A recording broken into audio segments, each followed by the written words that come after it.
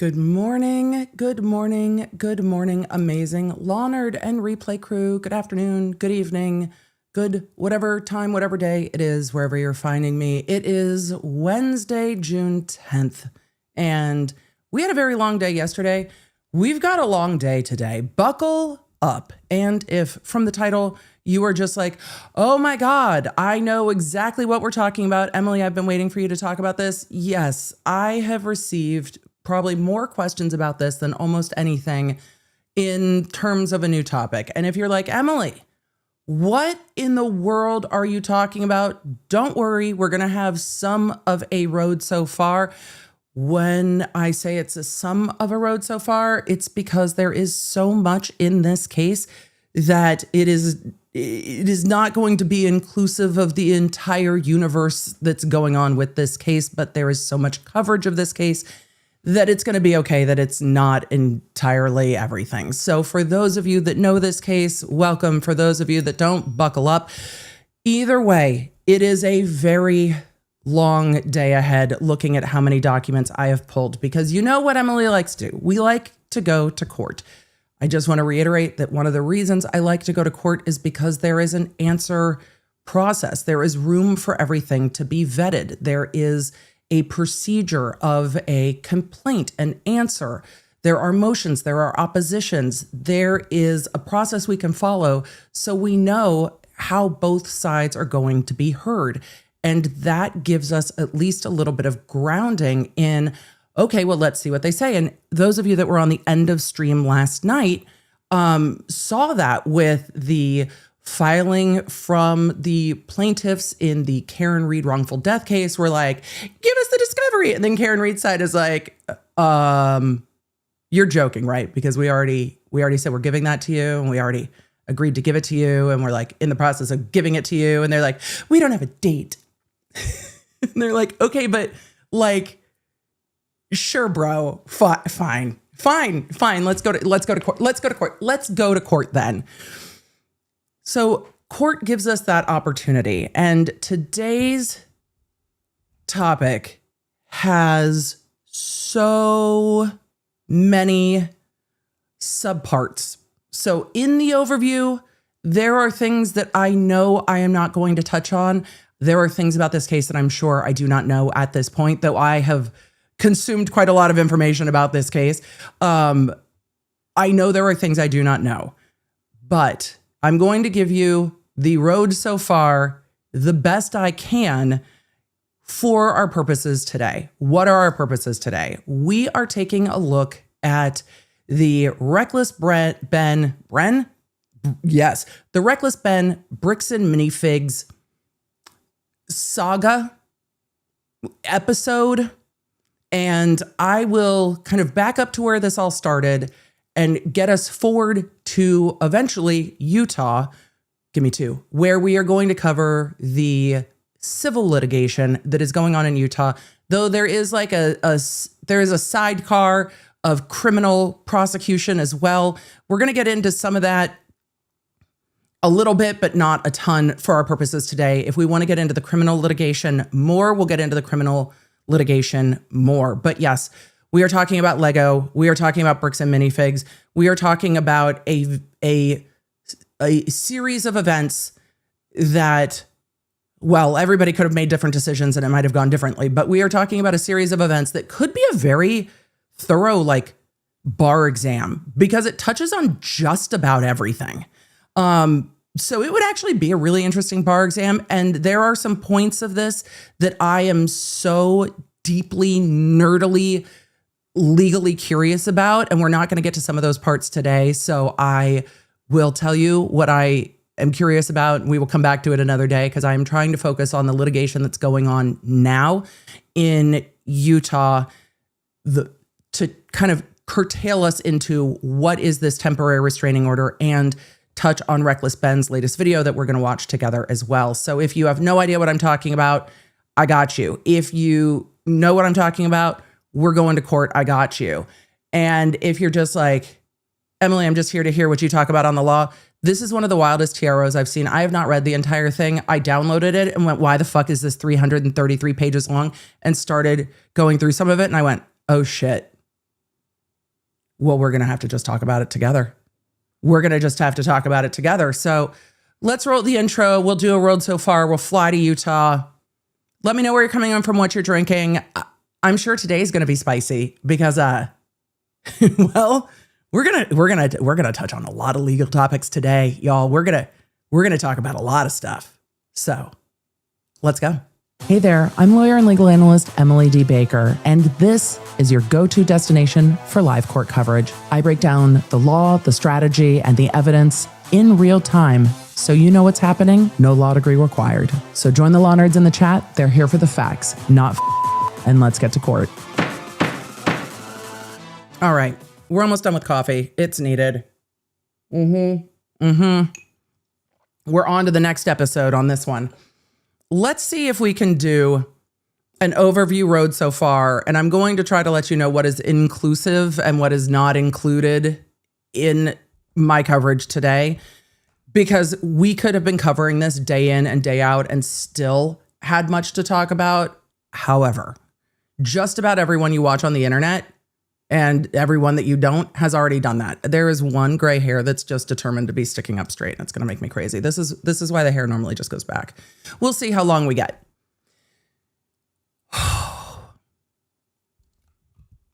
This all started in Oregon at a Bricks and Minifigs location that got into a consignment agreement with a family, the Mansell family, including Brian Mansell, who was selling his dad's, by all accounts, epic, historic, expensive,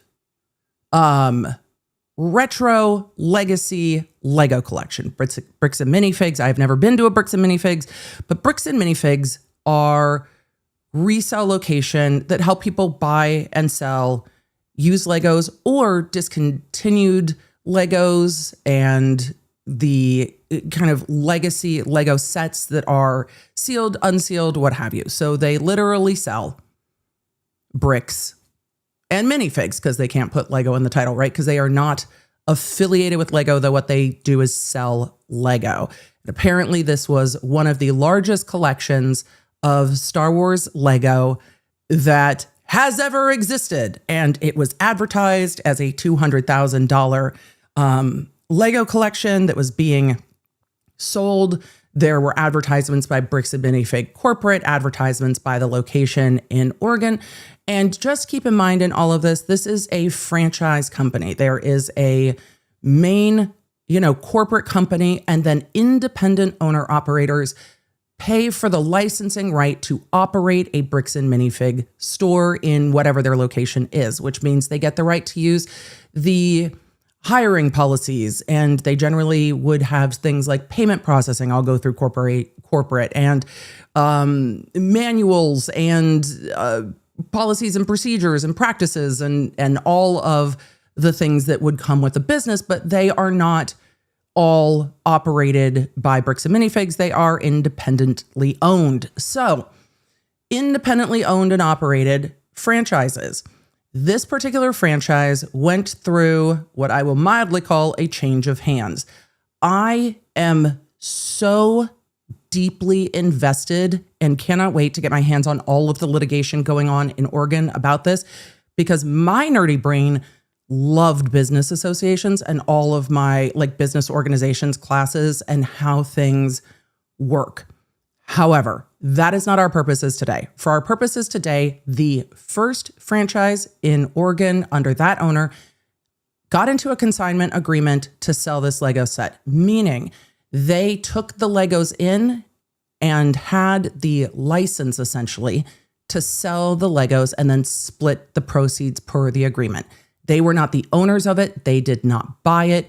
They were allowed to display it, advertise it, do whatever they can to sell it, but they didn't own it. Consignment is not unusual. Consignment is not weird in any way. Consignment happens for all kinds of things. I am most familiar with consignment in the luxury purse world, where it happens that you will have an agreement for some term of years to be like, hey, sell this thing, not lower than this price, and then go from there. There is a written consignment agreement that I have seen. However, I have not seen the fully executed agreement signed by both parties, but both parties to that original agreement say that it existed and they operated under it.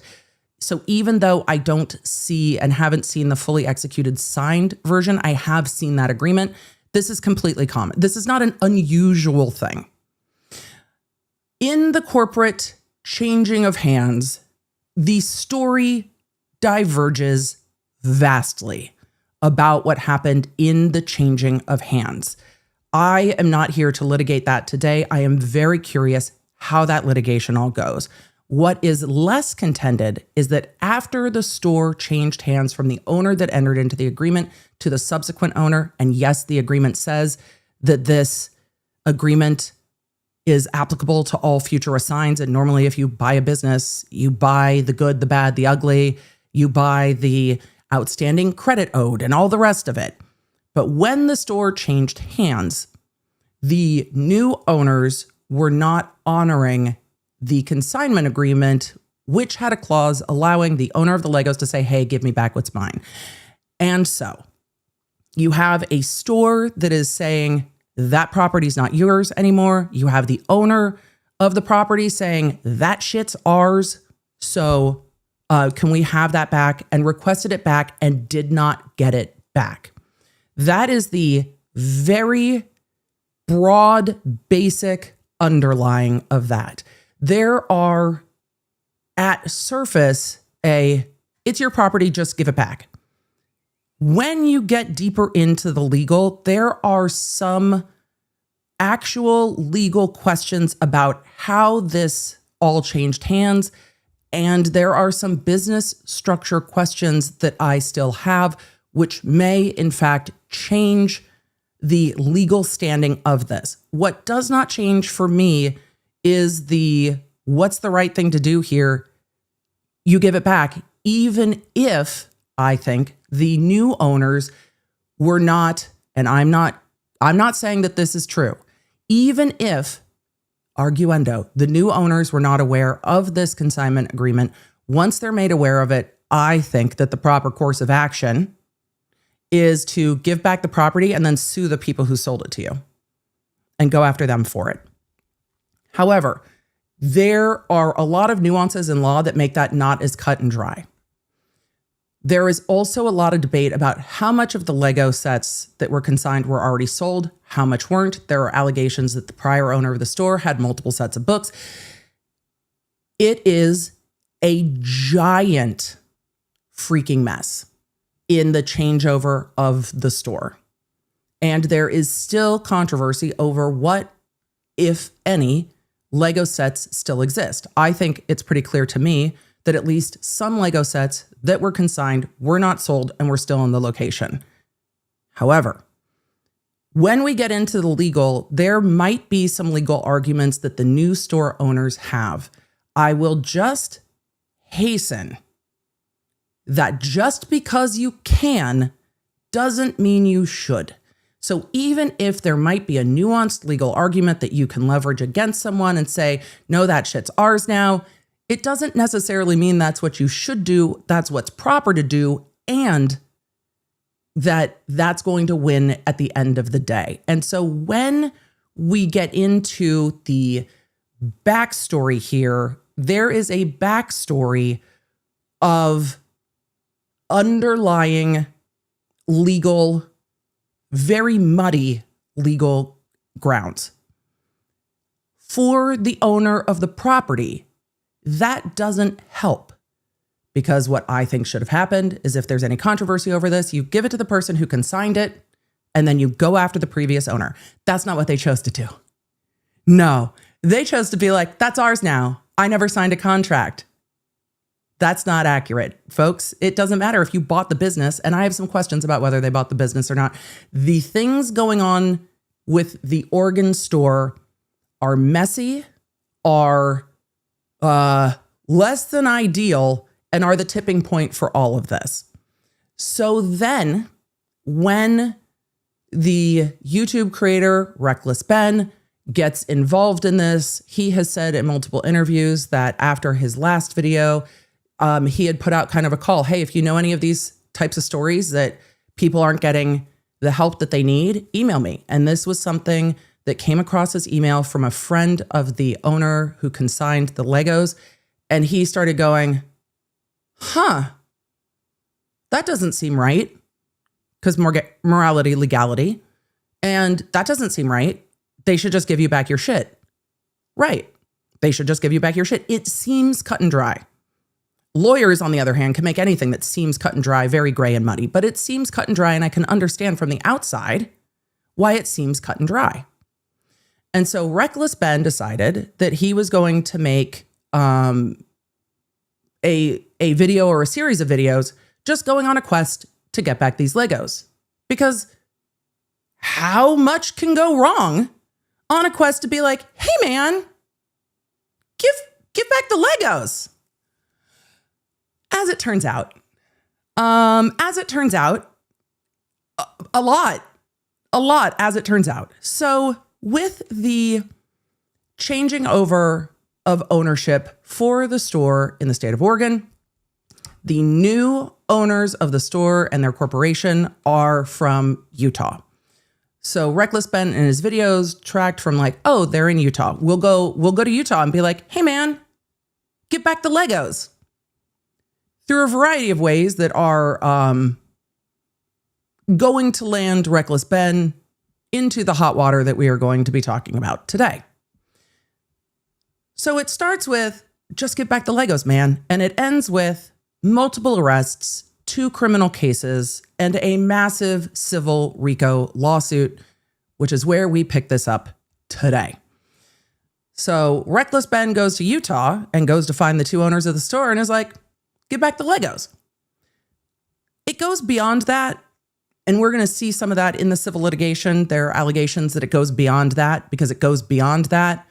There are repeated allegations that the owners of the store stole an old man's life savings. There is a website that was begun, www.westealfromoldpeople.com. And there was much mockery of just get back the Legos, man. And that escalated to a civil RICO lawsuit, one of the craziest temporary restraining orders I've ever seen, and 2 criminal prosecutions of YouTuber Reckless Ben. In the course of all of this, these videos of Reckless Ben have gone incredibly viral.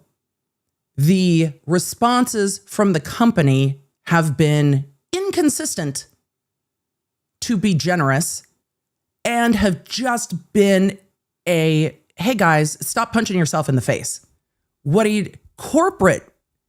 I'm waiting for the lawsuit from the franchisees of other Bricks and Minifigs location to sue corporate for the way they've handled this, because from the way corporate has handled this, I think it has done quite a substantial amount of harm to the brand. And these franchise owners bought into the brand and are licensees of the brand and have to pay a portion of their proceeds to the brand. And the brand just keeps hitting themselves in the face and destroying their brand. So the Bricks and Minifigs brand, I think, has been damaged by, yes, the actions of the owners in Oregon, yes, by the videos exposing those actions, and yes, by the actions of corporate as well. That doesn't mean that everything that Reckless Ben has done has been, things that are just an easy win for Reckless Ben. Because there are things that Reckless Ben has done that it's like, hey, I know that lawyers are like the fun police and they say no all the time, but there would be reasons lawyers would say no to this, because you might end up in legal trouble that you can't easily get out of. And there will be people, I'm not saying this is Reckless Ben, but there will always be some that are like, worth it. And there are times that people can do the wrong thing for the right reason, because at the end of the day, hey, give back the Legos, I think is a worthy cause. Hey, why aren't you giving back the Legos? Is a valid question. A family being told, go ahead and sue us, spend the tens to hundreds of thousands of dollars that it's going to cost to sue us to get your shit back, is pretty fucked. And it's really frustrating. And I understand that. I feel badly for the family that was stuck in a position where they were trying to get the Legos back and were just met at every single turn with, too bad, sue us. And I feel for the franchise owners of other franchises who now are owners of a brand that has just sunk to the bottom of the ocean into the abyss because of the actions of corporate and the actions of one franchise. And those new franchise owners do seem to also be connected to corporate.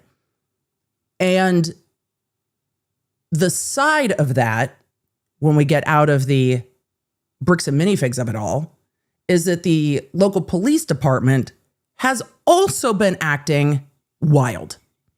We do not have time to cover the wildness today, but local police have also been acting wild. So there's a whole side of local police being wild. We have stops and detentions that are overstayed. We have just a lack of regard for the Fourth Amendment. We have raids on questionable search warrants. We have crazy behavior on body cam from local law enforcement in American Fork, Utah. So there is craziness on all sides of this. On all sides of this. Kelly said he has gone the legal route and won. No, he hasn't. He did not win. It might be helpful to clear this up right now. Kelly said in the chat, he has gone the legal route and won. The Utah fired owner and sued him. They did. They won. And Johnson will not abide by the ruling. They did not win. What the chat is asking about is whether or not, because in the videos, you see Reckless Ben saying that he took the owners to small claims court and won. He did not. I pulled the documents on it. All of those small claims cases were dismissed. He did not win. He said in his videos that he won a default judgment. He didn't. That is inaccurate. Those were all dismissed.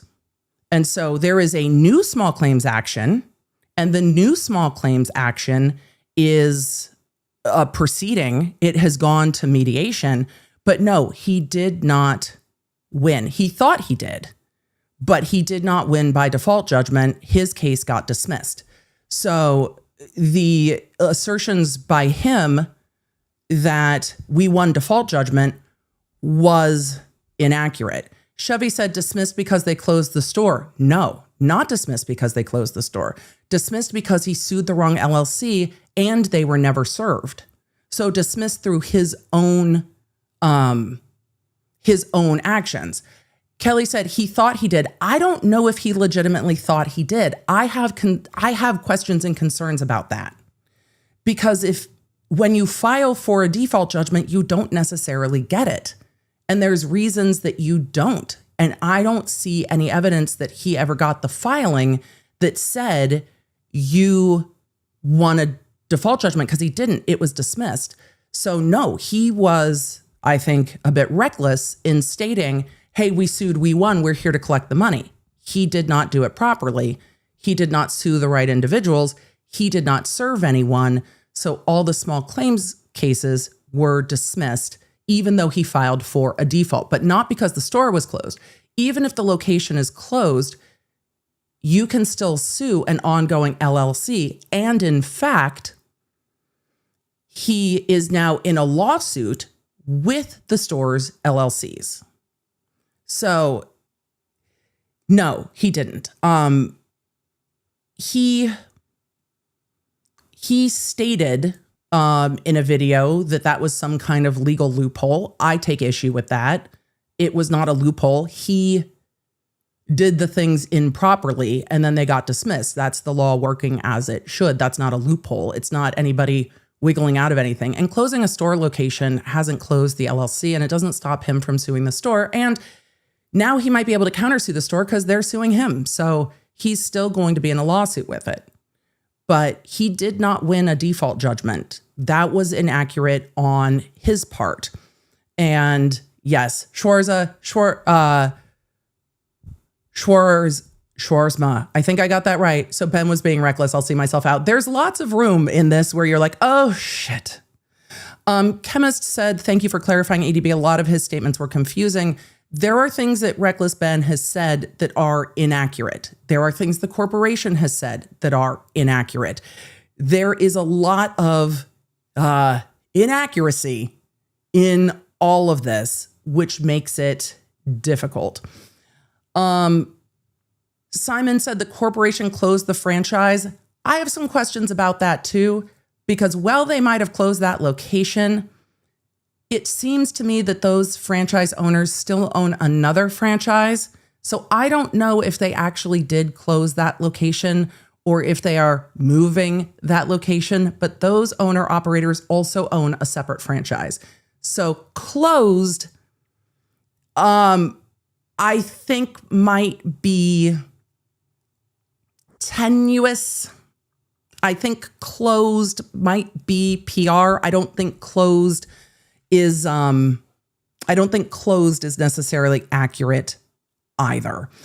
So my hope today is to kind of clarify where we're at now and go through the law that we're looking at now, because there is a lot of confusion and there are a lot of things positioned. And again, Reckless Ben, to my knowledge, is not a lawyer. I think he has said repeatedly he's not a lawyer. I do not believe he is a lawyer.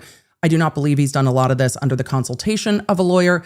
I think he has done a lot of this just on vibes and then was like, but I'm correct. They should give the Legos back so it will be fine, which legality, morality are not always in line in the way that one would hope. But there are a lot of times in videos that Reckless Ben says, and for some reason, it's like, well, actually, that's the way that the law works. It's not for some reason. It's not nefarious. It is just proper. That is proper process and procedure and the way that it works. So when we get into all of this, there are some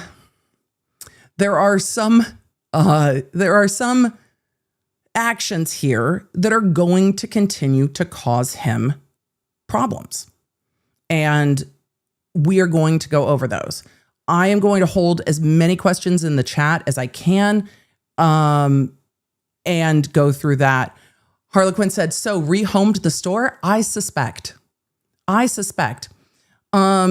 Humani said corporate said they parted ways with Joshua Johnson and Brandon Best, but then it's revealed that they own a second store. Correct. Some of that is when I said that there have been misrepresentations. I think corporate is misrepresenting that they have actually parted ways and they're all in a lawsuit together. And we're going to take a look at that lawsuit today. It's difficult because there are so many pieces of this, and there are pieces of this that are infuriating. And you look at them and you're like, but that's absolutely wrong. However, there are legal processes to move through those harms, but there is a very real cost to that. And the disparity of cost puts people like the Mansells in a position where it is incredibly difficult to right that wrong. And so I understand where Ben is coming in being like, just get back the Legos, man. It should be really easy to just right this wrong. And then all of it went fucking sideways. I get it. But there are also things that cross the line that are going to cause Ben to be in trouble. Then again, he might not care. People engage in all different types of civil protest where they know they can get arrested and they don't give a fuck. They're like, I don't care. I don't care. This is my form of civil protest. Go ahead. Trespass me. Do this, do that. I don't care. Worth it.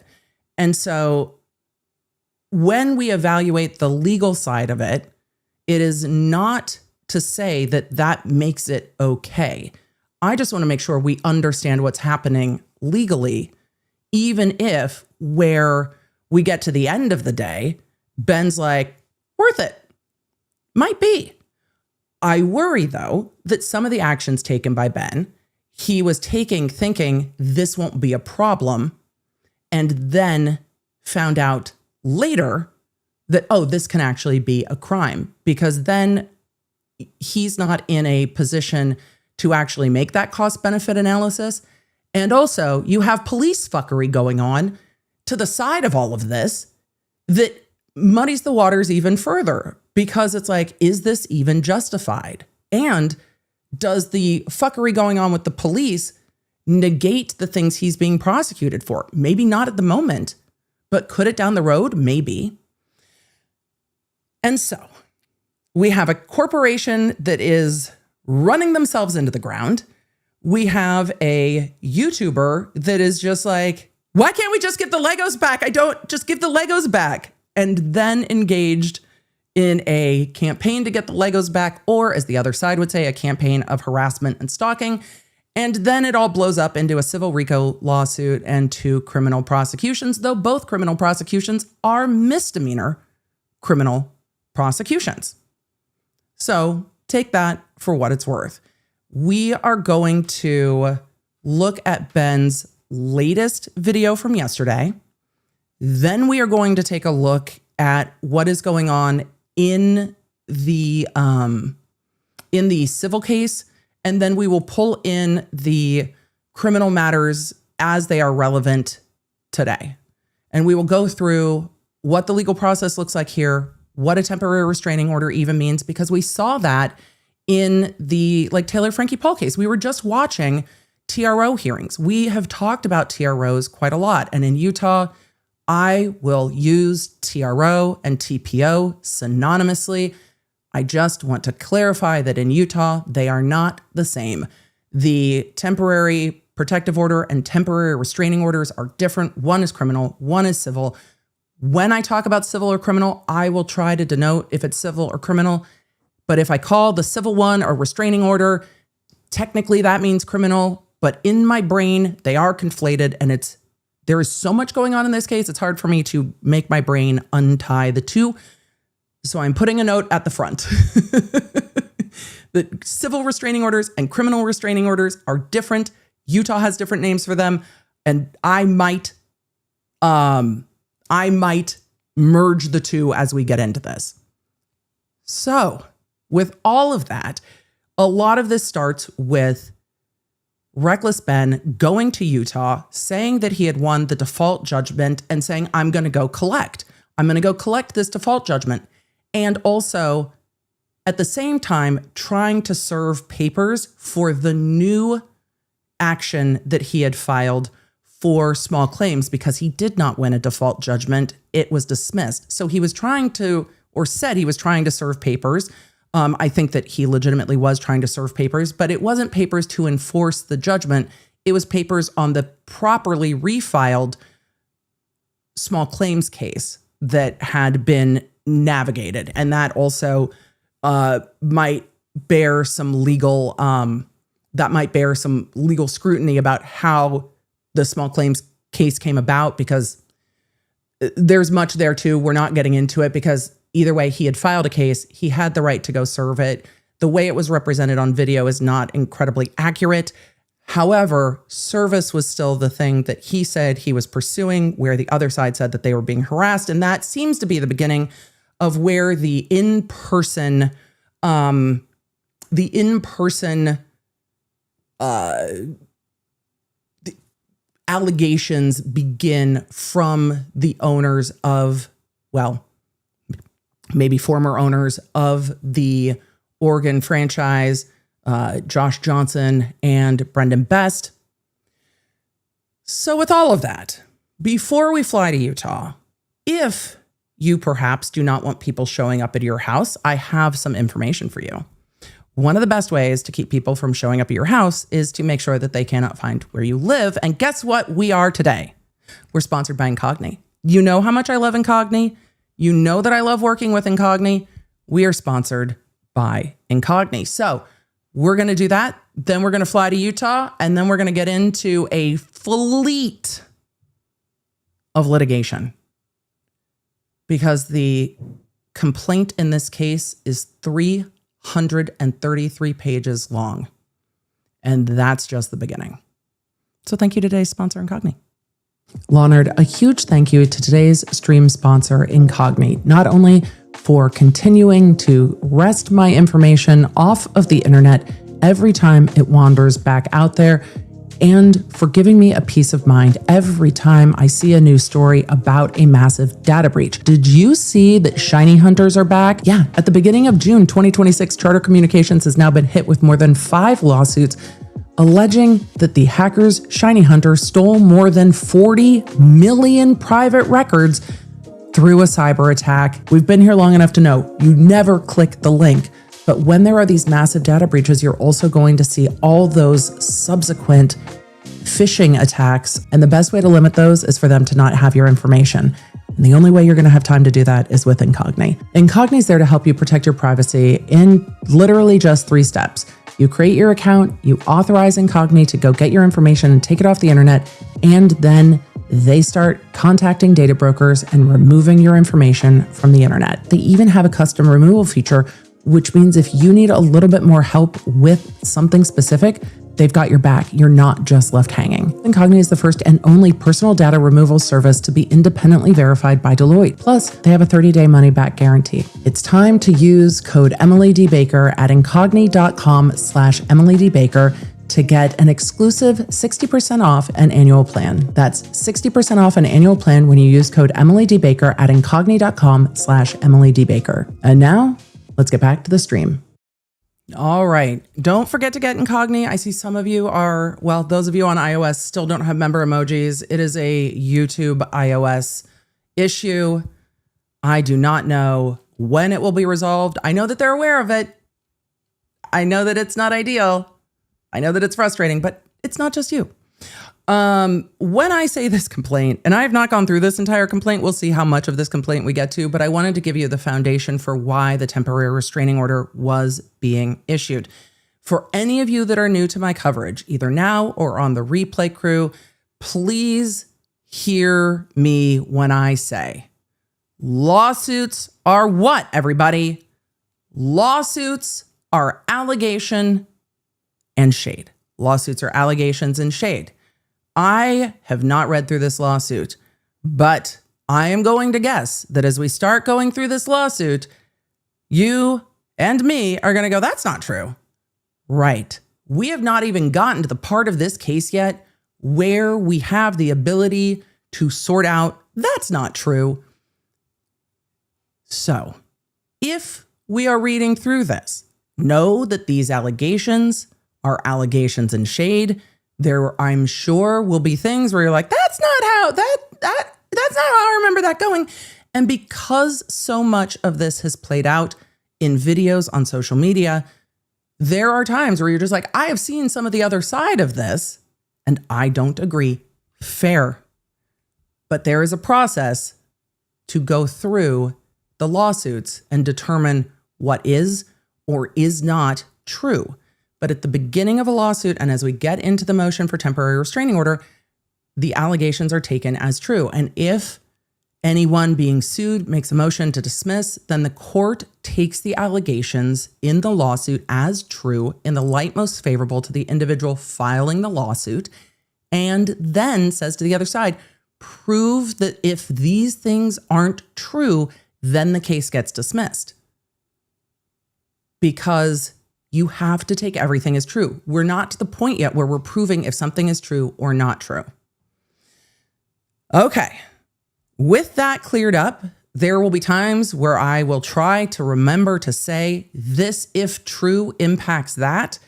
But know that with everything alleged in the lawsuit, it's if true, then it's the foundation for this case. If true, it's the foundation for that.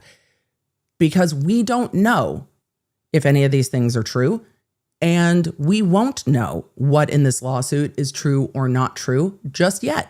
Some of them we might know are true. If they say, hey, he started a website called, www.westealfromoldpeople. We know that that's true because we have seen the other side say, I started a website, go to it.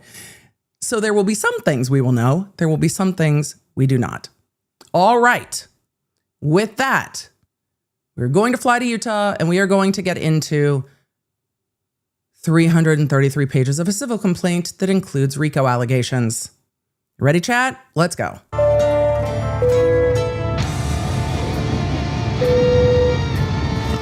God, I love the music. I love the music when we fly. We're going to have to use it more. I vibe every single time. All right. Verified complaint. There will be times if I skip over things, it's because I did my best to redact this document. But if I skip over something quickly, it's because I have missed one. I have done my best. However, I have tried to seek and destroy any home addresses, but if I failed, I will zoom, because I'm not going to help anybody who files a civil complaint dox people, because I think that is fuckery. This is filed by BAM Franchising Inc., which is the Bricks and Minifigs corporate entity. That is a Delaware corporation. Eamon McNeff, who is, I believe, the CEO of Bricks and Minifigs. Matthew McNeff, I imagine, is a relation to Eamon McNeff and either operator, co-owner of corporate or whatever. They'll tell us who the parties are down below. Josh Johnson is an individual. Brandon Best is an individual. Baker Bricks, LLC, no relation. A Utah limited liability company, and DBA Salem Baker Bricks, Inc. But if that's a DBA, what is the underlying corporation? I have questions, but those seem to be the two operating entities that Josh Johnson and Brandon Best are operating under. So with those plaintiffs, they are suing these defendants. Persephone in the chat said, sure, we know you own one of those franchises, Emily. Oh no, I'm a Lego hoarder. I would fail at this miserably. They'd be like, here's Legos. I'm like, cool Legos, I'll buy them. No, I would fail at consignment. Nope. So they are suing Benjamin Paul Schneider, an individual, DBA and AKA. I think it's PKA technically. Hey, lawyers, I know it's Utah, but that would be professionally known as, not otherwise known as. It's not really an alias. It's a professional name, but potato. Reckless Ben LLC, a California limited liability company. Brian Mansell. Yes. If you're asking, hey, Emily, isn't Brian Mansell the individual that consigned the Legos? Yes. They're suing him? Yes. Emily, that seems like a bad look for corporate. Yes. Sure does. And Victor Wynn and Doze 1 through 15. Let's see what they have to say. For those of you that are like, Emily, what's RICO? Don't worry, this lawsuit has to explain it to us. Or it's going to be faulty on its face, and then you get a motion to dismiss and are like, failure to state a claim. So they're going to have to explain it to us. Because we'll have to see. They're going to have to explain it to us. Why is this RICO? We're going to find out together, because I have not read this entire complaint other than going through and trying to redact. So the plaintiffs are suing the defendants, and then they tell us who everybody is. BAM is the corporate entity of Bricks and Minifigs. Their principal place of business is in Utah County, Utah. Eamon is a Utah resident and owner and executive officer of BAM. Matthew, who's also McNeff, is a Utah resident and an owner and executive officer of BAM. So that makes sense that the two of them are the owners of corporate Bricks and Minifigs.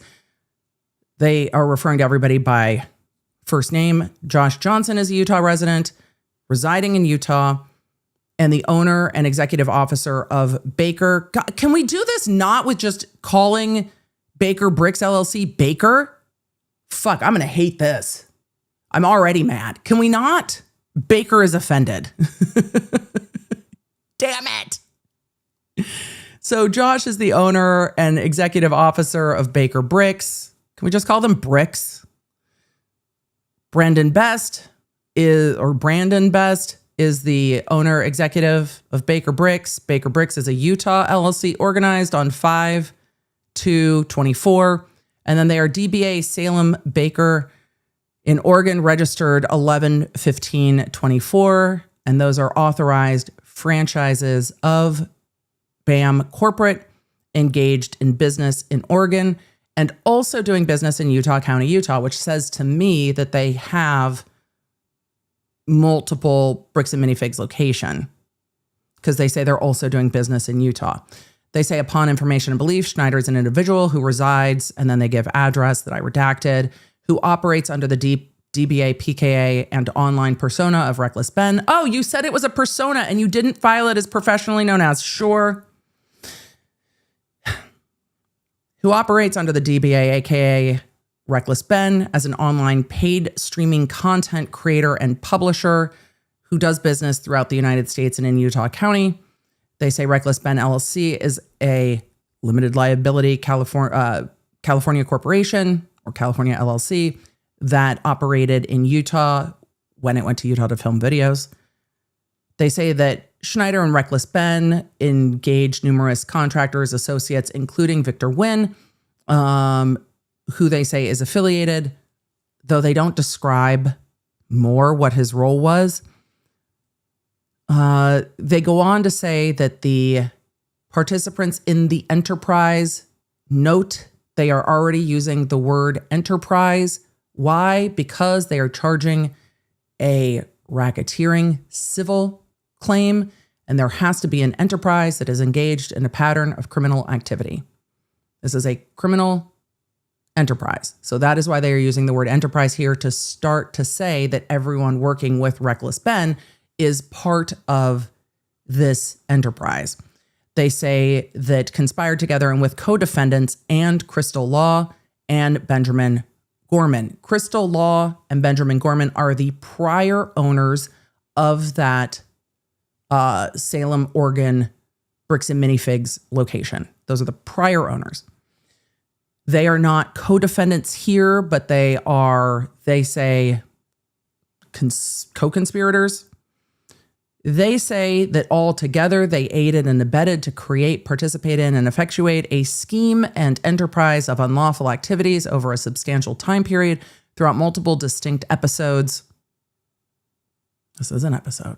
It's a fucking saga at this point. In order to defraud, manipulate, threaten, trespass, extort, injure, and damage plaintiffs, including based on a sustained pattern of unlawful activities, including the racketeering and profiteering and other misconduct described herein. Those are their allegations underlying the RICO. They say, upon information and belief, Victor is one of several individuals who resides in California. They gave an address and is part of the Schneider Group, who conspired with co-defendants to participate in the misconduct described herein. They describe his participation in this like none. But okay. General allegations. We're skipping over the venue, etc. General allegations.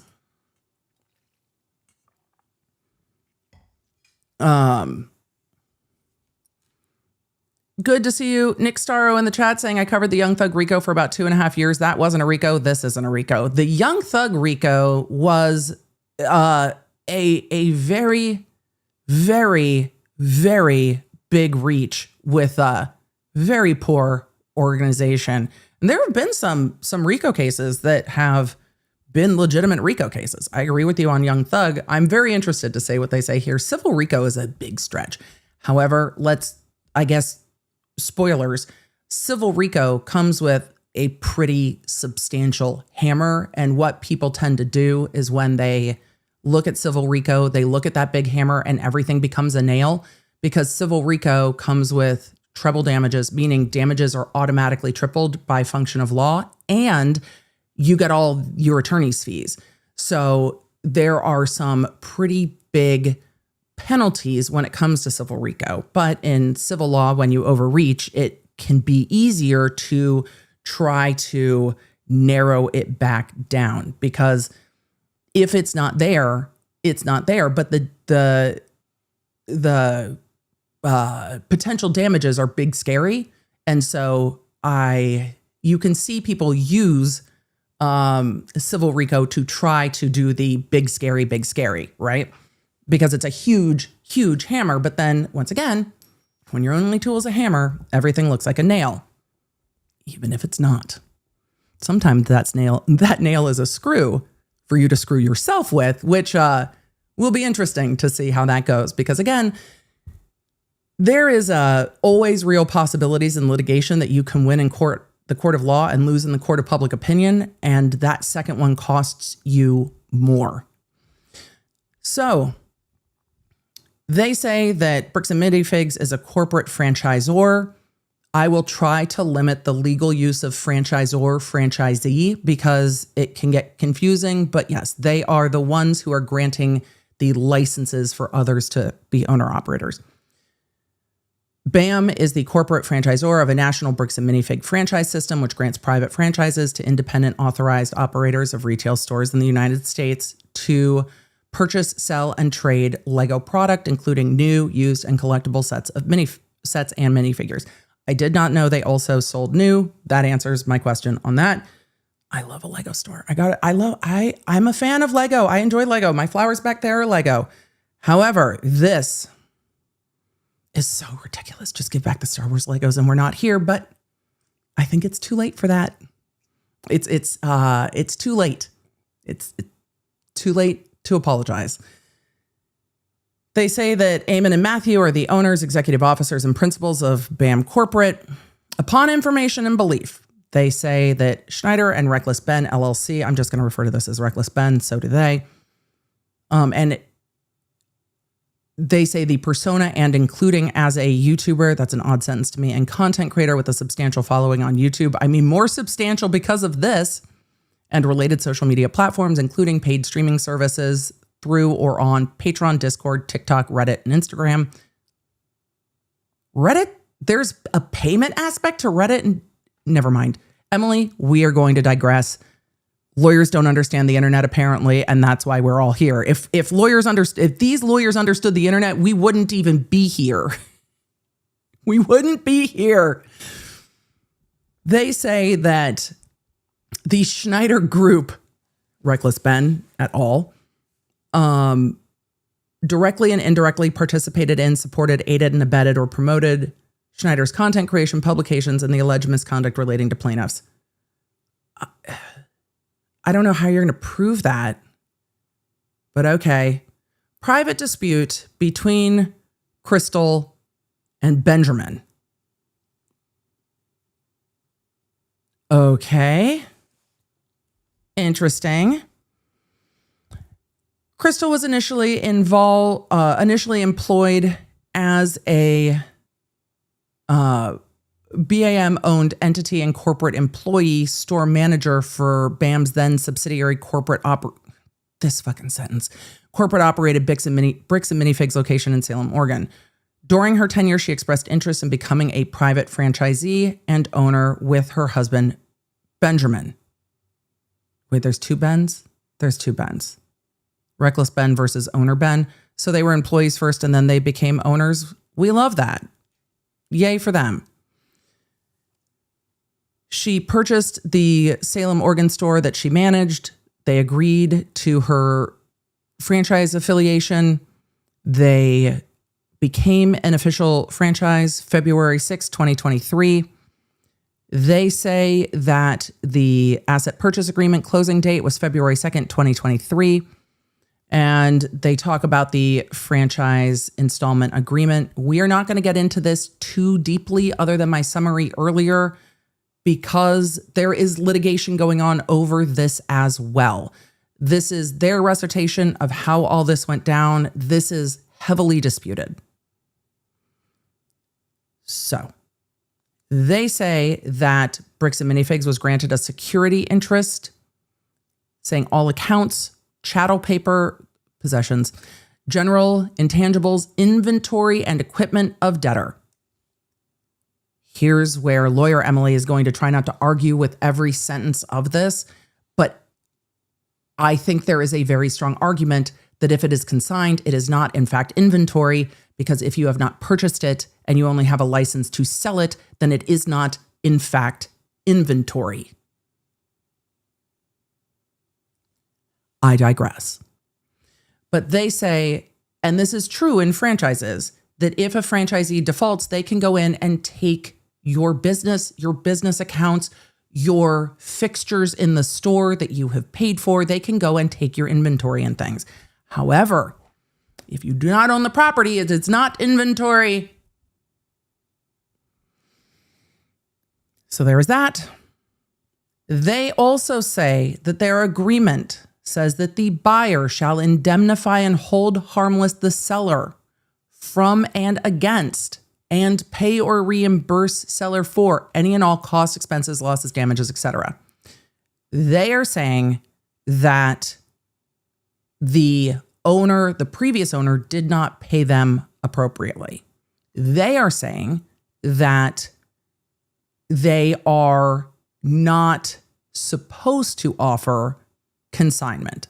However, that is also in dispute because their franchise agreement allows for it, but they are arguing that it's not. Continuing on. They say that their franchising agreement provided that while select consignment services may be permitted,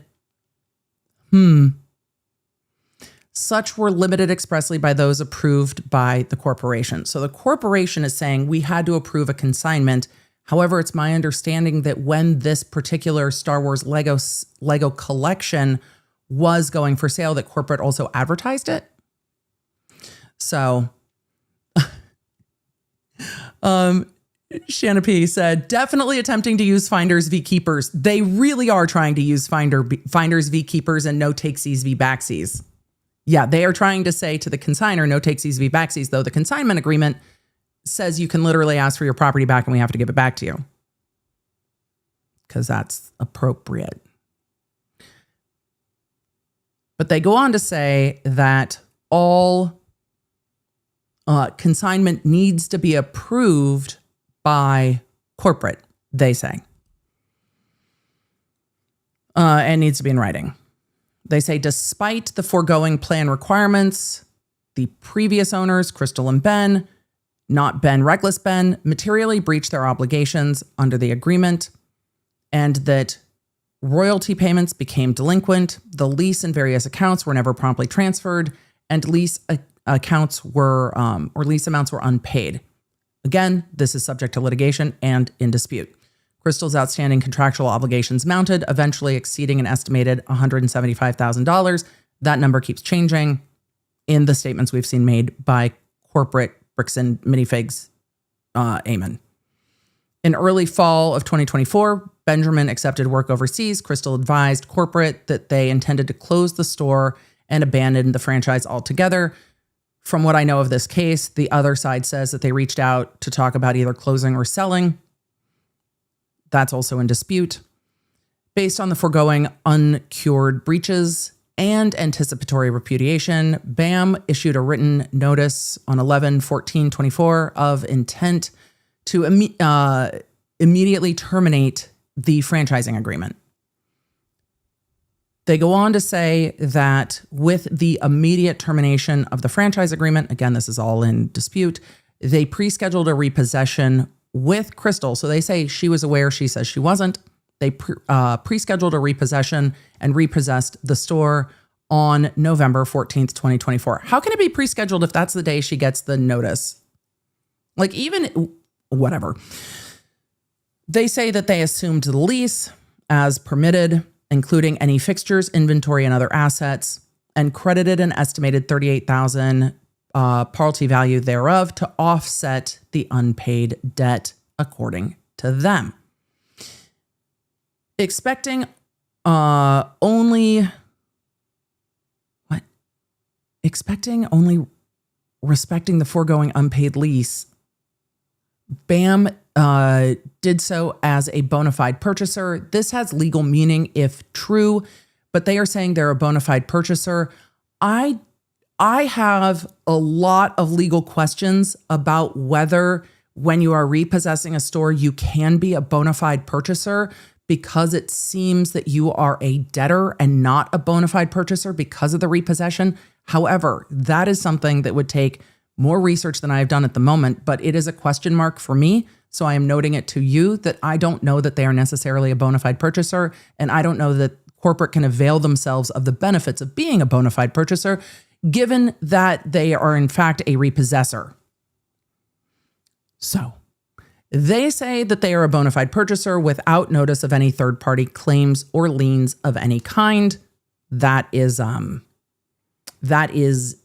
I think, in heavy dispute. Big Papa in the chat said, can you take over a franchise? Yes. A franchisor can repossess a franchisee's franchise if they break the agreement. There is dispute over whether the agreement was broken and by whom. This is, when I say this could be a section of the bar exam on business litigation, this is not simple, easy answers. This is going to take a lot of unwinding in litigation to figure out whose rights are where. That does not cure the wrong that was done to the co-signor, the Mansell family. However, who's at fault for that is in dispute between those parties. Could corporate have said, Mansell, we see this written agreement, we see these sets, here are these sets back, we will continue to figure it out and then go sue the prior owners? Yeah, they could have. But this is getting into complex business litigation. I also don't necessarily agree that they're a bona fide purchaser, but for a different day, for a different video, if you would like to nerd out with me at another time, we will nerd out over all the ins and outs of this. They say that they did not have notice of any liens of any kind. They mean the consignment agreement. That is in dispute. They go on to say, prior to and at the time of repossession, which I think negates you from being a bona fide purchaser, but I will stop repeating myself. Prior to and at the time of the repossession, they say BAM's representative, Brendan Best, conducted a informal and video inventory of the fixtures and inventory. While he did not locate or identify any product that was identified as co-signed or consigned or not owned by Salem LLC, I think that's in dispute, he concluded that the maximum value of any residual inventory was less than $38,000.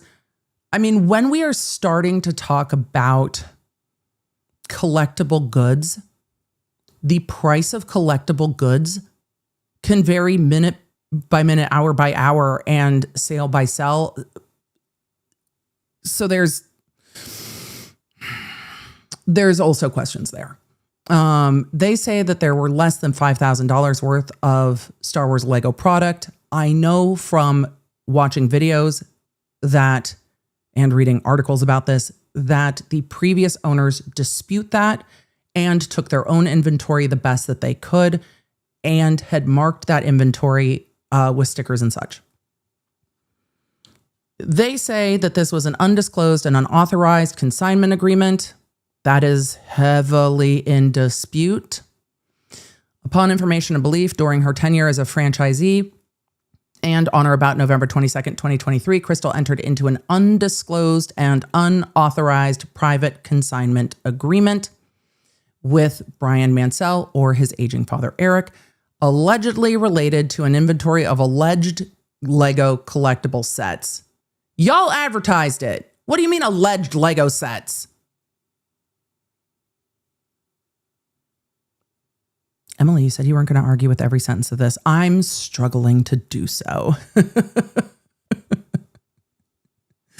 They say a purported but unsigned written consignment agreement is attached as Exhibit A. I do not doubt that the parties have a signed agreement. Maybe they don't, but they all agreed that it was in effect and they all acted under the agreement. So it being unsigned is not the end of the world to me. And it still combined the successors in interest. They say that at the time this agreement was entered into until present, Bricks was not and has never been or known or legally. Some of these sentences are awkward for me. They say at that time and until present, Bricks was not and has never been a known or legally registered entity. And in any event, Bricks is not a Salem LLC, leaving Chrystal personally liable for the terms of the agreement. So that is talking about the business that the prior owners were operating under. Importantly, in the purported consignment agreement, they say Chrystal agreed and warranted that she had purchased insurance sufficient to cover the loss or damage of the Star Wars Lego and agreed to store the Lego in a manner customary in the industry to prevent damage, acknowledging that she shall be responsible for all shortages, loss, or damage to the Star Wars Lego. That is an interesting aspect to me, because did anybody make an insurance claim? I am curious about what happened here. Does that absolve corporate from their behavior? No. Is this a legally interesting point? And I'm curious what happened? Yes. Because could they have just made a claim and said that corporate stole the Lego? I think so. And with a set that substantial, insurance should have been purchased, given the potential value. And I don't think that the Mansells would have known whether or not that was ever purchased if they said that they were going to, because under the agreement, it said that they would, because it should be. They should, the consigners should be protected from like water damages or from somebody breaking into the store and stealing Chewbacca or whatever it is. They should be protected by that. And if you're leaving that value of property somewhere, insurance seems to be necessary, truly. So I have questions about the insurance. It's an interesting question, because then if corporate steals it, just make the insurance claim. They go on to say regarding the arrangement and the storage, Brian has described the arrangement as follows. Where is this coming from? See transcript of 4/16/2025 collecting weekly YouTube video entitled Help a Fellow Collector, Bricks and Minifigs Kaiser on your bumper at minute 44 and 45, which is referenced but not shown by Schneider in his 5/21/2026 YouTube video and posted on Facebook by the previous owner. Notably, the previous owner confirmed that the collection was not to be stored at the store, which, if true, is a weird wrinkle to all of this. They say that Brian said in this video that when his father decided it was time to divest, he turned to his son, Brian Mansell. Oh, this sounds like a article or narration before we get to what Brian actually said, but whatever. They say Brian knows more about his father's comic book and baseball card collection than but didn't feel confident in his knowledge about the Lego secondary market. He saw the sign for the Bricks and Minifigs store while passing by on North River Road, came in and asked the store clerk, Chrystal Law, if she could help. Quote, Chrystal told him even if we couldn't sell the collection, I would help him figure out how much it was worth because I didn't want him to get ripped off. And I think that's why he trusted me. That sounds like something a member of a community that's passionate about their collecting community would do. When you are a member of a community, it would seem to me that most community members want somebody to have a good experience with that community. Hey, you don't understand Lego? Great. I would like you not to get ripped off. I would like people who love Lego to have these sets. Happy to help no matter what. That makes sense to me. Sure. She said, and I think that's why he trusted me. The entire collection will be sold through Law's store, but first they wanted to put it all on display so the public could see it in its entirety. You mean like advertise it? They wanted to advertise the thing that they were going to sell? Yeah, that tracks. The collection will be on display in the store's party room from 10 a.m. to 6 p.m. on Saturday, November 11th, and 11 a.m. till 6 p.m. Sunday. The collection will be available for sale immediately, so the best time for pictures will be Saturday morning. The collection will not be stored on site after hours for security reasons. Wait. You're putting in your lawsuit information that was in marketing material? Because it seems to me that this information put in marketing material is an attempt to thwart anyone who might try to climb in through a window overnight and steal hundreds of thousands of dollars or at least tens of thousands of dollars worth of valuable Lego.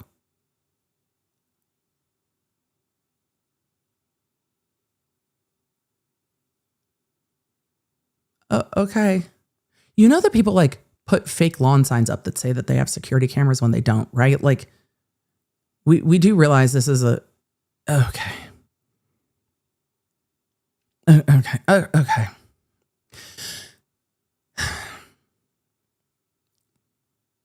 Wonderful. The collection will not be stored on site, they say, after hours for security reasons. And after Sunday, the sets will be available for purchase but stored elsewhere.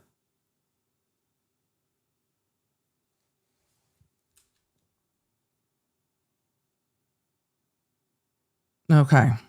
They're trying to say that when they took over the store, nothing was even present there. But I think there's video that undermines that assertion.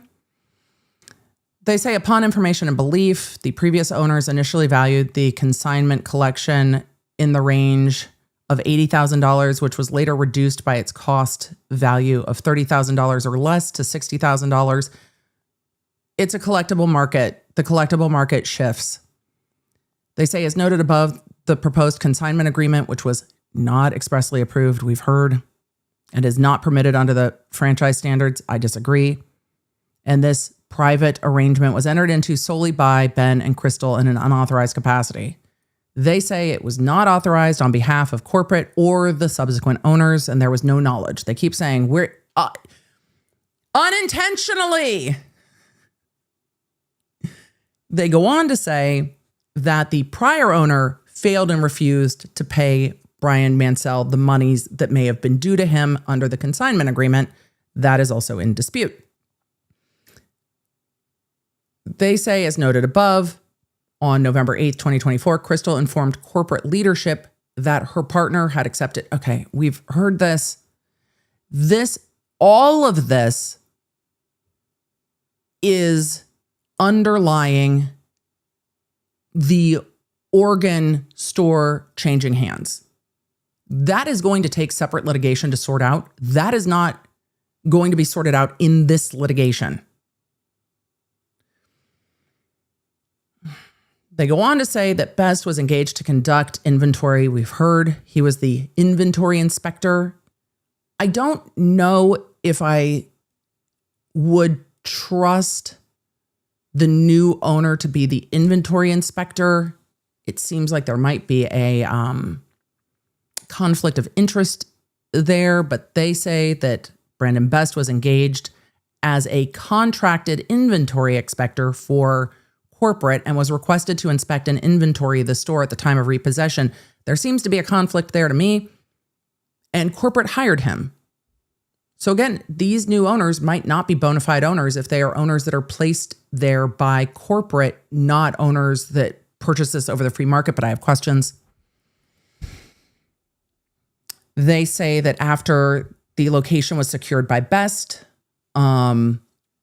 Josh expressed to corporate his interest in acquiring the franchise for the store location. That'll all have to come out in litigation. They go on to talk about the store changing hands. They have continued to say that they are bona fide. These words have legal meaning, but within this lawsuit, they have to be sorted elsewhere. It's interesting to me because I wonder if it's strategic that they did not sue the prior owners in this litigation so that this part isn't sorted in this litigation, because it can't be. The individuals in the best position to help sort out the whether or not corporate was in fact a bona fide purchaser or not are Chrystal and Benjamin, who are not sued in this because all the other parties are not in the best position to negate this part of the lawsuit. This is also subject to lawsuits in Oregon about the changing over of the store. I am going to skip this. Here are my questions about the changing of hands of the store. What did corporate know and when? What sets were left in the possession of the store? What does the forensic accounting say? And this is like, just because you can doesn't mean you should. Why wasn't this all just sorted out before we got here? I am so curious. So they go on to say that Brian demands the return of allegedly consigned. Willie, I'm going to answer your question real quick. Willie said they are named in it as does. They can't be does from my perspective because does are for parties that are yet unknown. So if there is like a videographer involved in this that they don't know the name of, that would be a person who is a doe. You are not a unknown party when you are named in the lawsuit. They are aware of exactly who these parties are and exactly what their role is. So they can't be sued as does in this because they are known. So no, I don't think they're sued as does because they're not unknown parties. Hopefully that helps. I think some of this might be strategic. That's my speculation. So no, Willie, they might say that they want to name them as does. They might say that, Willie, they might say that later. I don't know. I haven't read all of this yet. They might say that later, but then they're improperly using the does and they should just sue them in this lawsuit. Brandy B said, could they be choosing not to sue the former owners because the former owners are on Brian's side and have tried to help? It's possible because it could be strategic because, again, the parties in the best position to fight back on these claims are the parties that they are discussing now that are not parties to this litigation, yes.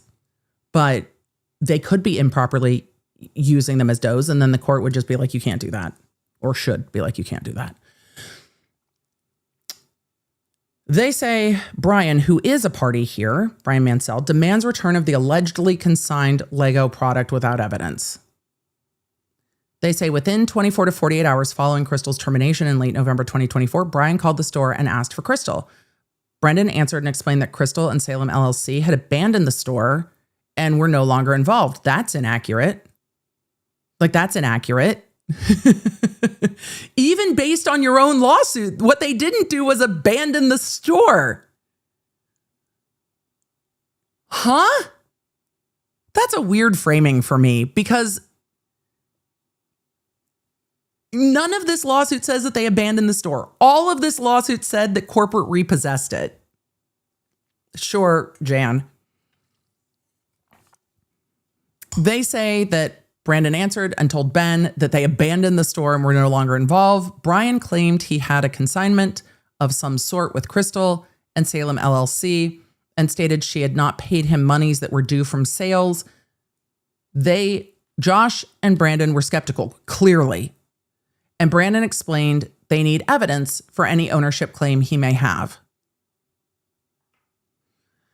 They say Brian showed up later that day and began yelling at personnel and holding up a purported consignment paperwork demanding the immediate return thereof or payment of $80,000. I'm curious to hear the other side of this. Josh interceded and asked to review it and briefly did so and pointed out that neither BAM were a party to the purported agreement. That's not how that works, though. Because if they are a true successor in interest, it doesn't matter if they are a party to the agreement because they are a party to the agreement by being a successor in interest. But okay. They say that Brian claimed he had a purported inventory list. You don't need to use claimed and purported in the same sentence. He claimed he had a purported inventory list. Brandon and Josh invited him to review a limited number of Lego sets on display, which were in BAM's corporate-owned store at the time. That doesn't make any sense. Are they talking about this location being corporate, or are they talking about Lego being at a different location? I have questions. Also, didn't you just say that the Lego were mostly stored not in the store? This is why this is a mess. And we still haven't gotten to what this lawsuit's about. We're still at the underlying part of the lawsuit with who took the fucking Legos and how many Lego sets there were left. And if there were any money still owed, we're still at that part. And that part is in litigation in Oregon and not being sued over here. But they are trying to reframe it as the foundation of their lawsuit. All right. They go on to say, when Brian could not identify any Lego sets on his purported list, he accused Josh of lying and was told to leave. He left in anger.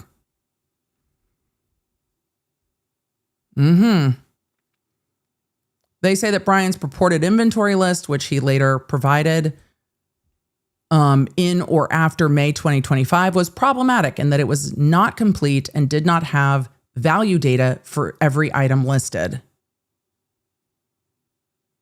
Was there value data for every item listed when he and the store entered into the consignment agreement? Because why can't you just grab it from the store's books?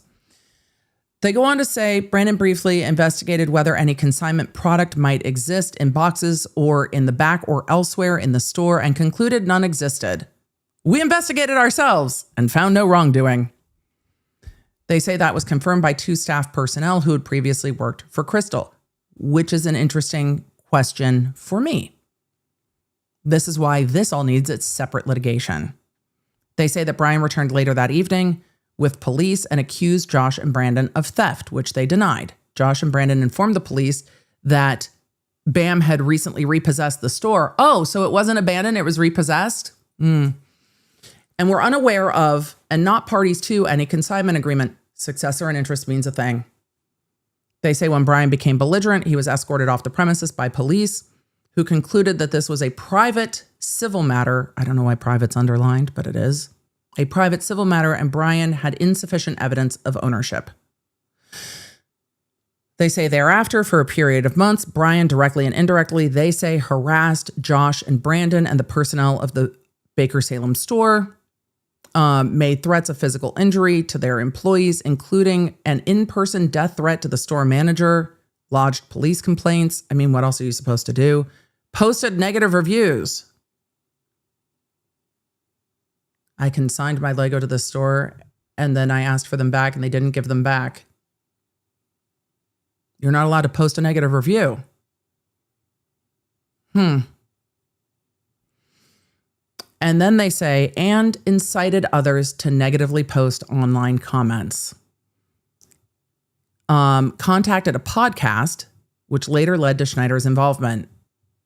Oh no, they contacted a podcast. You know what they didn't say in any of this? That it was defamatory. They go on to say that Josh and Brandon reported these incidents to police, who cautioned care but did not charge Brian for unknown reasons. Maybe because they found no wrongdoing. Perhaps. Maybe because it's a private civil matter. He says you stole it. You said you didn't. Go to court, sort it out.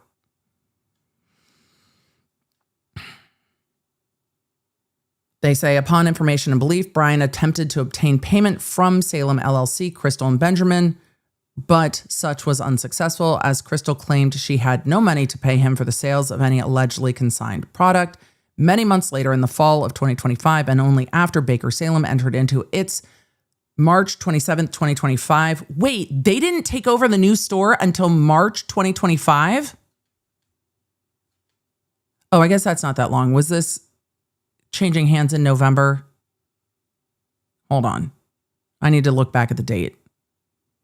Okay, it changed hands in November. I guess that's not that long. My brain went to 2023. It changed hands November 2024, and then the agreements were written up in March 2025. That's not that long. But this is going to bring us up to date, hopefully, because this is still the backstory from their perspective.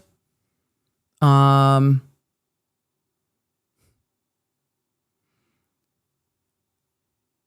fall of 2025, Brandon gained access to Salem LLC's archived and incomplete point of sale accounting system, which he discovered identified Star Wars, quote, lot sets from Star Wars regular lots inventory sales. You're telling me that you bought a company and you didn't have access to the books and inventory until fall of 2025, almost a year later? How are you doing business?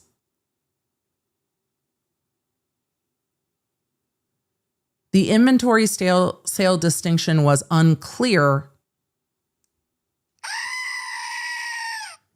That's becoming my X'd out today. The inventory sale distinction was unclear, and Chrystal had never explained the significance, if any, to anyone. But Brandon, much later in 2026, discovered that approximately 367 purchases of lot sets for an estimated retail value of $46,000 and 336 purchases of lots for an estimated retail value of $12,600 had occurred after 2023. So over 600 purchases. Get a forensic accountant. Stop investigating yourselves and get a fucking forensic accountant. He still could not, however, confirm the specific products sold and whether they had been consigned or not. So sue the other owner. A copy of this informal audit and recent discovery, including the purported inventory list provided by Brian in or after May 2025, is attached as Exhibit B. They go on to say Exhibit B and the informal audit and recent discovery. Notice how many times they've said recent discovery. And recent discovery show that Star Wars products similar to those same sets allegedly consigned were virtually all sold prior to December 2024. So now it's, oh, we found that there were sets here and we found that the sets were sold, but almost all of them were gone. We don't have any of them left. We have virtually none of them left. That's what they're alleging. And now we should be caught up to what they're alleging as a criminal enterprise. Dun, dun, dun. Conspiracy and formation of enterprise to engage in unlawful activities. Upon information and belief, though they had no legitimate legal recourse or evidence upon which to file a claim, Chrystal, Benjamin, and Brian conspired to threaten, intimidate, extort, and defraud plaintiffs any way possible, as detailed herein, including the formation of an enterprise to engage in wrongful activities. So why haven't you sued Chrystal and Benjamin as well, then? They say, as an initial step, Salem LLC caused a 12/24/24 legal demand letter to be sent to BAM. They're allowed to sue you. You're saying that the beginning of the criminal enterprise is that they sent a demand letter to go to court?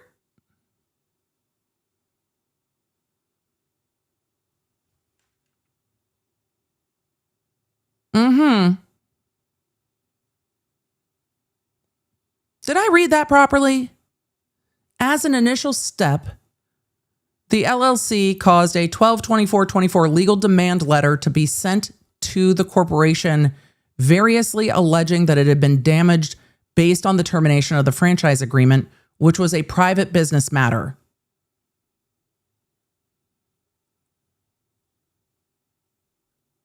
But you can go to court. How is a lawsuit the initial? Okay. Why do they keep underlying private business matter? Are they going?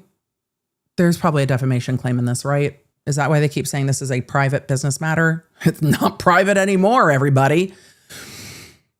You'd probably like it to be, but it sure isn't. But they are saying that the matter is between Chrystal and the new owners LLC, not corporate. But corporate was in control of the store during the relevant period. So corporate being in control of the store during the relevant period, because corporate took control of the store between November and at least March. So no, it's not just a matter between the prior owners and the new LLC. Corporate shoved itself into the middle of this shit. They go on to say on November 10th, 2025, corporate responded denying the allegations and providing support for its termination. Neither the new LLC nor the prior owners thereafter pursued any claim in the letter further until January 2nd, 2026. When a separate legal demand letter was sent. Do we have a statute of limitations issue or no? Why does it matter if they waited a year?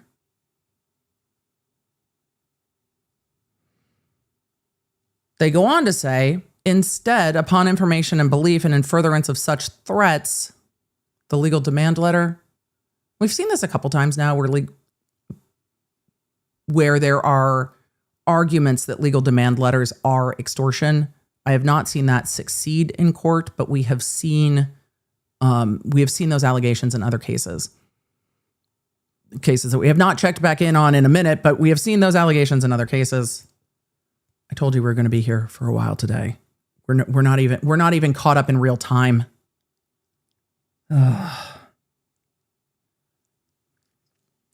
Instead, they say, upon information and instead, they say, and in furtherance of such threats, they allege, Chrystal, Benjamin, and Brian learned of Schneider and communicated with him, whereby they provided information regarding their unsupported claims against Baker Salem and or Bricks Minifigs Corporate, ignoring and excluding Salem LLC and Chrystal's sole obligation regarding any private consignment agreement with Ben.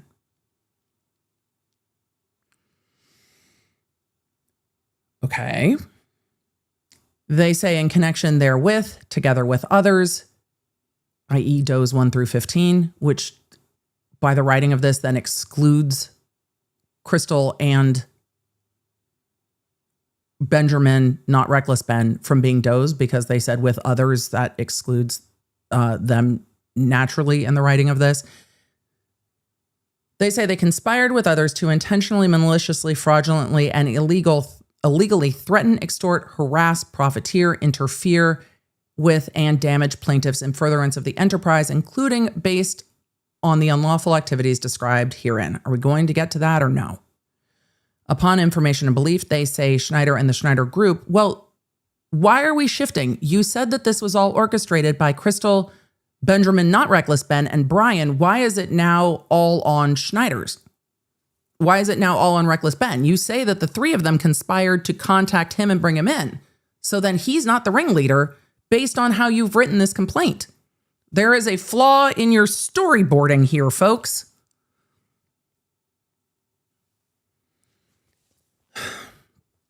They go on to say that the Schneider Group acquired a direct or indirect financial interest in Brian, Chrystal, Benjamin, and Salem LLC's unsupported claims against plaintiff, whereby co-defendants organized and established an enterprise that would launch a campaign of deception, disinformation, and destruction. We just wanted to use all the D's. First of all, leave the D alone. Second of all, deception, disinformation, and destruction is heavy-handed. But I guess we'll see. The reason, again, they keep using the word enterprise is because they want to bring a RICO claim and there needs to be an enterprise. They said that the campaign of deception, disinformation, and destruction intended to cause plaintiffs injury and damage, to extort and demand over $200,000. I have not seen them demand $200,000. I've seen that as like the click title of like, this Lego is worth this much, but I have not seen anyone actually demand $200,000. What I've seen is demands of returning the Legos. That is what I've seen. I might have missed things. The $200,000 to me seems like the hook for, holy shit, what do you mean? It doesn't seem like what they're actually asking the company for, but that's my perception. I've only seen them say, just give back the Legos. Though I'm open to the possibility that I am missing that there is other things happening, but it seems to me that the $200,000 was tied to the value of the Lego sets. They say that the plan was to, extort a demand of over $200,000 to deceive and manipulate plaintiffs, to interfere with plaintiffs' economic and family relations. I mean, they, based on what we've seen in the video, they definitely interfered with plaintiffs' economic relations. We have seen some of that on video. They say to harass plaintiffs, to cause private and public nuisances, to trespass, and to otherwise engage in a pattern of unlawful activities. I have yet to see a successful RICO case where public nuisance and trespass are the predicate acts. But then again, I come from the criminal world where most RICO organizations are involved in assault, trafficking, narcotic sales, homicide, other things, not public nuisance, trespass. It's a tactic unknown to me before the law at this point. So they go on to say that through, and I'm cutting out all the information and beliefs because A, I'm exhausted, and B, every time I read it, I'm just like, upon information and belief, like they always say, yeah. And we're in Utah, and the Corey Richins of it all is unavoidable.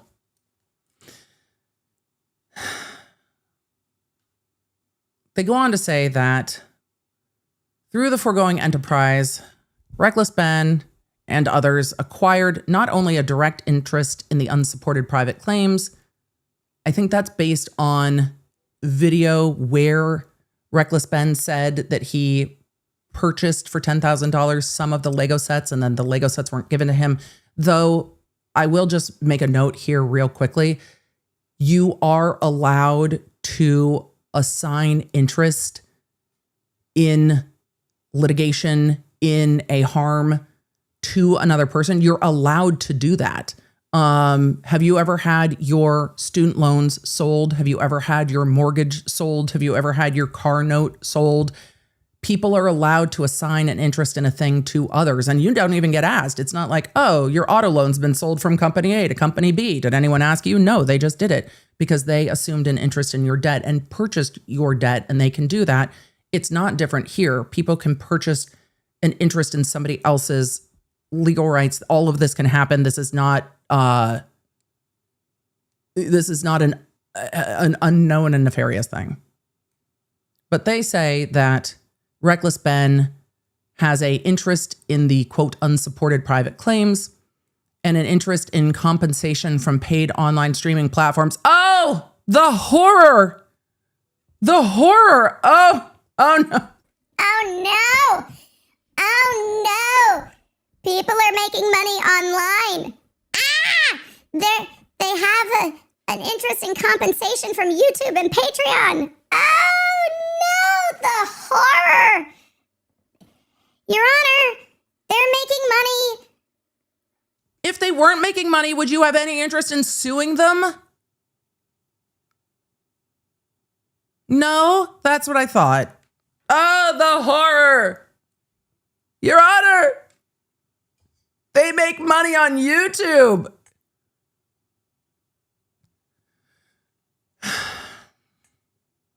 Come on. Can we get to the things that are, in fact, the underlying interest here? Or are they trying to say, and they might well be trying to say, that the criminal enterprise is to monetize videos of them committing crimes? Question mark. So, there is an indirect interest in compensation from paid online streaming platforms through which they could publish content they created and disseminate such profit. What, do they have a profit sharing agreement in the YouTube channel? Because I doubt that that's a thing. They say that Reckless Ben earns compensation from online streaming platforms like YouTube, Patreon, etc. through paid subscriptions and or by other revenue sharing agreements or compensation models. Sure. They say that Reckless Ben have to date received substantial compensation as a result of the unlawful operations of the foregoing enterprise. I mean, will somebody just tell me when the first, I should just look. Emily, just look. When was the first video on this published by Reckless Ben? I'm going to look at Reckless Ben's channel real quick. Because I have thoughts. When was the first video on this published? 2 weeks ago. I tracked down the thief who stole $200,000 of Lego. That's the title of the video. Here, let me just put this up for all of y'all. That's the title of the video. I'm just pulling up Reckless Ben's channel. That video has 5.6 million views. That video was published 2 weeks ago. I tracked down the thief who stole $200,000 of Lego. Hey, lawyers, he hasn't even been paid on that. Some of you are saying it went on Patreon first. Okay, so he's been paid on Patreon. But I imagine that was pre-existing Patreon subscribers. But if that was, 3 weeks ago, he probably hasn't been paid by Patreon either. So I'm just saying, to this point, probably has not received actually any money into a bank account just yet. So 2 weeks ago. Why does it feel like it's been 900 years? That was just 2 weeks ago. And yeah, there may well be substantial compensation. Sure. And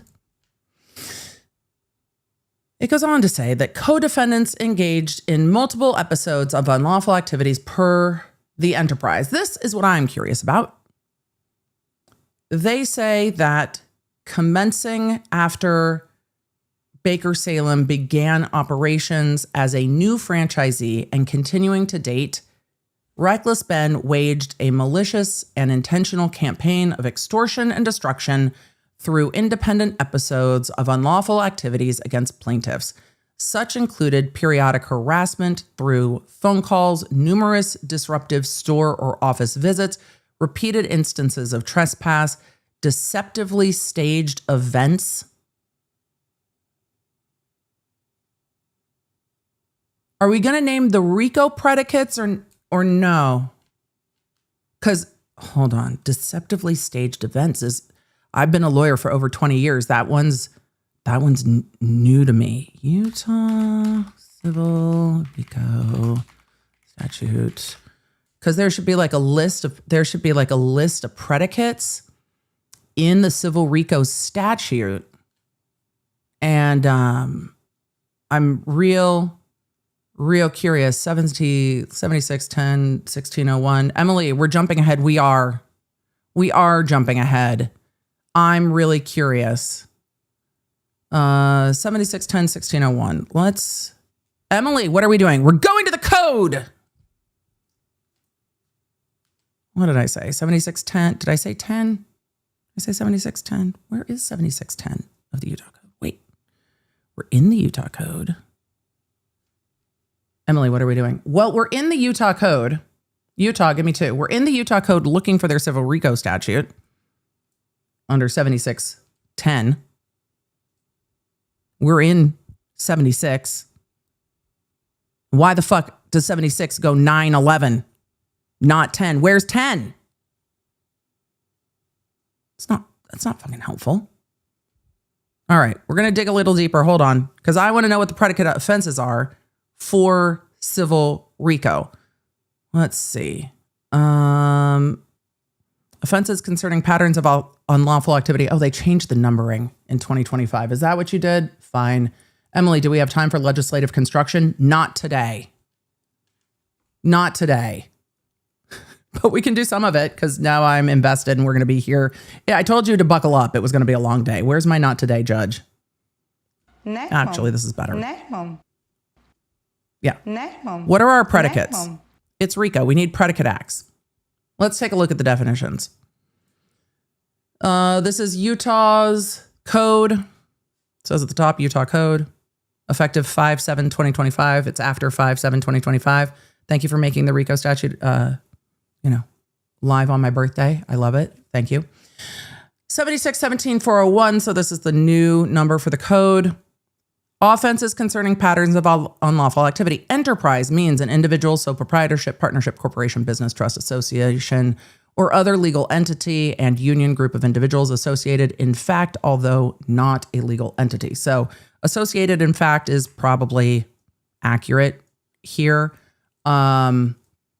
I'm also going to put, Miguelina, I'm going to put the link to this in, so if we want to link that in the description, we can link this in the description if any of you also would like to go to the code so that you have it. Pattern of unlawful activity means engaging in conduct that constitutes the commission of at least 3 episodes.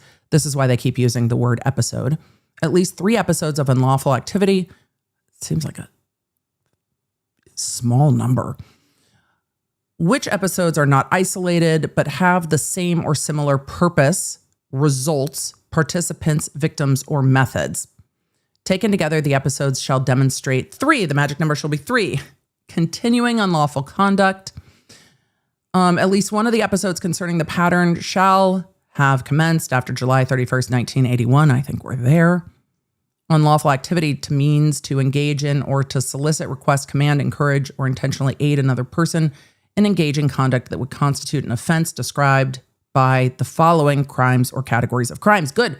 Can we describe the crimes and categories of crimes? What are the crimes? Let's see. Any act prohibited by the criminal provisions under Title 13, Chapter 10, Unauthorized Recording Practices Act. We'll come back to that. I'm curious about what constitutes acts under the Unauthorized Recording Practices Act, prohibited by the Environmental Quality Code. You can civilly RICO environmental offenses? Okay, Utah, I see you. This makes sense if there is a lot of hunting in Utah, taking, destroying, or possessing wildlife for pecuniary gain, false claims for medical benefits, kickbacks. So you could have civil RICO for a scheme of insurance fraud. That makes sense to me. An act prohibited under criminal provisions, Title 32B, Chapter 4, Criminal Offenses and Procedure Act, unlawful making of handguns, alteration of marks of handguns, that's not involved here. An act prohibited by the criminal provision, Title 5711, Utah Uniform Land Sale Practices Act. Hey, Corey, I got some questions about the Land Sale Practices Acts. Emily, wrong case. I know. You know, I'm just going to say California's statute just like lists things, or at least it used to, like, you know, theft, assault, murder, like it just lists them. But this is listing them by inclusive codes. So when the other codes are updated, then this is automatically updated. I understand the legal construction, but also, oh, good. We get to the lists. Thank you. Oh, wait, clandestine chemistry. Clandestine chemistry can count. Utah. God, I love the clandestine chemistry. An act prohibited by criminal provisions, Chapter 18, Part 2, offenses concerning controlled substances, offensive concerning imitation controlled substances, clandestine drug labs. There's our clandestine chemistry. Oh, it always comes back to clandestine chemistry, doesn't it? Emily, you're just tickled by the fact that Utah calls meth labs clandestine chemistry? Yeah, I am. I find it a delightful way to title it. Clandestine chemistry is the best ever. Let's see. An act prohibited by the criminal provisions, Title 61, Chapter 1, under the Securities Act. I don't think we're going to be under the Securities Act. However, the fact that there's a question about that is kind of ridiculous, but there's a question about whether there's act under the Securities Act here. There's questions about that for me. And now we have acts prohibited by the criminal provisions. Assault, aggravated assault, terrorism, criminal homicide, kidnapping, aggravated kidnapping, human trafficking under a lot of different provisions. Aggravated human trafficking under a lot of different provisions. Human smuggling, aggravated human smuggling, sexual exploitation of a minor. Aggravated sexual exploitation, possession of apparent CSAM, unlawful activity regarding obscene material, arson, aggravated arson, burglary, aggravated burglary. I'm going to stop adding the aggravated charges here. Manufacture or possession of an instrument for burglary, robbery, theft, theft by deception, theft by extortion, theft by receiving stolen property. You don't say. Theft of services, forgery, unlawful use of a financial transaction card, like debit card, credit card, etc. Unlawful acquisition, possession, or transfer of financial transaction cards, financial transaction card offenses, deceptive business practices. Depending on how those are defined, I'm curious. Bribery of a variety of officials, defrauding creditors, acceptance of a deposit by insolvent financial institutions, unlawful dealing with property by a fiduciary. Unlawful influence of a contest, making a false credit report, criminal simulation. Okay, what is Utah? What are we doing? Hold on. Emily, what is that? I'm curious because I'm not going to go with the first thing that pops into my head. I'm curious how they define it. I'm going to just not help.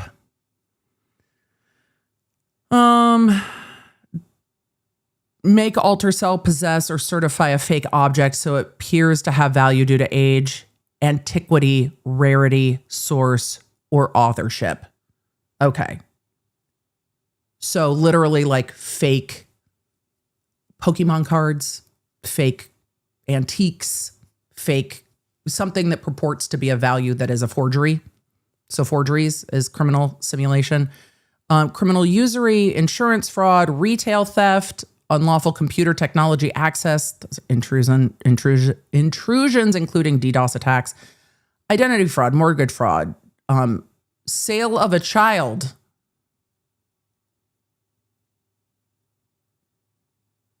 Okay. Bribery, offering bribery, threat to influence official or political action, receiving or soliciting a bribe, receiving a bribe for an endorsement, a number of other types of bribery. These are misconduct in office, more bribery, and these are bribery related to like criminal prosecutions, political actions, officials in positions of power. Let's see, making false or inconsistent material statements. Would a pattern asking for a friend, would a pattern of making false police reports count as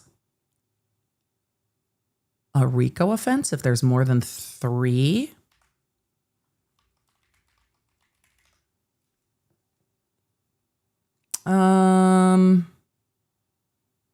This section is perjury, knowingly testifying falsely or swearing a false statement or affidavit. What about section 76.8503? Are any of these for police reports? Just curious. Let's see.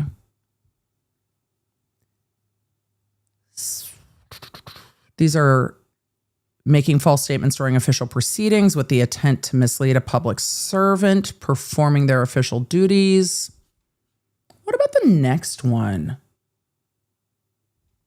I'm curious if any of these go to false police reports, because a pattern of false police reports seems like if there's more than 3 false police reports, what if those were all caught on body cam? I'm just curious what would happen then. That last one is making false written statements. I'm curious if any of these false or inconsistent material statements would also include false reports. That's a matter of curiosity. I'm going to put an asterisk there. Let's see. Receiving or soliciting a bribe as a witness, extortion or bribery to dismiss a criminal proceeding, tampering with evidence, falsification or alteration of government record, public assistance fraud under a couple different sections, misappropriation. This is a lot of different fraud in that course of conduct. This keeps going. We're not done with the civil RICO statute. Let's see. Failure to comply with the Employment Security Act, unlawful use or disclosure of employment information, intentionally knowing or causing an animal to fight with each other. That would include different types of animals, including dog fighting. So a pattern of animal fighting could count as civil. It probably also counts as criminal RICO. Aggravated disorderly conduct. What makes it aggravated? Emily, are we doing a research project? Well, I have questions. I do have questions. What counts as aggravated disorderly conduct? We're going to look. I have questions. You have questions. This is why we're here. We want to know the answers.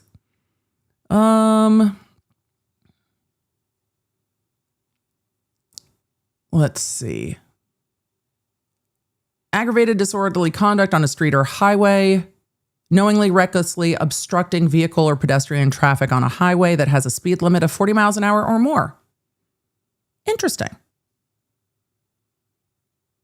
In the 35, it's not aggravated, apparently, but you can't block traffic. Soliciting, recruiting, enticing, or intimidating a minor to join a criminal street gang. Aggravating, soliciting, recruiting a minor to join a criminal street gang under the other section. Intimidating a minor to remain in a criminal street gang. Intimidating a minor to remain in a criminal street gang, separate section. Conducts involving explosive, chemicals, and incendiary devices. Selling goods with counterfeit trademark. Forged goods, fake goods. Trafficking, article bearing registered trademark or service mark. Online gambling. Permitting gambling. Gambling sections. Distribution of pornographic materials. Let's see. Further distribution in various ways of obscene materials. Engaging in pollution under section 76 5D. Emily, are we done yet? No, almost. Let's see. They've got the different prostitution sections. Then vehicle compartment for contraband. A pattern of what? Vehicle compartment for contraband? There it is, everybody. The Millennium Falcon is, in fact, the problem here because there are vehicle compartments for contraband. So actually, the Millennium Falcon is, in fact, the problem. There we go. We found it. It is. It's the vehicle compartment for contraband. It's the Falcon, right? It doesn't matter how fast it made the parcel run. You know, it's still a smuggling ship. Obviously, we found it. Let's see. Unlawful creation, installation, or attachment of a contraband compartment under a vehicle. The Fast and the Furious is also illegal. Okay. So Civil RICO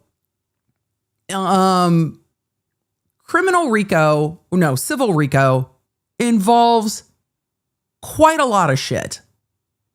There are some code sections that I have questions about and what falls under those code sections, because right now, what we have alleged as a pattern of activity is, they say extortion, which is going to fall under those. That's a crime.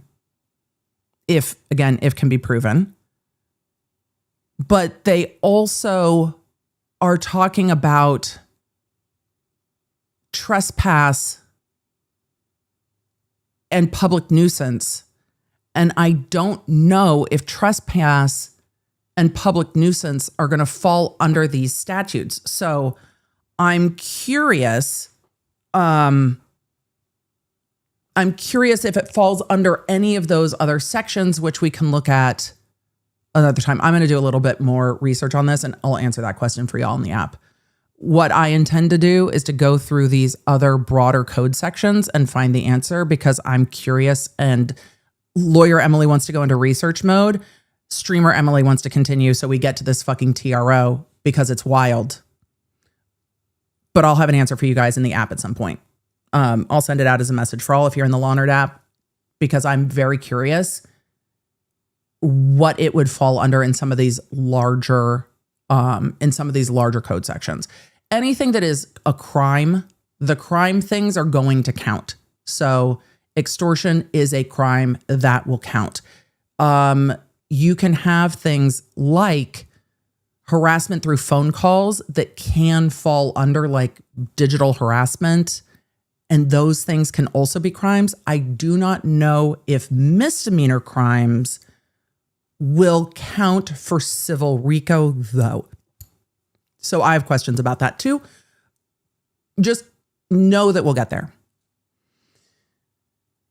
So they go on to say deceptively staged events, which maybe it's in one of the other sections, but maybe not. They say including a, you got to be fucking joking me. I didn't keep reading. You've got to be fucking joking me. You've got to be fucking joking me. You've got to be fucking joking me. Sorry for all of you listening in the background. Emily, what does it say next about deceptively staged events? Disingenuous coronation. Receipts, proof, timeline, screenshots, in everything.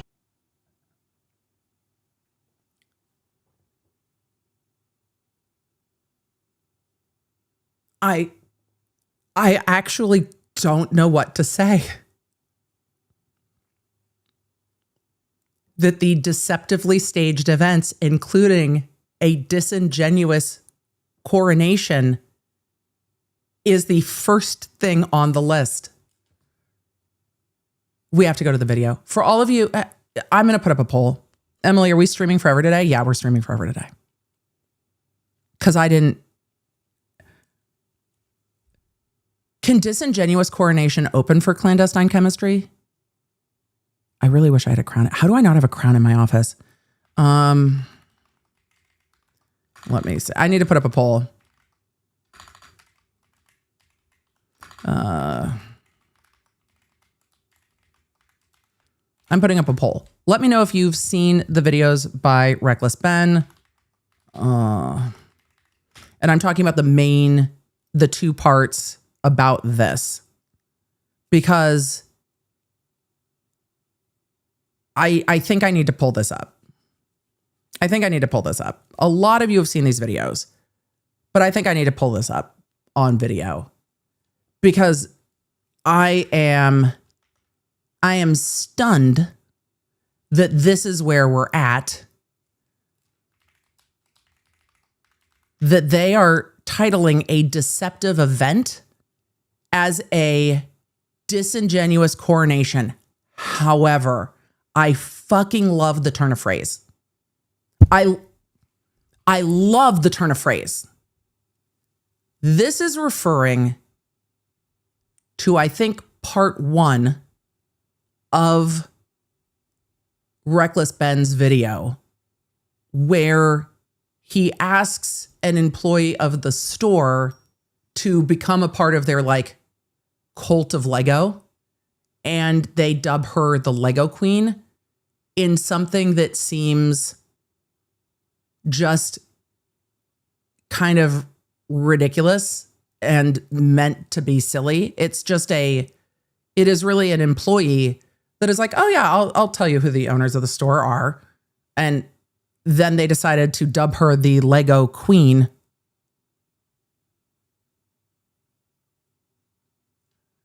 Meta said, is Utah the state with clandestine chemistry? Yes. And apparently disingenuous coronation is such a big problem that we need to talk about it. Hold on. I'm going to find the part of the video. I'm going to cover this. This man spent his life collecting. This is the beginning of the video. We have to go to the tape. We have to go to the tape on this one because I didn't ever conceive that disingenuous coronation would be something that I would ever read in a lawsuit. Now, I am happier about this surprise than surprise what's on Proctor's text messages. I am more delighted by this surprise, but also if you would like me to take your lawsuit seriously, what we can't, lawyers, come bring it in for a second. Okay, look. What we can't do is take something that is clearly not what you're trying to make it be and try to make fetch happen. You will lose credibility so quickly. Look, I have other uses for your throat was always meant to be a more intimate type of text message. It was never meant to be a threat of harm. It was always meant to be, and in context, always was very clearly not a threat of harm. Counsel, I'm actually surprised it hasn't shown up as a line in my secondary Audible account. But there are times when lawyers try so hard to make fetch happen that they undermine the things in their claim that are legitimate. When you overreach, you often will just grasp nothing. Pick a parable. 2 in the hand, 1 in the bush, or what? Pick a fucking parable. But this overreach of disingenuous coronation is content creator Emily is delighted because this is ridiculous. But seriously, and to put it first on the list as if it is a serious thing undermines the credibility of other things in the lawsuit because you're leaning into ridiculousness.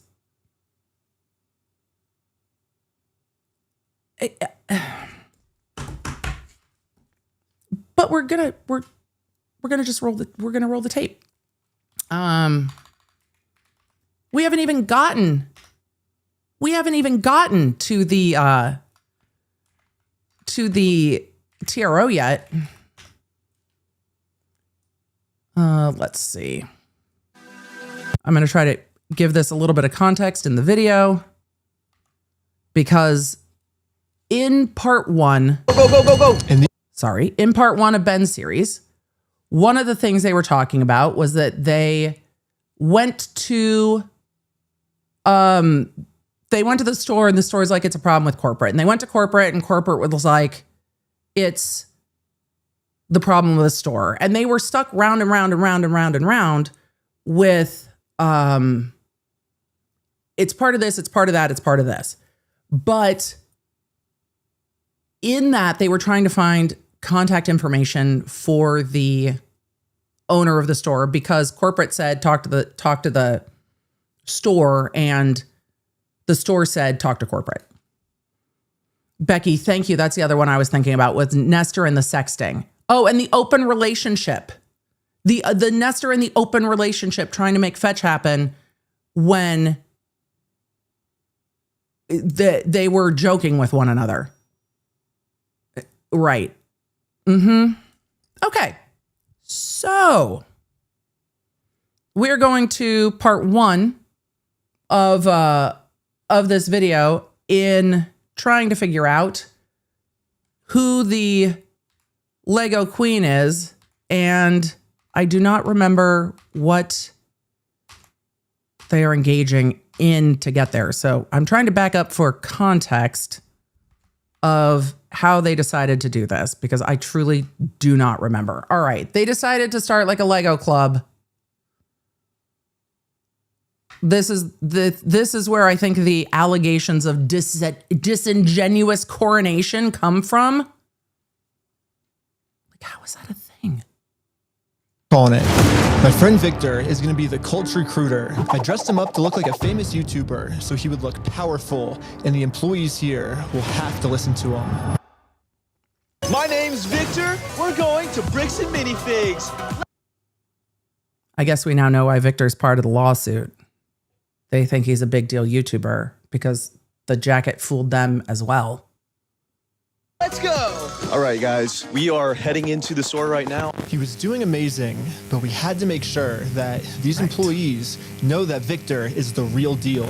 Dude, that's crazy. Dang, let's go. Yo, we got a fan over here. 1, 2, 3. Toys for everyone. Yeah. Real quick pic. Hey, I'll send you that clip later, all right? You can? Yeah. So far, everything we had set up was working perfectly. But now we have to come up with some type of way to get one of these employees out of the store. I needed the date on the screen. This is from, oh, nope, that's a fake date on the screen. Just kidding. There's a date at the bottom of the screen. I was like, wait, is that the real date? Nope, that's an overlay. That is not accurate. Nope, not accurate at all. Wait, there it is. 11/3/2019. All right.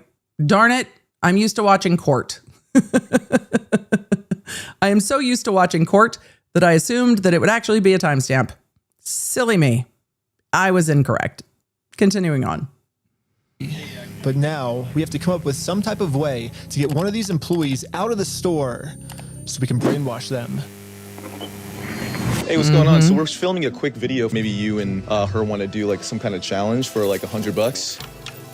I mean, sure, I'm down for that. I don't want to. What's happening right now? Do they believe it? He's doing the challenge. Hell yeah, they're believing the challenge.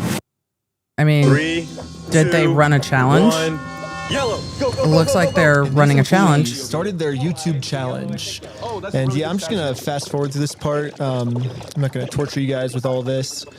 All you really need to know is that this girl ended up winning. High five. Did they get their $100? I'm gonna call my producer. It's going right now. Did they get their $100? How's it going? We have the winner right over here. We're partnering with the local Lego club, and we're going to kind of do like an Did they get their $100? award ceremony. Like the Lego club wants to host the award ceremony for you. So, yeah. And just like that, she's in. So we traveled deep into the woods and waited for this employee to show up. Yeah, I'm never meeting anybody out in the woods. I'm never meeting anybody out in the woods unless they're in on the bit, which when they're filming YouTube videos, I imagine that the person was told what the bit was, but okay.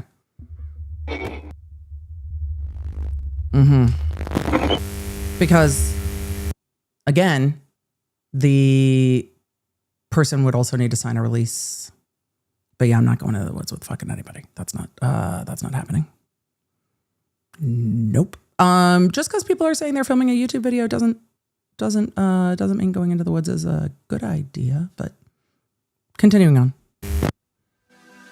And with that, our new cult member has arrived. You're the Lego Queen. Yeah, she's the Lego. Also, does this seem like anything other than hyperbolic to anyone? Before you can brainwash someone, they have to be open to it. And most cults achieve this by making the new recruit seem like the most special person in the entire world. Official best employee of Bricks and Minifigs. Winner goes to California. Right. She said official best employee of Bricks and Minifigs. Clearly, this is hyperbolic. And clearly the employee knows that these are not, in fact, her employers. Lego Queen, Lego Queen, Lego Queen, Lego Queen, Lego Queen, Lego Queen, Lego Queen, Lego Queen. Also, I do think they think she's a queen because the only way they got Josh Johnson's phone number is from this employee. So, honestly. Lego Queen. Another thing I've personally seen a lot of cults do is they instantly give new recruits power. Okay, so this is the disingenuous coronation. Esco in the chat said, oh, they mean coronation literally. Yeah, it seems that they mean coronation literally in the complaint.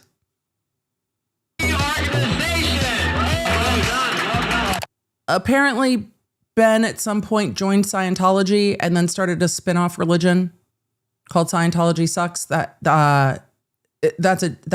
not a Today deep dive. Back to the Lego Queen. Queen says, jump. I feel like I can do anything I want. Step on the Legos barefoot. Oh my god! Oh my god! Beautiful dock pile. You climbed it. So, okay. Lastly, all cults do group rituals to make you feel like one with the group.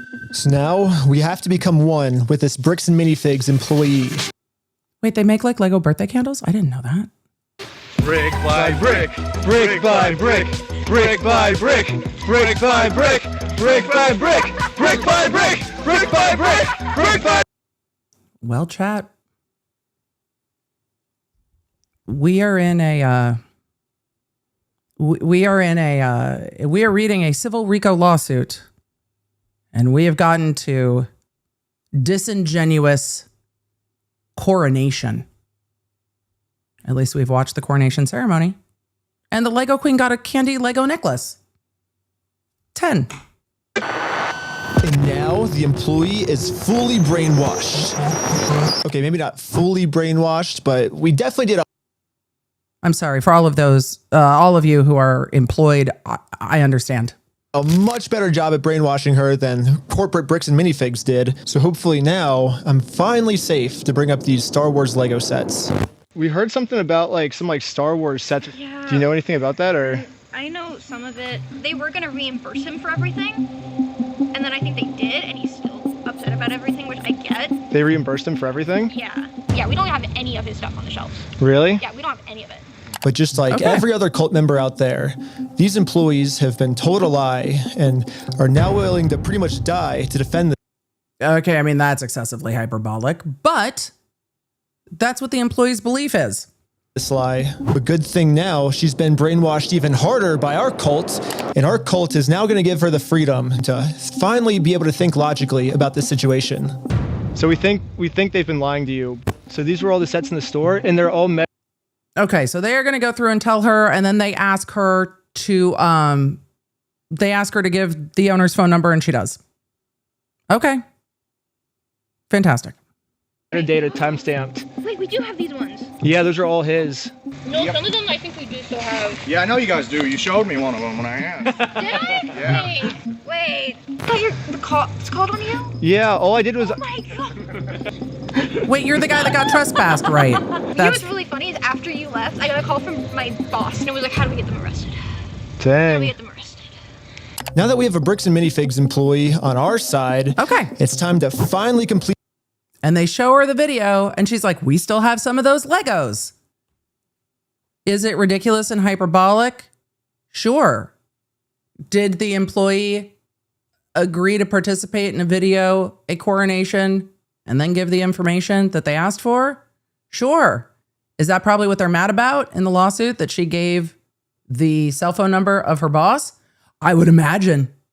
I would imagine that they're big mad. But I felt that it was only right that as a group we revisit the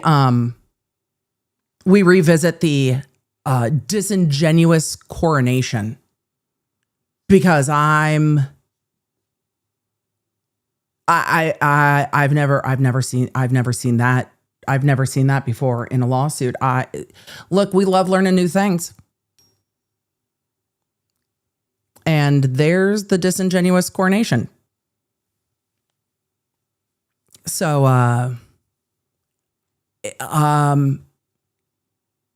including that is a wild choice. Including it first, also a wild choice.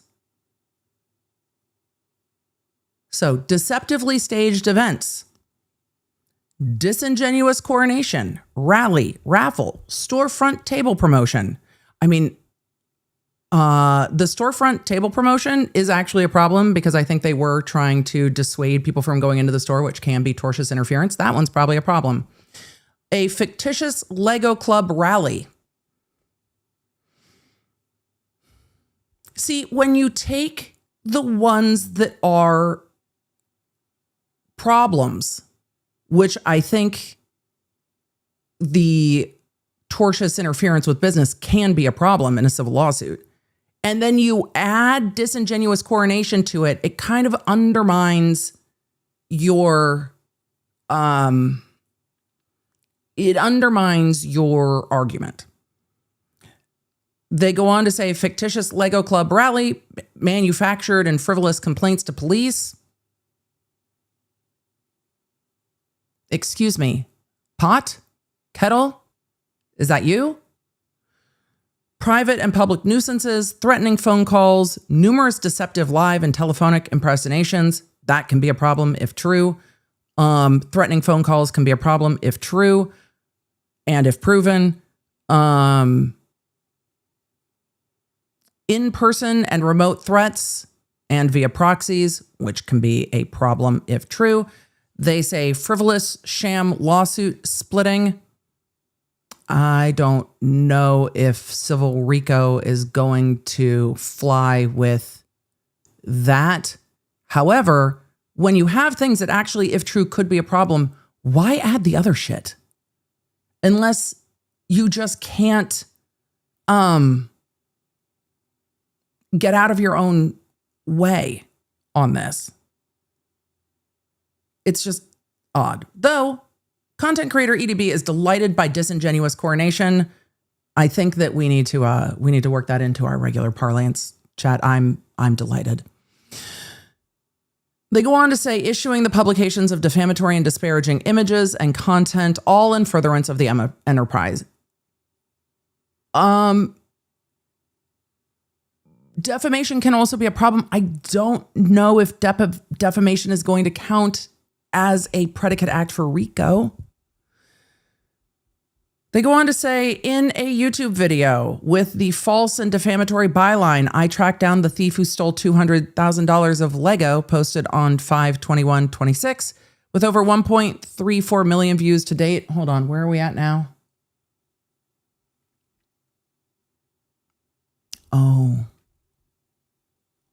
Oh, that's ouch. That's 1.3 million views to date. The following representative images and content evidence aspects of the co-defendant's foregoing conspiracy and intention with Brian glasses and Schneider black t-shirt, admitting we have to do something illegal.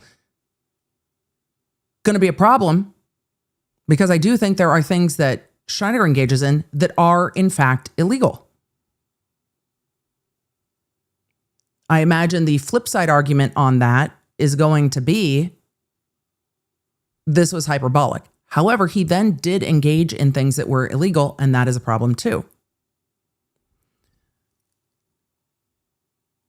However, that in the video, let's see, they say it's at minute 3. Let's see. We've got the video up. We might as well. Let's fact check it. Why not? Emily, were we intending to splice this with the video? No. Are we doing it anyway? Yep. Because we can. Out. In that footage they sent us is Chrystal asking him, how am I supposed to pay this guy? These are sets he has not been paid for. These are ones that I actually think I need to back that up so we have context. Because they say it's at minute 3, and that was just minute 3. So I think we actually have to back it up a little bit further for context on this lawsuit, y'all. So I'm going to back that up a little more so we have context. that he informed me that they were terminating. This is Chrystal, the prior owner, retelling her side of what we just read about in the complaint. My franchise agreement. We were getting threats from Brandon and from corporate that if we didn't leave the store immediately, the police were going to be called. I told corporate I wasn't comfortable leaving that night without the inventory. I was also told I was not going to be able to stay there long enough to do that inventory. I don't know why the video froze, but it did. We don't just have to take this woman's word for it. She was actually able to save all the security camera footage from that night, proving that everything she just... We're now at 2 minutes, 50 seconds in the video. So we're at 2 minutes, 50 seconds of the video. Said is true. All the footage and evidence is there in the security cam footage. It's him at the store kicking her out. The security cam footage on this says November 14th, 2024, which comports with what the complaint says. We are now at 2 minutes, 57 seconds of the video. The lawsuit says at 3 minutes, they say we have to do something illegal. So I'm waiting for that. In that footage they sent us is Chrystal asking him, how am I supposed to pay this guy? These are sets he has not been paid for. These are ones that he has not been paid his percentage yet. And if I don't have the tickets, I won't know how much I need to pay. We're now at 3:13 in the video, and that's Chrystal in the store with corporate. That's a business thing and not necessarily yours. He's taking on the business, he takes on all that consignment. His own. Oh, so he says he takes on all that in the business. We're now at 3 minutes and 21 seconds, where Brandon says, hey, oh, is that a My Chemical Romance album in the background? Sorry, I just got distracted. Where she says, how can I pay him out for the things he hasn't been paid out for yet? And they say he takes all that over. Corporation is sitting there on video saying they're going to take it. After this woman got kicked out of her own store, she called Brian explaining how corporate just came down and is now trying to take the world's largest Lego Star Wars collection without paying for it. They weren't actually stealing Chewbacca. It was... Oh, okay. We're now at 3:35. So Brian called the store to see what was going on. Called the store and I said, what happened to Chrystal? And he goes, well, that's kind of a private matter, but the corporation's taken over the store. There's something I can do to help you with. I said, well, yeah, I am the owner of about half your store's inventory. All those. Well, we heard about that conversation in the lawsuit too, didn't we? Vintage Star Wars sets you have in there are ours. And he goes, oh, all right, we're at 4 minutes into the video. Okay.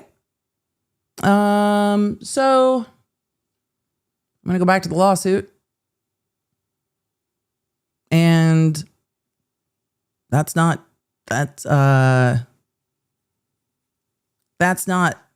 there.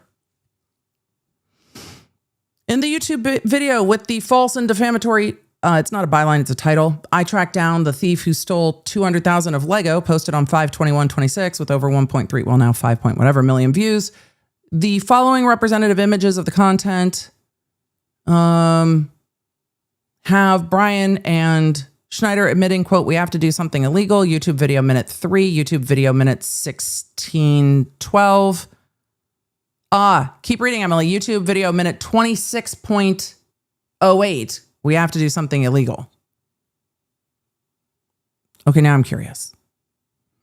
Pesky Pirouette. I could not find a UCC1 filing for the consignment, which is in fact a problem. But not a problem for us to cover today. But it is in fact, it is a problem. Let's see if we go to minute 16 what it says. Because now, if we're citing to the video, we can just go to the video. Emily, we should do this all the time. No, we shouldn't. It takes quite a lot of time. Let's see. I backed this up just a little bit so we have a little bit of context within the video itself to what they're saying, because I'm curious. So let's go see. Come back, you will be arrested. Okay? You understand that? So we all regrouped together to rewatch the footage I've gotten so far. And there was one thing the manager said that might be a way forward for us. I have not heard anything from the owners. Oh. So you need to leave. Can I talk to the owners then, or? You go ahead. That's the new manager of the store, not the previous manager of the store. And call the owners. Do you have their number? I'm not giving it to you. Why won't you give it to me? I mean, honestly, if I'm an employee of the store, I'm not giving you the private number of the owners either. Not a chance. Call the owners. What's their number? Good luck. Go find it. Yeah, I wouldn't either. I don't disagree with that. Because isn't that the logical next step if we're supposed to work with the owners? Well, you have all the information right there, right? I have. You should just give her number and be like, have them call me then. I have the Lego sets you guys have, but I don't have the owner's number. No.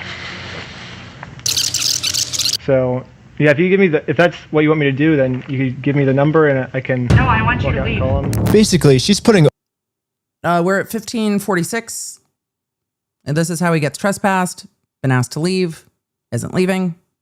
All of the blame on the owner of the store, which is good to find out. The only problem is she's not giving me the owner's number. And now 16. That was me. Sorry. I was trying to pause and didn't. Again, should have left the number and said, call me. I don't think we ever expect a store employee to give out the number of the business. And most businesses have phone numbers that you can find online, but that ship has probably sailed a little bit at this point because it doesn't really help to go over what should have been done because we're in the middle of a giant lawsuit. Give me the number and I can. No, I want you to leave. The manager's asked him to leave multiple times. At that point, you kind of have to leave. Call them. Basically, she's putting all of the blame on the owner of the store, which is good to find out. The only problem. Oh wait, am I at the wrong timestamp? Chat's telling me I'm at the wrong timestamp. Hold on. Am I at the wrong timestamp? I might well be. Let's go back to the complaint real quick. 26 minutes and 8 seconds. Yes. I conflated it. Thank you, chat. This is why we live stream. Because chat's like, no, it's not at 15 minutes, it's at 26 minutes. Thank you. We were at the wrong timestamp. Okay, so trespassed from the store. Store employee won't give out the number. I agree. With store employee, I probably would have done the same thing. I think most of us would have. When we're working, we're like, no, I'm definitely not doing that. I can pass your number along. That's about it. Let's see. We are at 25 minutes, 37 seconds. Let's see what happens as we get to the 26-minute mark. So let's lay out the puzzle pieces really quick. If Brian and his dad sue Bricks and Minifigs, it's gonna ruin their lives. And by the way, this Bricks and Minifigs company has been treating this family.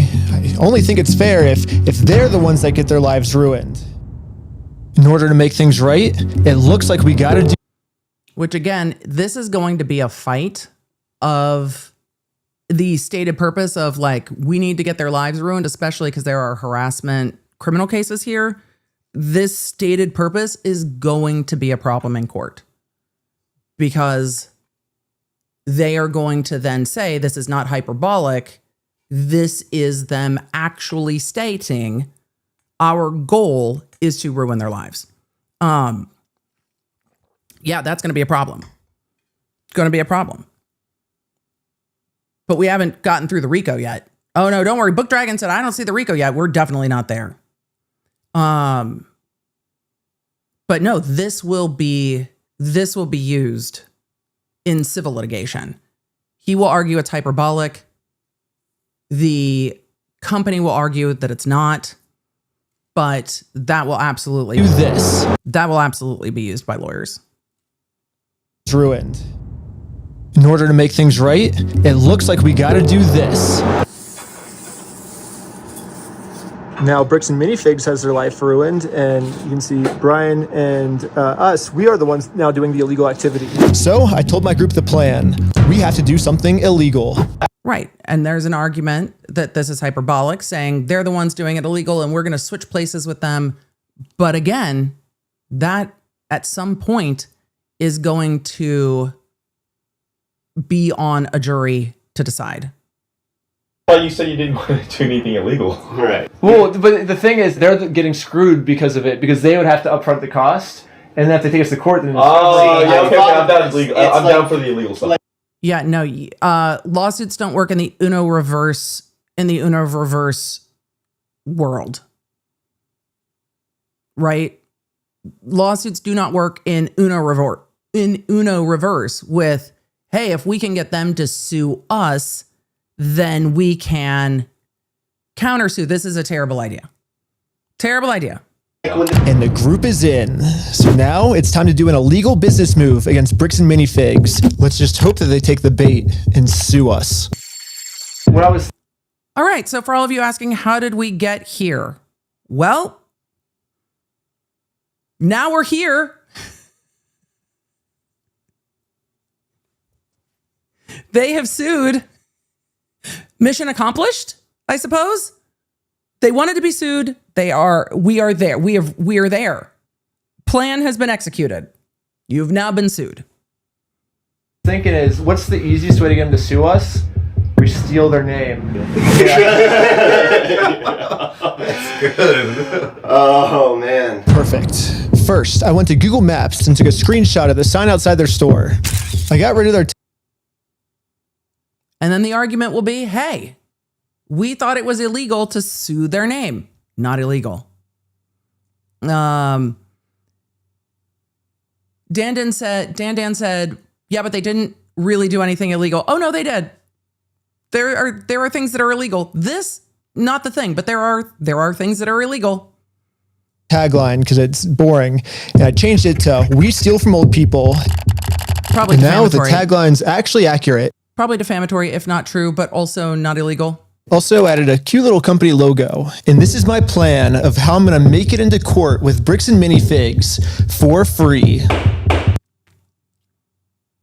Well, you are definitely going to make it into court with Bricks and Minifigs. This is definitely not going to be free for sure. However, the taking of the name part, not illegal. So again, will there be an argument of this is all hyperbolic? Yes. Is it going to make it hard to get past like a motion to dismiss? Also, yes. Vaster said, so they can take your statement out of context and say you mean other things than you did. That happens in court. The check on that happening in court are juries. We've watched it happen over and over and over in court. Court is an adversarial process, and the side that is adverse to you is going to take everything that you say and do in the light least favorable to you. And then it is your side that takes everything that the other side does in the light least favorable to them and take your side in the light most favorable to them. And that is the adversarial process. But we have seen this happen over and over and over. And in criminal cases, there are a lot more checks on it. In civil cases, there are not as many checks on it. So this is going to be used against them. And I am not saying that that is good, bad, and different. Lawyer Emily is looking at the statements and telling you how this is going to play out in court. That's why there's juries. Because juries will sit there and just be like, seriously? Because the jury's going to have to sit and watch these entire videos. And then they will get to decide.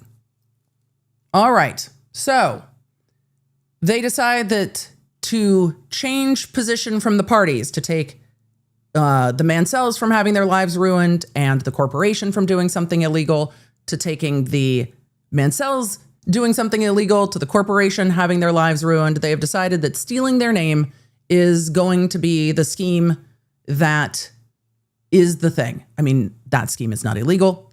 Let's continue on and see how they present this and continue to present this in the lawsuit. This is also a good time to remind everyone that say it, forget it, write it, regret it.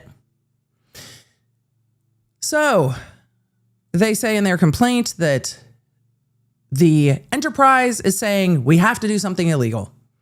And then they go on to say that despite no legal right to do so, co-defendants led by Schneider and Bryan conspired to engage in a pattern of staged and independent actions or events, including apparently like a clandestine coronation, to harass, intimidate, interfere with, disparage, defame, extort, misrepresent, falsely portray, or damage Josh and Brandon, as well as their business, BAM, and other franchises of BAM in various ways. They say evidence of co-defendants' ongoing conspiracy and illegal actions or misconduct are depicted in the following publications, and then they list and link the YouTube videos.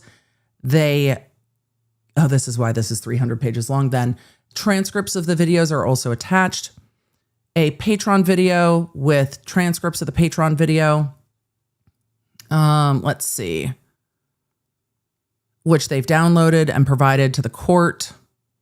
A YouTube podcast video, I got arrested investigating Lego, found at the following link, with a transcript as Exhibit E. So they transcribed all these videos and put the transcripts in there. 523 YouTube response titled Bricks and Minifigs responded to my video. That's Exhibit F. Any and all other videos, posts, podcasts, social media content, or other publications by Ben or any of their agents. I mean, are you going to consider everyone an agent? Whether already posted as of this date or posted in the future that relate to, reference, or concern. I mean, that's broad.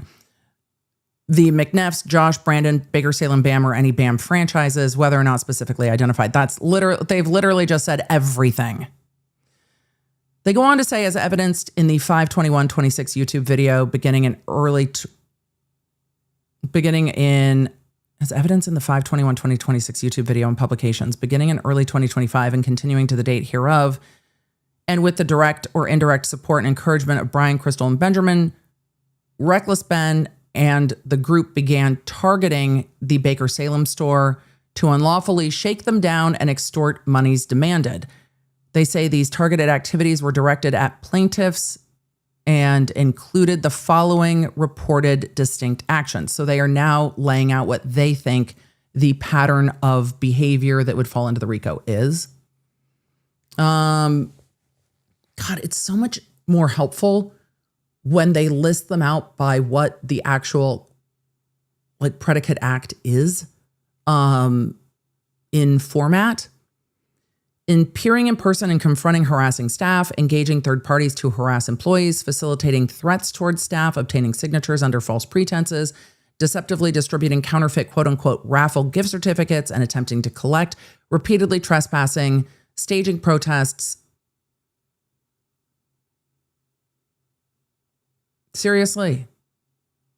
Counsel. You know that staging protests isn't going to be a RICO predicate activity like in any cognizable way. Like, right? We're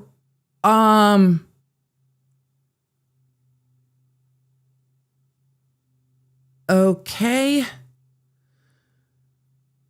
A lot of you are asking about the raffle. Dave in the chat said raffle was fully legal. Dave, I don't know if I agree, because I think there is a legal question if you know that the goods are in dispute, and everyone was aware that the goods were in dispute. If you know that the goods are in dispute, staging a raffle where the goods are in dispute to garner the result that the goods are not turned over, there are questions. I don't think counterfeit is the right word at all. I don't think counterfeit is the right word, but I think there will be argument over whether or not it is a sham.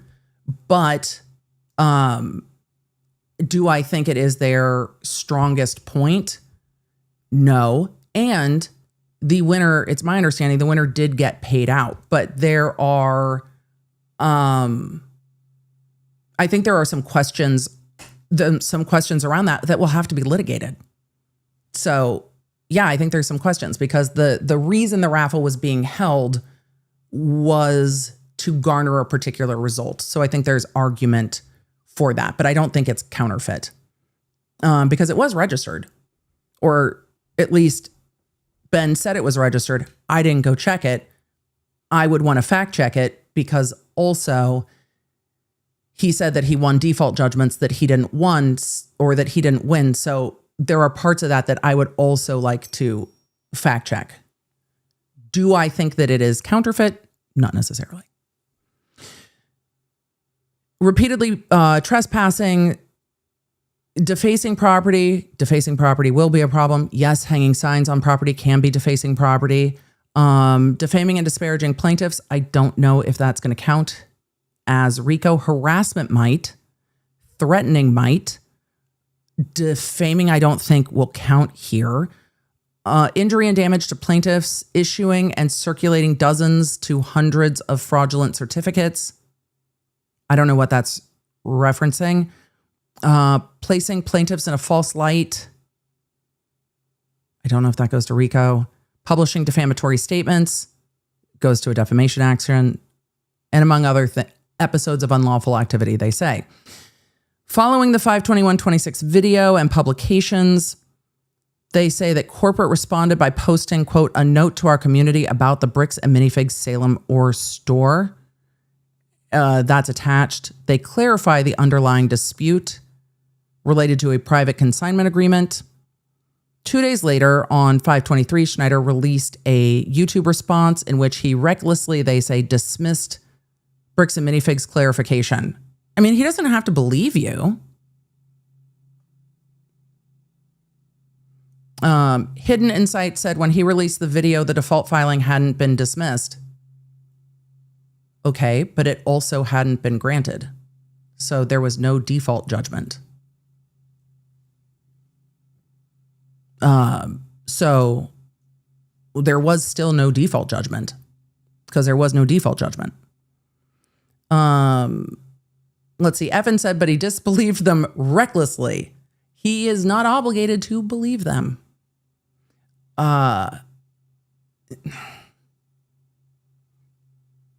So he is not obligated to listen to what they have to say. But they say that his response video dismissed recklessly, of course, recklessly, right? Dismissed the clarification, stating, quote, "There's no reason for these Legos to be in their store. They didn't pay for them."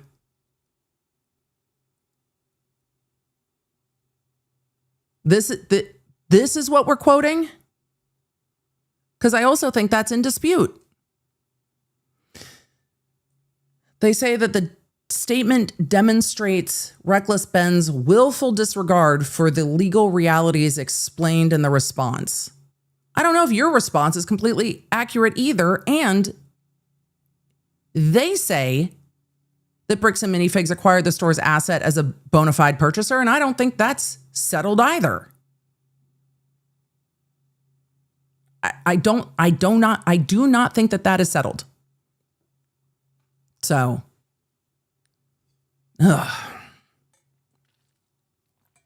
okay. I've made that point numerous times. They go on to say that extortion, harassment, and threats of violence, part 1. They say representative images and content evidencing the confronting and harassing staff and employees is set forth below.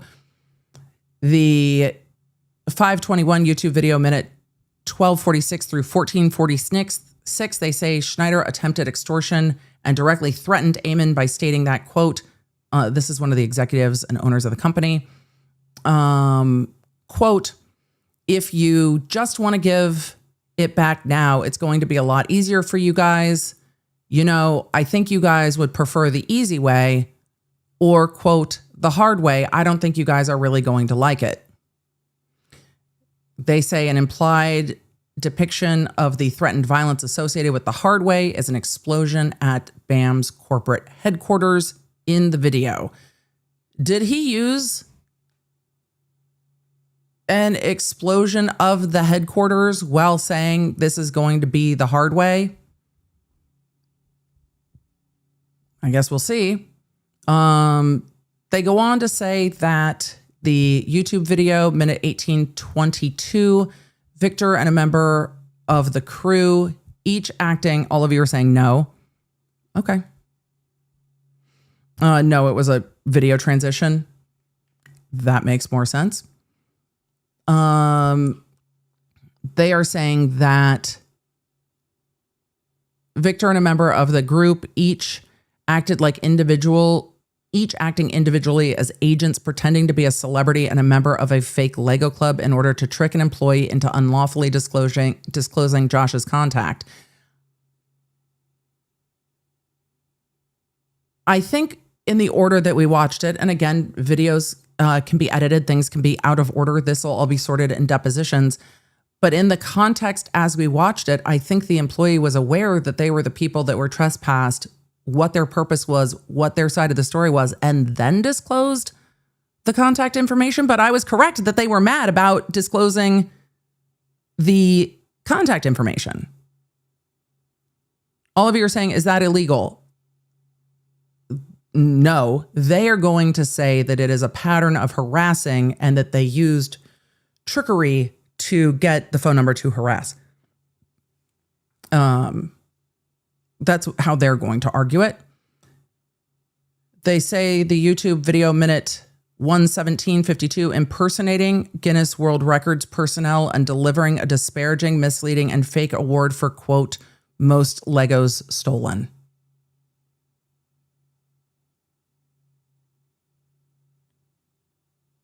What now?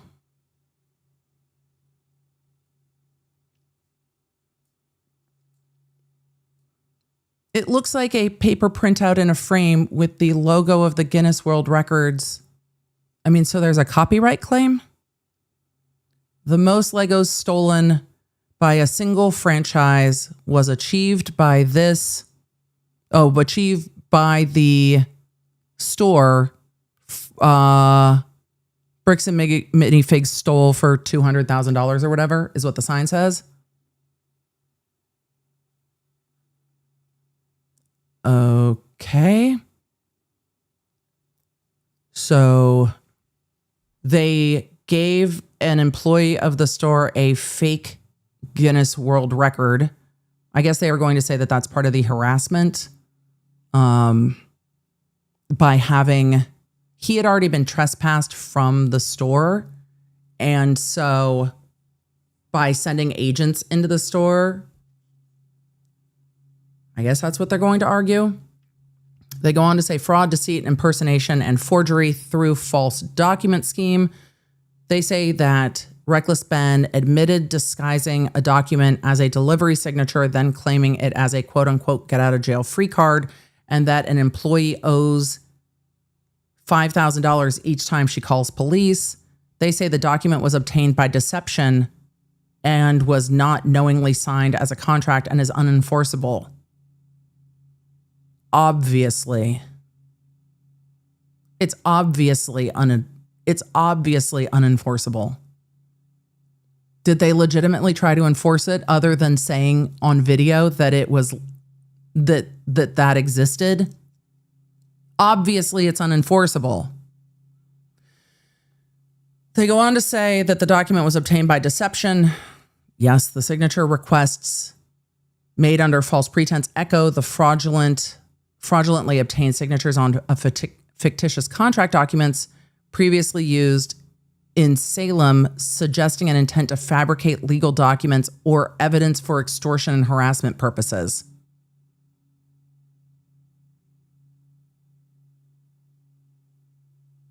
Wait.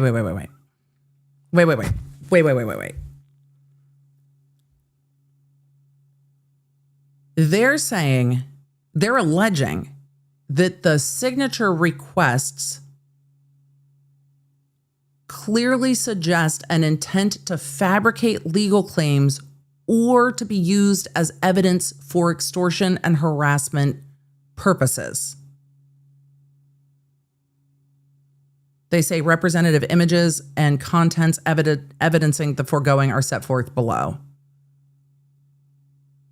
So their arguments are that they obtained the signature, they said it was on a contract, and that evidences their intent to extort or harass using that.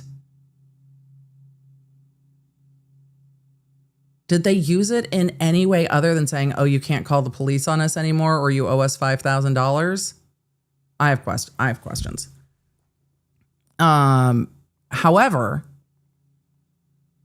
though the arguments raise an eyebrow for me, this is not going to be sorted out quickly because they did use deception to obtain a signature. And that is going to make it harder for some of these things to be dealt with easily. So even though I can sit here and be like, this is ridiculous, it is still going to take time and a lot of legal fees to sort this out.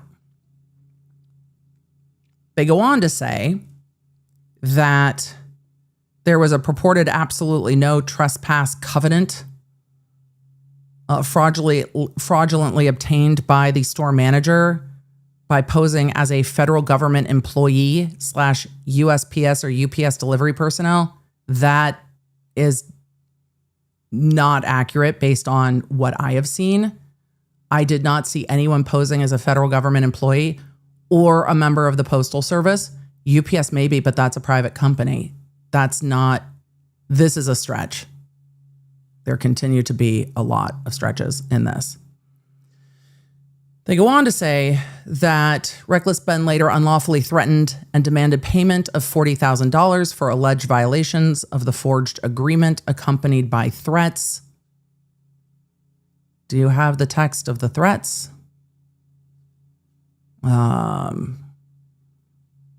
It says absolute no trespass covenant. And then it has text of that. It says dispute resolution with like a mailing label. There are other screenshots of somebody putting a mailing label on a Amazon Prime box in an outfit that's clearly not a postal outfit or a UPS outfit. And then screenshots of somebody saying, I have a delivery and getting a signature. Okay. Also, okay. They're continuing to show screenshots of videos and then screenshots of the video along with the transcript of them showing the manager the signature and saying, but you signed this. Okay. Also, I agree. Shan said exactly. None of these threats were included, just claims. It's really broad allegations of and used for threats and used for threats. Okay. Fake unauthorized raffle. On or about April 2025, members of the group set up a fictitious giveaway at the store and falsely impersonated and claimed to be store staff, members, or affiliates to the public. Did that happen? A detailed incident log documenting the continuous disparagement and harassment campaign, including corresponding law enforcement case numbers from April 2025 through May 2026, is attached as Exhibit 1. Representative image and content evidencing the unauthorized raffle tickets and fake gift certificate is set forth below.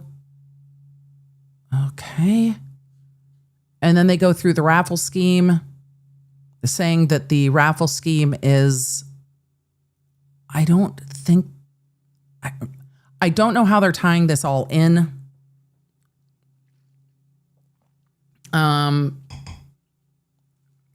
Defamation, vandalism, and trespass, part 1. Well, why is it only part 1? They say separate actions by Reckless Ben directly targeting the store and indirectly corporate included trespassing to deface and post defamatory signage, stating that BAM stole a family's life savings, was sued, lost, and closed to avoid paying. The stole a family's life savings is going to be in dispute, but I think it's going to be more in dispute than many might think, because taking someone's consigned Lego collection, if it is not the entirety of the Lego collection, and someone's life savings have different implications, which is going to be difficult. The was sued, lost, and closed to avoid paying is untrue. And so that is also going to be a problem because it is untrue. And most states have defamation per se when you attack the way somebody does business. So that is, in fact, going to be a problem. The statements that the company was sued, lost, and closed to avoid paying is just not true. And that might get into the defamation per se realm. I don't know if that's, I don't know how they're trying to embiggen that into RICO, but those claims are going to be a problem. Just Call Me Hen said, I think Ben believed it was true at the time. The problem is when talking about court documents from lawyer perspective, when talking about court documents, there was never a default judgment entered on the docket, ever. So, Zombie said, how do we know it wasn't true? We don't know if it actually was true or not. No, we do know. There is no litigation that Ben won against Josh Johnson, Bricks and Minifigs, or any of the companies. And the litigation he was referencing was dismissed. It was not won via default judgment. He said it was won via default judgment. How do we know that? Because I looked it up. Kyla said, but did they lose in small claims court? No, they didn't. It was dismissed. He has a new lawsuit in small claims court that's ongoing, but no, that was not true. And it is going to be a problem. It might seem petty, but it's not. Rabbit said maybe he believed he won by default by the clerk saying he could file for default. I don't think that gets around defamation, though. I still think this claim is a problem.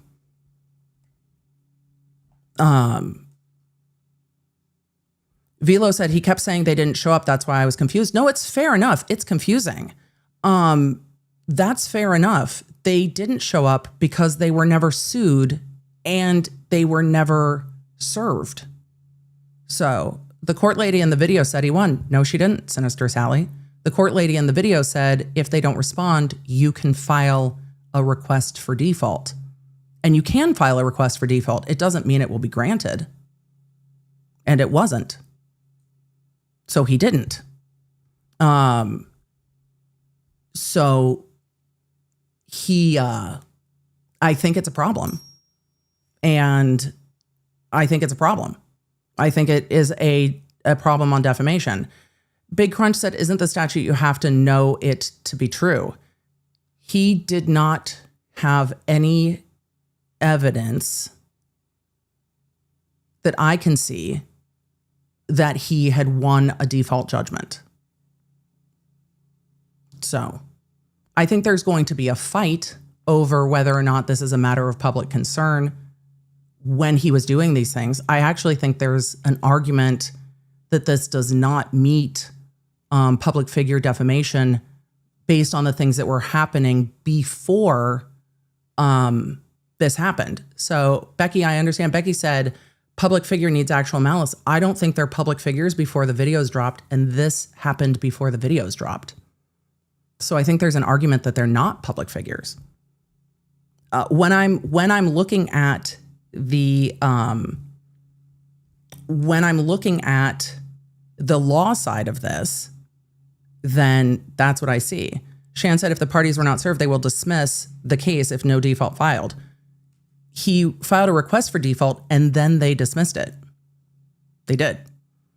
So it's a problem. And I don't think they will need a malice. I don't think they will need actual malice. So I don't think that at the time this was happening, before the videos dropped, this will be public figure. I think there will be an argument over that. I think it should be litigated. But that's interesting. So it's, again, it doesn't help me to tell all of you that these things are just not going to be problems because the corporation has done things that are distasteful, because that doesn't help anyone understand the law. So is the CEO always a public figure? This isn't. These things are directed at Josh Johnson. So no, I don't. I think there is an argument there that this does not relate to a public figure because it's directed at the location. So I don't think these were directed at the CEO. It's going to be litigated. I just think it's going to have to be litigated. And I think there's a lot of arguments in litigating this. Okay. Continuing on. They go on to say that affixing materials to windows, which is a vandalism, even if you can remove it, acts of vandalism and continued trespass, distributing shirts, flyers, and banners with false and misleading statements, and disparaging the brand. They go on to say that the images and content separately evidence the furtherance of the acts of defamation by allegedly creating an organ entity with a name we steal from old people. I do not think a pattern of defamation counts as a RICO case. I just don't. Megan says, how do you win a lawsuit but lose your whole company and never collect a dime? I don't know which lawsuit you're referring to that was won, because at everything we're looking at, there are lawsuits ongoing, but there are no lawsuits that are won. So it goes on to say that this is an ongoing pattern of gracious. We will talk about this when we get to the TRO, which I hope is soon. It's not on the 22nd. So if the question was, and some of you in the chat are clarifying, if the question is they could win parts of this lawsuit and lose their entire corporation, yes. Yes, some of this will be a problem for Ben. All of this is a problem for BAM.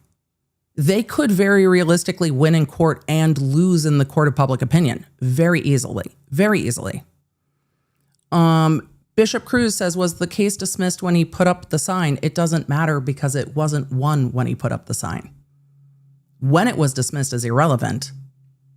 The fact that it was not, Megan reads banned books. No worry. No worries. Megan said I was being sarcastic. No worries. The fact that it had not won by default judgment is the problem. So that's the problem. But a win in court is not going to undo a loss in the court of public opinion on this case. I don't think.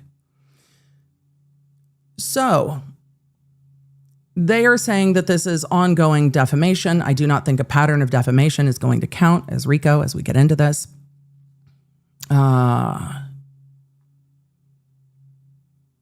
Did they really use the registered trademark mark? They're going to end up in trademark court for improper use of trademark. That is still an improper use of trademark. Still an improper use of trademark. Is that a crime? No. Oh, this one, they've only got the TM. This one, they've got the registered trademark. Can you put someone's registered trademark on merchandise and sell it? No. Can they go after you to get back all the proceeds from this? Yes. Could they go after all of the proceeds from the sale of this merch? Yes. And they would probably win on that. Yeah, they would definitely, they would probably win on that. Because using the name that is a registered mark on merch is not going to work.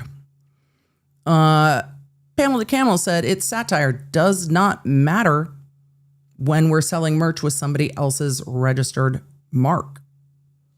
Are they doing that now, though? I don't know. I do not know if they are suing also under trademark. So you can't, if Bricks and Minifigs is like, if this first one that we're seeing in the ARC is their registered trademark, and the second one in the same words, same color, different configuration is not his, we're going to end up back where we were with the Jack Daniels Bad Spaniels, and Bad Spaniels lost. And that is recent opinions where Bad Spaniels lost. So we are going to end up back in a Jack Daniels Bad Spaniels where is it parody or is it not, where they could end up losing the same way Jack Daniels Bad Spaniels did. But yes, they could be sued for using the mark and having any of the proceeds divested. But we would have to get back for the Jack Daniels Bad Spaniels. Cat Southern Charm said, can't Bricks and Minifigs get in trouble for a frivolous suit? Which suit? Because this one has things that are a problem. Not all of it, but this is not the first lawsuit that I've been critical of for being overblown. We have gone through lots of complaints that are wildly overblown. But it doesn't mean there aren't any causes of actions here. So, Nadrum said, isn't that what they wanted, to get sued for stealing their name? It is what they wanted, to get sued for stealing their name. Rabbits in the chat said, win the battle, lose the war. That very well may end up where we are. Rave said, if the merch is pre-order and the orders are refunded before production, then BAM can't get the proceeds. Not legal advice, but if they were never sold, then correct. Dallas said, just had to write a paper on Jack Daniels Bad Spaniels. It's a really interesting, it's interesting conundrums, but I think a lot of the law in this is not as easily dismissed as it might seem on its face. And I don't think it's helpful for me to just say, oh, fuck, really? with a mock coronation, but there are other things in here that are going to be a problem. It doesn't help, I think, at all for me to just say, well, this corporation's being ridiculous. None of this matters. Some of it will be a problem, and all of it is going to be expensive, for sure. So continuing on, because I really, really do want to get to the really want to get to the TRO, and we're 3 hours in. I said it was going to be a long day. So let's see. Horn said, why didn't Ben just take out a TRO to stop them from selling and a third party to take possession till the dispute is settled? I do not know. That wouldn't be a very entertaining YouTube video, is my first thought. My second thought is, I don't know if there are a couple options there that would have been a way to get this into court in a different way. But for some unknown, the thought process was, if they sue us, we can get into court with them for free, which is also, court and free don't go together. Yeah. So court and free are not a thing. But I think that there were some other options early on in all of this, but the shit's out of the horse on that one. But, excuse me, but I do think there were some other options earlier on in all of this. 100%.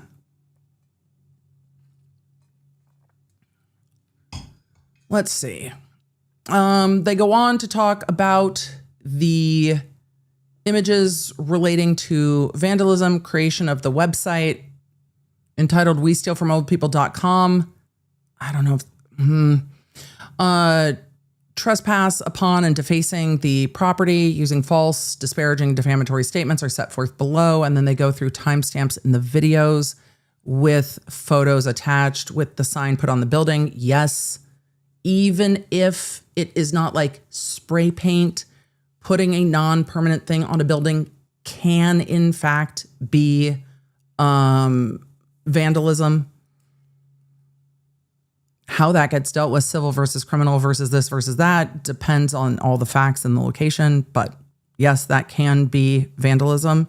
Affixing signs can be vandalism. Let's see. Is this a bag? I don't know what this is. Or a sign. Bricks and minifigs we steal from old people. What's going on inside is so disgusting it's going to make you throw up. Oh, they're barf bags. That's probably going to some tortious interference to try to dissuade people from going into the store. Trying to dissuade people from going into the store is kind of classic tortious interference. And some of this stuff, the legal side of it is deeply nuanced. If this ever gets to a jury, you are also going to deal with the vibes of it, right? The deeply nuanced legal side of it, and there is an argument over whether or not the Legos were stolen. That is still in dispute. But is a jury going to look at the information given to Ben and then whether or not he came to a wrong conclusion is different.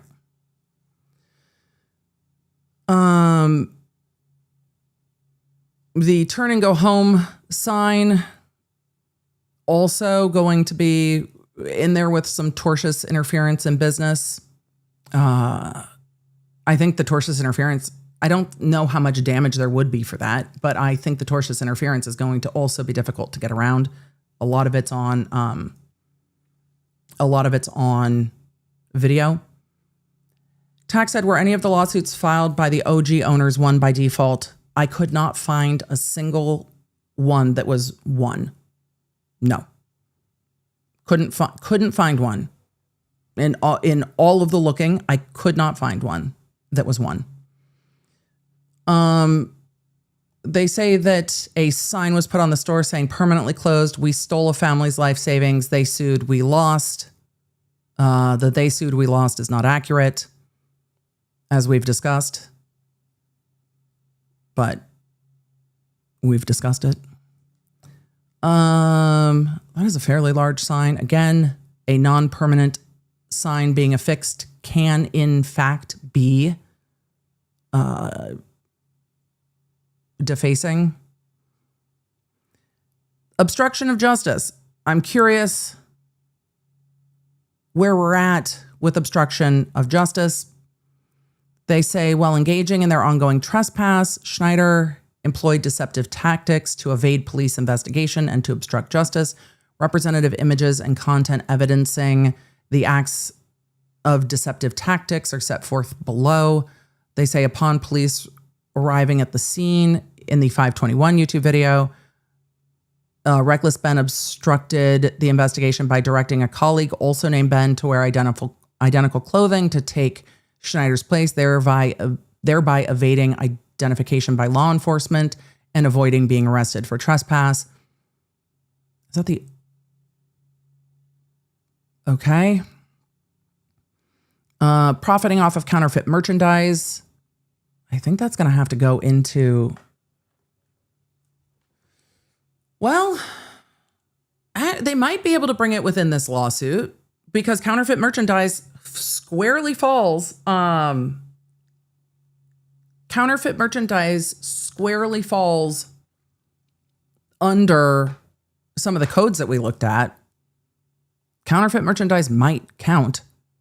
However, I do think there is an argument that it is a trademark violation and not actually counterfeit because it doesn't seem to purport, well, we're back in the parody versus use of trademark, but I don't think it's counterfeit because the counterfeit merchandise doesn't seem to actually purport to be from the source.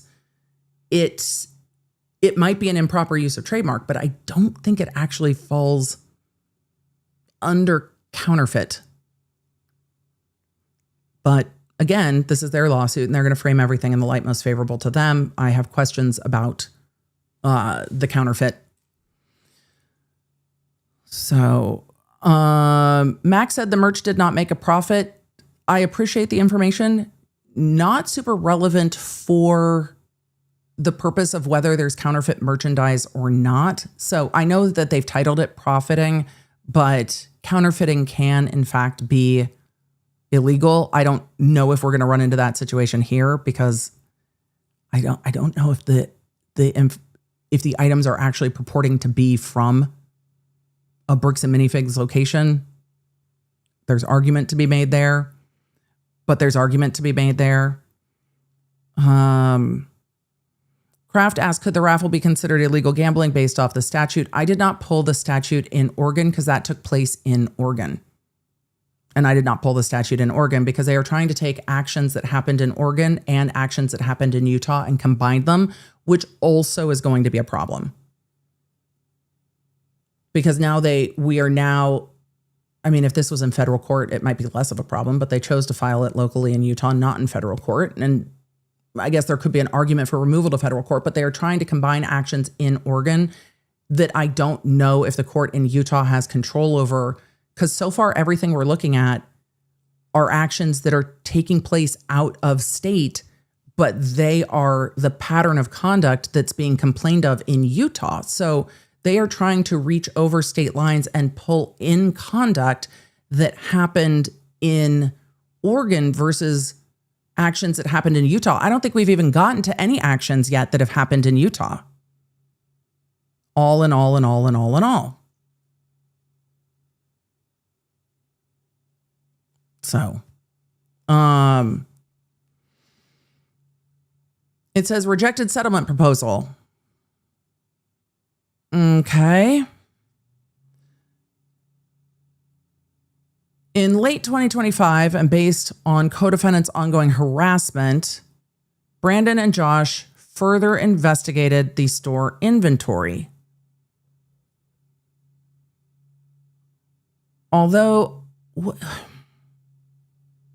chat, can you let me know when Reckless Ben says that he got involved in this litigation or in this story, because I think it was in 2026.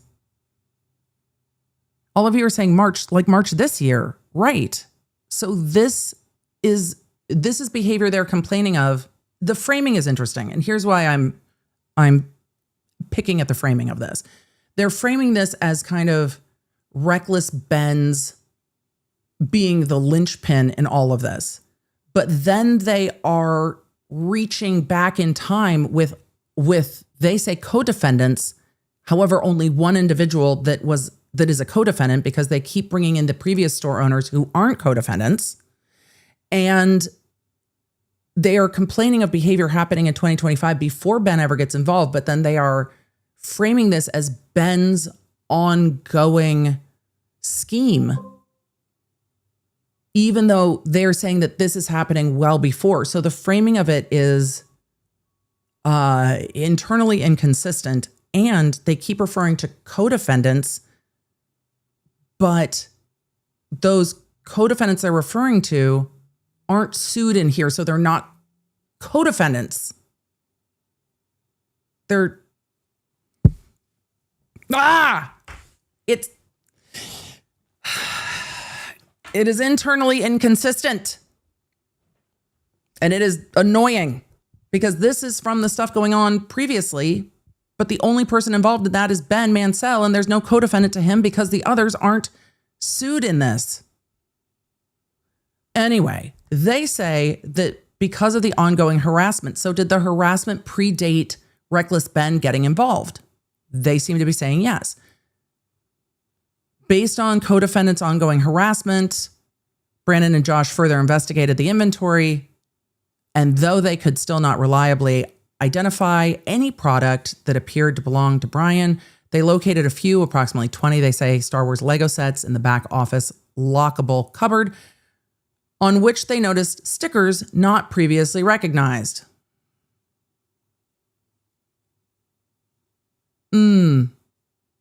Now there's stickers.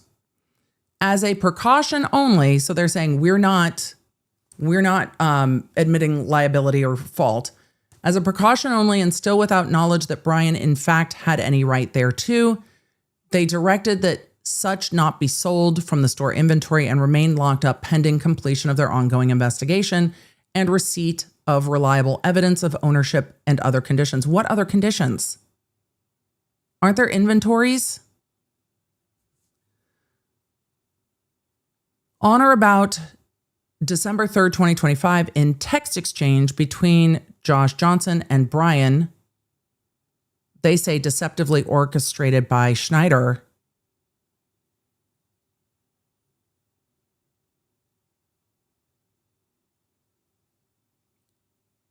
is that before? Is the what? I don't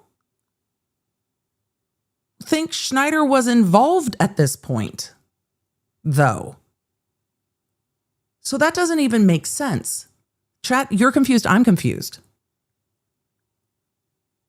Because I think, and please let me know if I am misremembering, but I think that Ben said in one of his videos that he was going through his emails looking for his next story when he was waiting in line to get into Coachella, Burning Man. One of those two. But I think both would be after this. So I think this is after he was involved. Or this was before he was involved. I'm very confused as to the dates, but this seems to me before he was involved at all. But they say in a text exchange between Josh and Brian, they say it was deceptively orchestrated by Schneider, but before Schneider was involved. And after sustaining incredible business disruption and harm,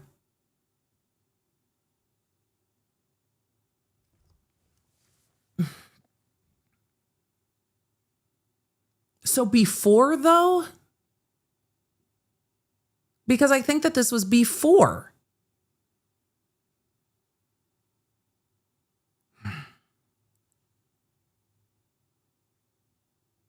The timing on this is odd to me. Just put a big old note. Put a big old note up on this one. The timing on this is sus to me.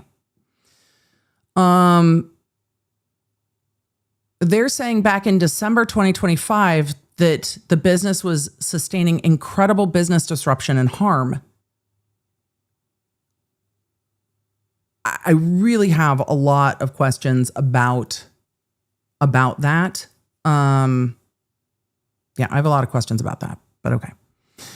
They say that Josh discussed a possible settlement scenario under economic duress. Purely as an accommodation and without any legal obligation to do so, Josh discussed a possible settlement scenario to allow Brian to retrieve a few sets that had been previously identified as merely Star Wars related product in the back office. Does this go to anything in the suit, or is this just because this information, they want it to be out there? Mango Tango said he got involved in September 2025-ish. Okay, if it was that far back, then this timeline would make sense. I just didn't think it was that far back, which is why I asked, because I do not know. Ameline, Ben did not win in small claims court. But I don't know if this goes to any of their claims or if this goes to information that they just want out there in the complaint, thinking that people are going to read through all 300 pages of it. And yet here we are. We have to definitely get zooming. We're never going to make it through. They say this was because they wanted the disruption to the businesses to stop, that Josh had set aside pending receipt of ownership documentation from Brian. Josh indicated a written apology and other concessions would need to be made, and the harassment must stop. So this is covered in the video. Okay. Interesting. They say that Brian rejected the proposal outright and responded, "Unless you are going to make us whole on the whole Lego collection, I don't see where we have anything to discuss. This confirms the enterprise's interest."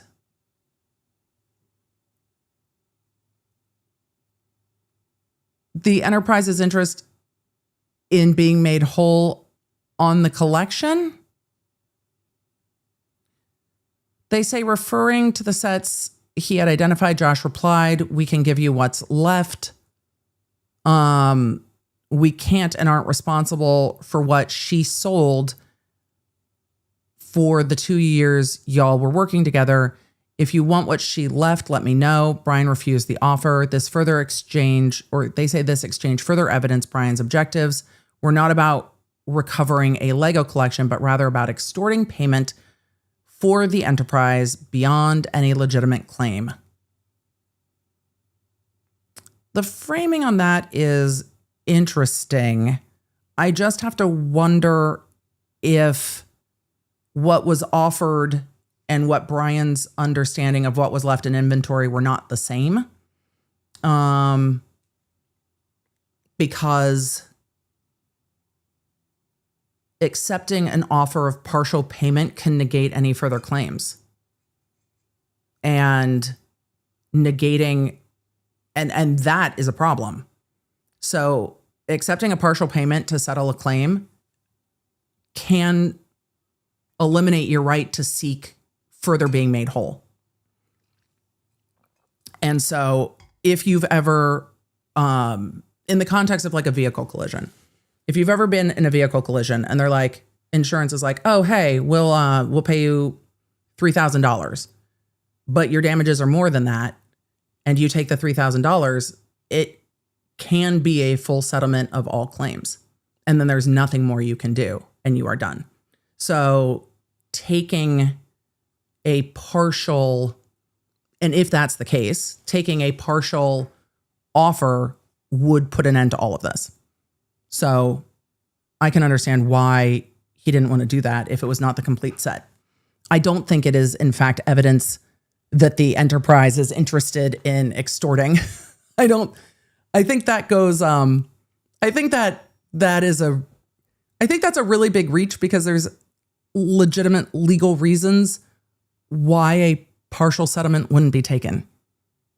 It's really a reach. Extortion, harassment, and threats of violence, part 2. Also, have we gotten to anything that's actually happened in Utah yet? Because so far, we're all in another state. On or about December 11th, 2025, a member of the group admitted and or revealed conspired unlawful actions to an employee Adam. And they had already, actions that they had already taken and planned future harassment, extortion, interference, and vandalism of the company. This conversation was reported to the Provo Police Department in case number. Okay, so we're in Utah now. In December 2025, they say Reckless Ben and an associate entered and unlawfully remained at the corporate offices. Okay, now we're in Utah. Great. And filmed without permission using concealed devices. They refused to leave when directed, effectively trespassing. I mean, are we trying to use trespassing as the basis of a civil RICO action? Because it's, that's a challenge. Bricks and Minifigs contacted Provo Police Department, initiated a report, and requested charges. Are those charges out of Provo? Hold on. Let me take a look real quick. Oh, I have to relog in. I'll do that in a minute. I've talked so long that my login has, in fact, expired.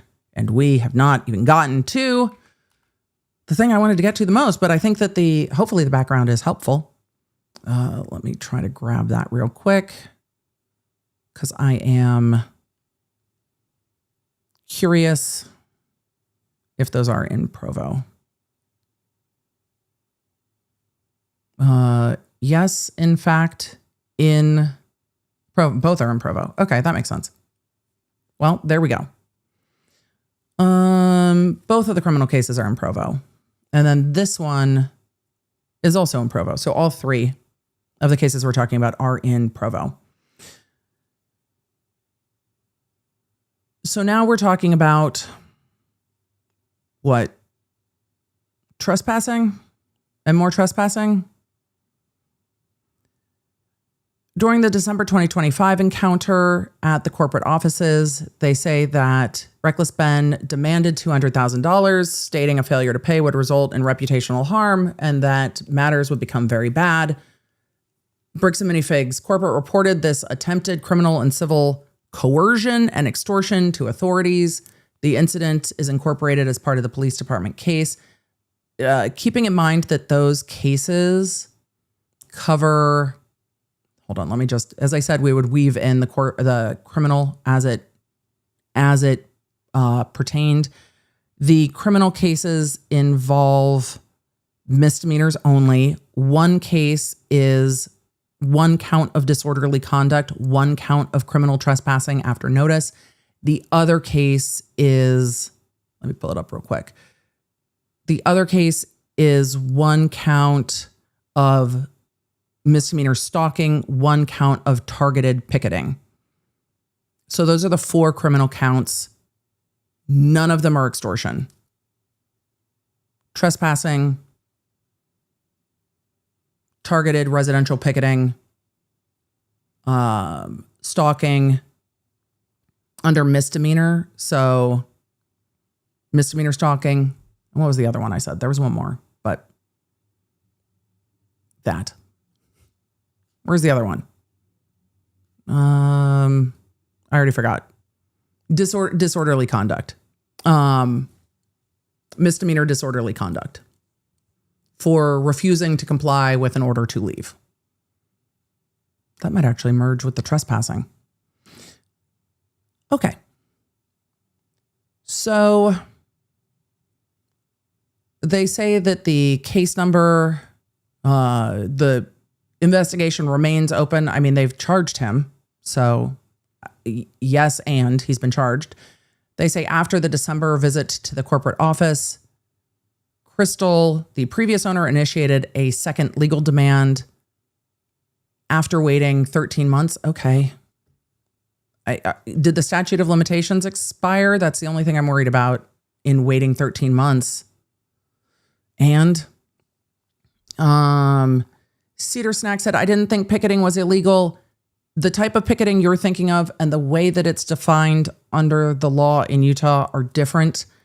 The same way chemistry is not illegal, but in Utah, clandestine chemistry is in fact. So that they do not mean picketing like protesting outside of a business or something like that. That is not how they mean it. We can get into it, but then we will never get to the TRO. We might need a part 2. But they are trying to allege that it seems that the new legal complaint was because of this pattern of behavior. And they go on to say that Chrystal informed Ben of BAM's rejection of the face-to-face meeting and her renewed legal demand regarding the underlined private civil matter. They keep saying that. In the course of the BAM and Chrystal face-to-face meeting and a veiled threat, they say Chrystal asserted that she and Benjamin, not Reckless Ben, could and would not stop Schneider's continued harassment and involvement as an alleged documentarian.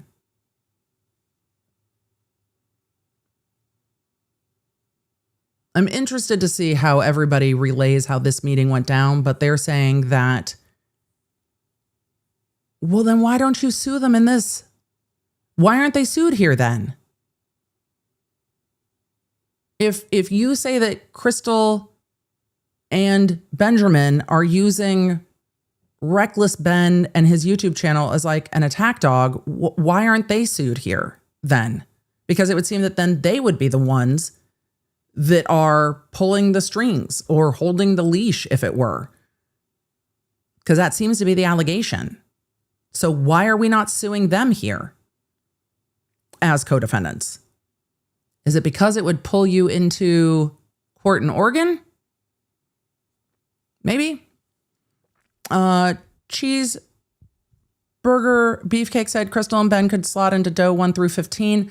That's an improper use of does. Because they're known.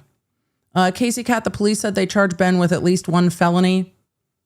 I do not see that Ben has any felony charges in the entirety of the state of Utah. The police may have recommended a felony to the district attorneys, and the district attorneys may have been disinclined to acquiesce to that request. But in the state of Utah, as of today, he is not facing any felony charges. They might have requested it, but they did not. So the DAs do not have to go along with the police recommendation. So he's not been charged with any felonies as of today. They go on to say that the choices in this lawsuit are interesting. They go on to say that Chrystal relocated out of the country for approximately a year through early 2025. She's still engaged. Well, if she's still living out of the country, that might be part of why they didn't sue her in this complaint. But if she's suing them, she's already engaged in litigation with them, that might not be the biggest hindrance. Let's see. They go on to say that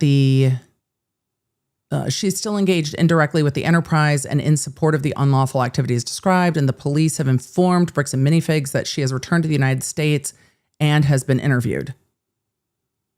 Odd to me. Odd to me that they are not suing her here. They go on to say that in February of 2026 on a call with Bricks and Minifigs as a part of an attempted dispute resolution. Chrystal and Benjamin threatened that if Bricks and Mortars did not pay their demand for $300,000, quote, they would not be able to control the documentarian Schneider from releasing damaging and doctored videos harming the company. I'm going to need receipts on that. Yeah, I'm going to need some receipts on that. They say the extortionistic threat directly evidenced their knowledge, conspiracy, aiding and abetting, and coordination with Brian and Schneider, and yet they are not sued as defendants here. Therefore, they say that Schneider initiated a series of fake lawsuits not properly served against fictitious entities to create fake bases for them to deceptively claim that they won a lawsuit in Schneider's published YouTube content, which was false and misleading and in furtherance of the enterprise. I think it is false. I agree that it's misleading. I do not know if it's in furtherance of an enterprise or a video, but I don't know if they intended the lawsuits to be fake. I think they just did it wrong. And then saying that they won is in fact false. They go on to say that on March 8th, 2026, Sunday, Schneider and the Schneider Group deceptively dressed up and impersonated federal employees, a fake USPS or UPS outfits. These are not the same thing. Stop it. No one impersonated a federal employee. Stop trying to make fetch happen. This entire lawsuit, if you just narrowed it down to actual shit that mattered, would just go a lot further. But the reaching for things that do not exist is just too much. It's just way too much. There is no impersonating federal employees. We are just trying to make fetch happen way too much. And I don't know why they would put this. I don't know why they would mix in some of these claims that are so easily and quickly disproven and overreaching. They say that they delivered a package containing undisclosed but humiliating items. They're not talking about a package with rubber ducks, are they? They're not talking about a package with rubber ducks, are they?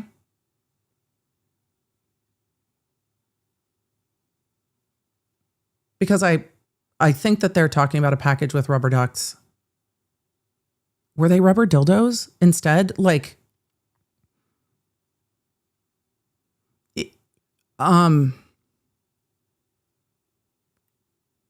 they delivered a package containing undisclosed but humiliating items and requested his signature on a device or form.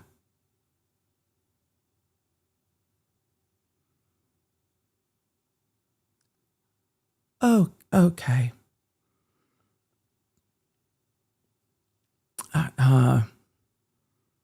Was it a flying V? I don't even know what to do with that. I mean, at least it wasn't a goat. They say multiple vehicles were parked in front of the house while with individuals filming the interaction. They say Josh considered this to be another trespass. Okay, well, your consideration of people parked on a public street as a trespass doesn't really count. The curtilage does not extend to a public street. They say Josh reported this incident to the police, and the police department responded by escorting the offending individuals off the property for trespassing. Well, I think they were trespassed then. They have to come back for it to actually be a trespassing because you have to have the notice first. They say notwithstanding the police intervention at Josh's residence, Schneider thereafter began continuously calling Josh's phone number, further escalating the harassment and extortion attempts. They go on to say that on Sunday, the same day, 1 hour after harassing Josh above, Schneider and the Schneider Group deceptively dressed up as an impersonated federal employees. Is this the same incident? No. impersonating federal employees in a fake USPS or UPS outfits. That's so not the same, but I've gotten so annoyed that Fred is like, what are we doing? The fact that the lawyers think that USPS and UPS are the same is concerning to me. And if they don't think they are the same and are alleging them it's the same, it's, concerning to me. They say that they delivered a package at the residence containing undisclosed but humiliating. Okay, well, if it's undisclosed, is it humiliating? Either you know what's in it or you don't. Undisclosed but humiliating items and requesting signature upon information and belief, as stated in the videos. The intent was to acquire the signature to use in additional fraudulent schemes. Well, get incogni, and then people won't impersonate you as effectively. But what fraudulent schemes? They say multiple vehicles were parked in front of the house with individuals filming the interaction. Josh reported this incident to police. Wait, why not Brandon? It's Brandon's house. They say that the Sandy Police Department responded and trespass notices were issued, Exhibit 1. Further on Sunday, they say that the group appeared at the home of Josh's sister and an innocent bystander not affiliated. They're referring to the sister as an innocent bystander. They say upon information and belief, they impersonated state police officers. They impersonated Fred. Thank you. They say that they impersonated state police or officers of the court and falsely told Jessica they were investigators investigating a crime. This incident was reported. They say that on Monday, a member of the group appeared at Josh's home pretending to be a member of his church congregation to lure him out of the house, to harass and record him. The member informed police that he had been paid by Schneider to do so. After you've been trespassed, sending someone to the house to initiate contact can cause problems. Yeah, can absolutely cause problems. Fred, you are trespassed from the desk. Fred's like, I don't give a shit. I'm a cat. You can't trespass me.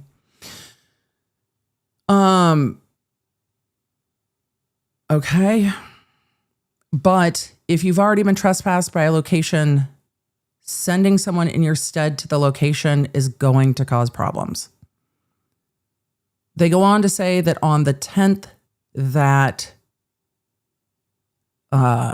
Reckless Ben and a team member visited Josh's house to further harass and engage in content creation, which was again reported. They say that a trespass citation was issued. I mean, was he on the property? Schneider was arrested on residential picketing charges. That's the misdemeanor charges that we're talking about. But if he wasn't, I don't know if he was on the property or not on the property. That is going to matter. Whether he's on, that's going to matter. I do not know what Utah's, once you're trespassed, what the range is. Let's see. On March 11th, they say that Reckless Ben trespassed again to deface and hang a defamatory banner in the subdivision. After it was reported, the police responded and a stalking citation was issued. We've seen those charges as well. They were arrested on stalking charges, booked into the Utah County Jail, and then released on bail. On the 11th, Schneider and his team made an appearance at the Orm Bricks and Minifigs location, where he disparaged and defamed the company to customers before an employee removed them from the premises. A trespass warning was issued. I mean, that can get into tortious interference. So that can get into tortious interference. I still don't think that this is a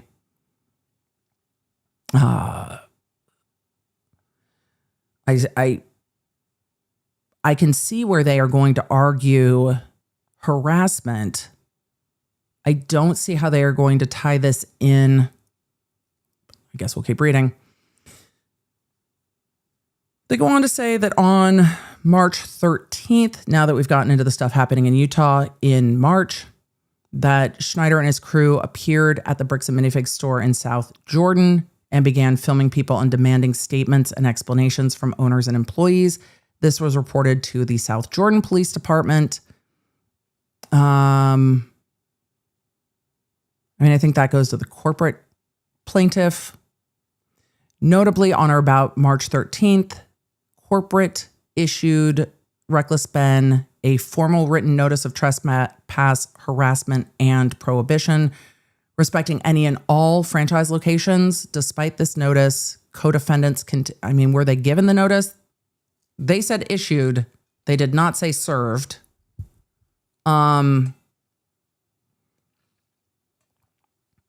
Issued and served are two different things, but they say issued a notice regarding all franchise locations. They say despite the notice, co-defendants continued their campaign of harassment and destruction at multiple locations in Utah before moving on to California, where they similarly harassed other franchise stores and employees. Fred, I'm wearing black. Thank you. They say during these ongoing spring 2026 incidents, state law enforcement officers attempted to corroborate across state jurisdictions. They say on or about March 27th, Schneider was scheduled to appear before the 4th Judicial District Court regarding the stalking matters and failed to appear. Upon information and belief, a warrant issued for his arrest. Hold on, which matter did they say that was? They said that was a stalking matter. That was filed on that date. Let's see. I'm just going to look at the docket real quick because I have pulled that up. Let's see. They issued a hold with bail on the 27th, and it was a WebEx, and then there was a promise to appear, initial appearance. They did issue a warrant.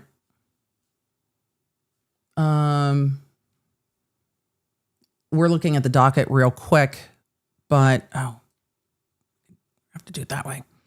They had the initial appearance. They filed the promise to appear, issued the warrant ordered, filed initial appearance. When was the initial appearance filed? Hold on, let me. On the 27th, warrant issued on the 27th. Appearance of counsel, notice of limited appearance on the 30th. So that was resolved in 2 days? Okay. It looks like that was held, and then the warrant was recalled 2 days later. That is not the most staggering thing that has ever happened in the world in a matter of 2 days. So, but that is factually true. Let's see. Upon information and belief, a warrant was issued for his arrest. What day was this? This was filed after that was cleared, though. And that's the thing that bugs me. That was cleared 2 days later before this was filed, and they just kind of leave it. They just kind of leave it out there. Further unlawful activities and furtherance of the enterprise. I now have cat fuzz. Thank you, cat. I now have cat fuzz. Let's see. Penbrook said failed to appear. Isn't that defaming in the suit? No and no for a couple of reasons. One, he did fail to appear. It was cleared 3 days later. But yes, he did fail to appear. And the failure to appear is noted on notice on the court docket. But also within litigation, there are some other types of privilege. So no, it is not defaming. But also it's for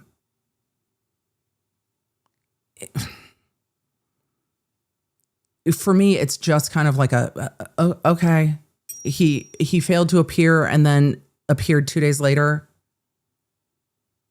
Things that happen in misdemeanor court every single day. They are trying to make it seem like he is someone that the court should be wary of. See, he didn't appear in court. See, he has criminal charges. They've never mentioned, by the way, that these are misdemeanor criminal charges. So it is written to leave written in the light most favorable to those who are filing it, which is why we say lawsuits are allegations and shade, which is why we just check everything against the court dockets. They say further unlawful activities in furtherance of the enterprise. They say that the defendants very carefully planned their pattern of unlawful activity and knowingly coordinated amongst Chrystal, Brian, and Schneider, including alternating public and legal actions. It's an odd sentence. They say that additional May 2026 communications between Brian and Schneider and presumably Chrystal, including public and private exchanges in which they have discussed ongoing strategy to harass, intimidate, and pressure the franchise's personnel, including as evidenced in Reddit threads, comments on publications, and other social media and electronic means. How do you know who's writing the Reddit thread? How do you know who's writing the Reddit thread? How do you prove that? Do you already have a subpoena out to Reddit? I mean, they do say upon information and belief, but it's a reach. They say that their following images evidence the engagement of Chrystal with the co-defendants, yet still not charged and not sued in this. They say that Chrystal recklessly and without proof discussing and misrepresenting a private business dispute. Oh my God. Private business dispute is the new unintentionally. Y'all don't want to be sounding like Sarah Boone in your lawsuit, I promise. They say Chrystal recklessly and without proof discussing and misrepresenting a private business dispute with BAM while speaking with Schneider, and further providing Schneider with security cam footage to aid Schneider and the Schneider group in producing the video. And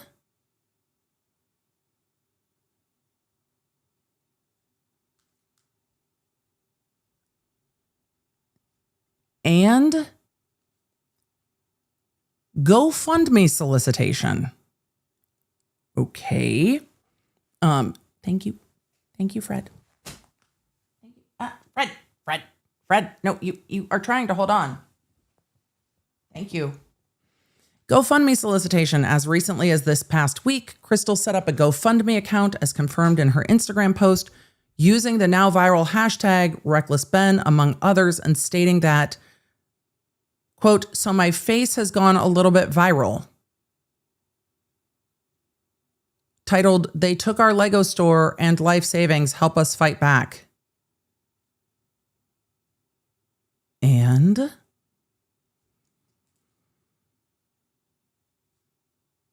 upon information and belief, they say Chrystal deceptively has not disclosed the true nature of her private dispute with two. Yes, I'm reading that verbatim. That one was not me. That was the sentence structure.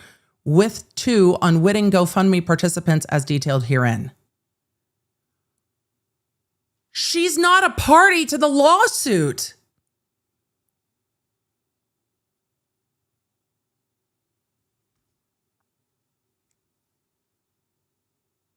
Okay. The publication's false accusations, ongoing damages, and irreparable harm. They say that the publications, especially the video on May 21st, repeatedly and falsely defames and accuses Bricks and Minifigs its corporate leadership, franchise operators, store employees, and local police of theft, criminal conduct, corruption, and a cover-up.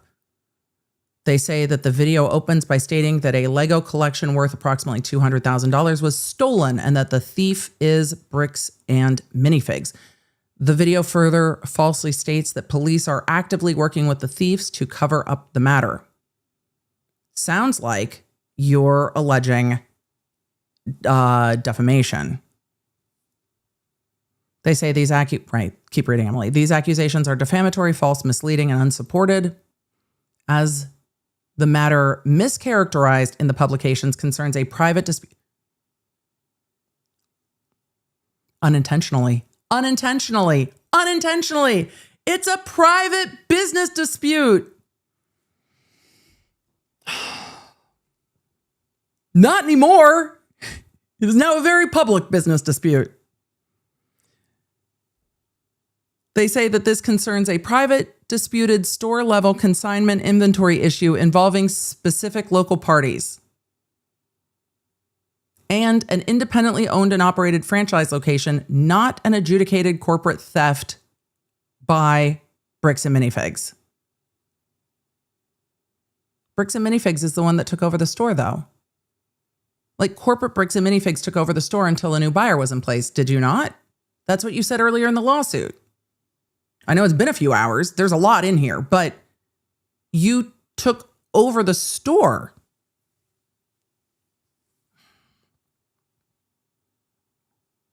It's a private business dispute.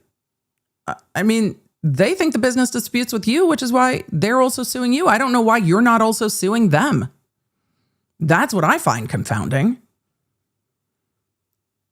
They go on to say that in the video, Schneider directly confronted the CEO, falsely representing and stating, "You took the Legos," asserting he is lying and stating that he was in on this cover-up. They say video evidence of this confrontation is included in Exhibit C. This video does not confine itself to commentary. It depicts and promotes repeated in-person confrontations at Bricks and Minifigs stores and corporate offices, including visits after personnel asked Schneider to leave, which, again, is why there are trespassing issues, but a lot of those happened out of state. In the video and podcast, they say Schneider repeatedly threatens Bricks and Minifigs, stating as an example that he will do whatever it takes and that he will stop at nothing in the campaign to extort monies from and to harass, bully, threaten, and assault. How are we using that word? Bricks and Minifigs and its personnel. He frames the response options as either responding with the extorted payment, i.e. the easy way, or continued assaults. I have issue with that word. Destruction and damages of any and all kinds, i.e. the hard way. He further threatens that Bricks and Minifigs deserves to have its life ruined and described plans to engage in intentionally provocative and even illegal acts to force litigation or further public pressure. They go on to say that in publications, Schneider goes even further to incite and solicit Bricks and Minifigs employees and to act as undercover agents, stating he needs a Utah criminal defense lawyer and intends to take the entire corporation down. And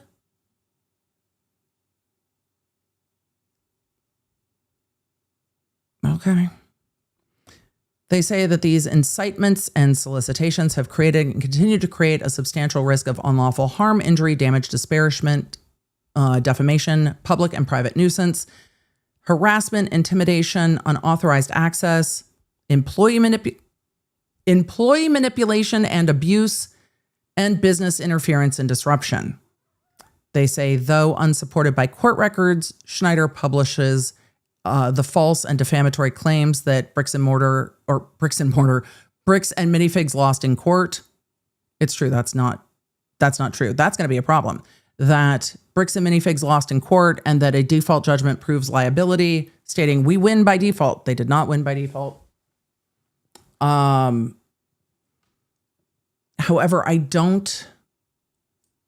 if this all narrows down to that cause of action, it's really going to be a very different lawsuit for sure.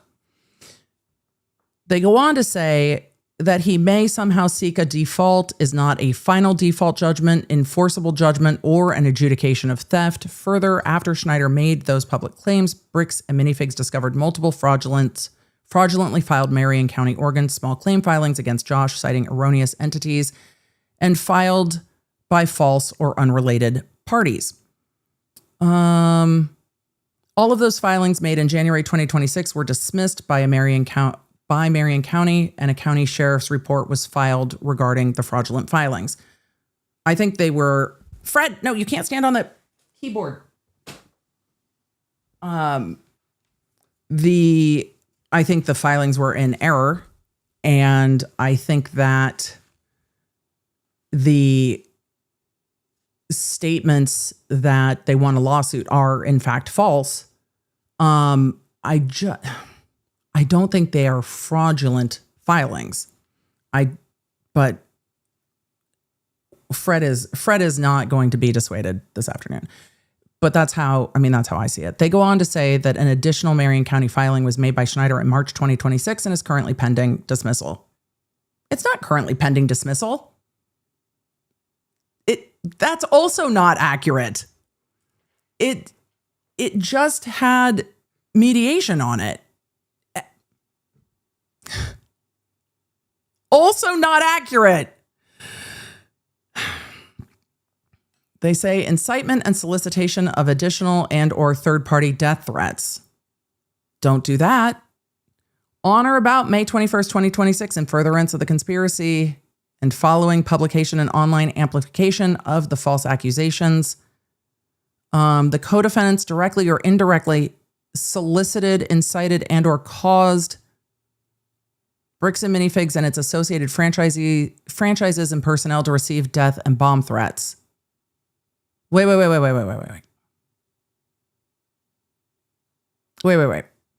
Are you saying that these things have happened, which they may have happened, but how are you saying that you know that the parties that you are suing are the parties behind that? Because I can see a world where the internet has gone real world, which they shouldn't. And actually, if the internet goes real world, it's going to make this worse for Ben. But I don't know how they are going to connect internet fallout to solicitation of those threats. But if people are doing that, it is going to make this more difficult to navigate for Ben.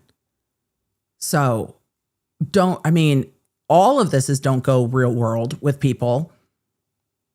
But that's my stance on things generally. So they say that the threats have been reported to local law enforcement and the FBI. True and correct copies of the various threats towards plaintiff is attached in Exhibit K. They go on to say these threats have been extremely concerning and personally and collectively damaging. I'm sure that that's true. For example, following the publications of the video, Bricks and Mortar Minifigs received the following threatening email from fuckyourselves@uclowns.com. They bleeped out the fuck word. Okay, so they received the following email from fuckyourselves@uclowns.com. I got a corporation with, I have no idea. Are they talking about franchisees? And our specialty is messing your shit right up. Would be a shame if you, I hope that says fucks, got a visit from one of my owners because I can control what they do on that level. I heard they leave the plate quite messy. Hope your dickhead CEO is a strong boy.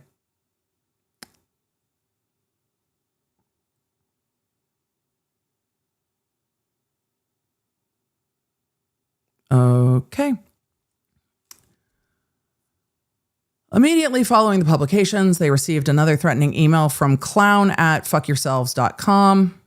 fuckyourself.com, stating, I will be mailing you guys some explosive Lego sets, super hot items, about to go boom. Your CEO has 2 days to step down before random stores going to get fun packages. You have been warned. I hope that says fucks.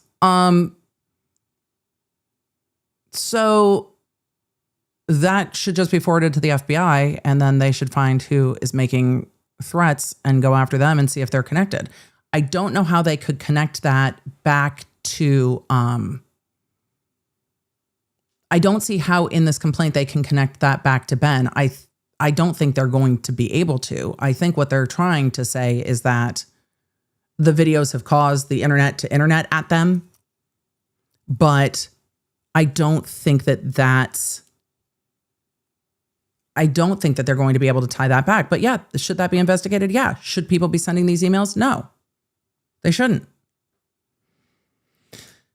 They say that the threats and ongoing harassment have caused immediate irreparable harm to plaintiffs, including plausible risk to the employee safety, franchise safety, employee and customer safety, business interruption, reputational injury, increased security costs, store disruption, management distraction, and fear among personnel and their families.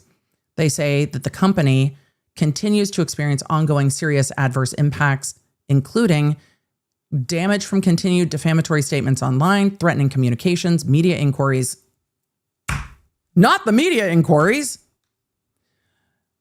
Reputational damage and substantial legal and public relations expenses. I bet there are extensive legal and public relations expenses. You've not navigated those well. And it seems that every time you call the police respond. They say, as evidenced in the May 21st, 2026 Patreon video and publications, Schneider made additional statements, in pertinent part using hate speech and religious bigotry and inciting followers to engage in hate speech, which many did, as evidenced by Exhibit K. Again, I don't know if because of the representations we have seen in the past, we'll see what the receipts say, but inciting people to reach out to the company in that way when he is charged with harassment can cause problems. But I don't know if it's continued defamation. And it also, everything that we have seen has been mocking and parody and more mocking. So I guess we'll see what they say in Exhibit K. They say monetary damages alone cannot remedy bomb, death, and other threats or the risk of copycat harassment against employee, franchisees, customers, or their families. They say the false statements constitute defamation per se because they accuse plaintiffs of committing crimes, which are statements actionable under per se law in Utah, without proof of special damages. Some of them are going to be, some of them I agree fall under defamation per se. They say Snyder's false and defamatory statements that plaintiffs are thieves who stole from old people were published with knowledge of their falsity and with reckless disregard. Oh, are they just acquiescing to the public figure standard as to the company? I mean, as to the company, you kind of have to, but as to the individuals, are we just acquiescing that we need actual malice? Okay. I thought they would argue that they're not public figures until after the videos got made, but maybe not. They go on to say that this was published with knowledge of their falsity or with reckless disregard for their truth or falsity because Schneider knew or should have known that the underlying private dispute was a civil consignment matter. Oh, disagree. They go on to say that the conduct is repeatedly and brazenly trespassing, stalking plaintiffs and plaintiffs' store locations, private residences after being repeatedly warned to leave, and continuing to return despite trespass warnings from multiple police departments constitutes trespass under Utah law, that the use of "we steal from old people" tarnishes and damages the brand. Are we suing for that? I guess we'll see. That co-defendant's misconduct has presented plaintiffs in a false light. I guess they're suing for false light as well, before the public and by portraying them as criminals, thieves, and exploiters of the elderly, which portrayal is highly offensive to a reasonable person. That's the standard for false light if Utah has false light. The co-defendant's misconduct evidences a pattern of harassment under Utah code, including monitor, surveilling, threatening, or communicating to or about plaintiffs and their employees in a manner intended to frighten, intimidate, and harass. The co-defendant's misconduct evidences a private and public nuisance. The deceptive and contrived raffle, asserting that the store's failure to hand over a Lego set converted the matter into a criminal offense requiring police investigation, is a fabricated and sham claim. How do you pull that in on Utah? Like, how do you pull that into the Utah case, though?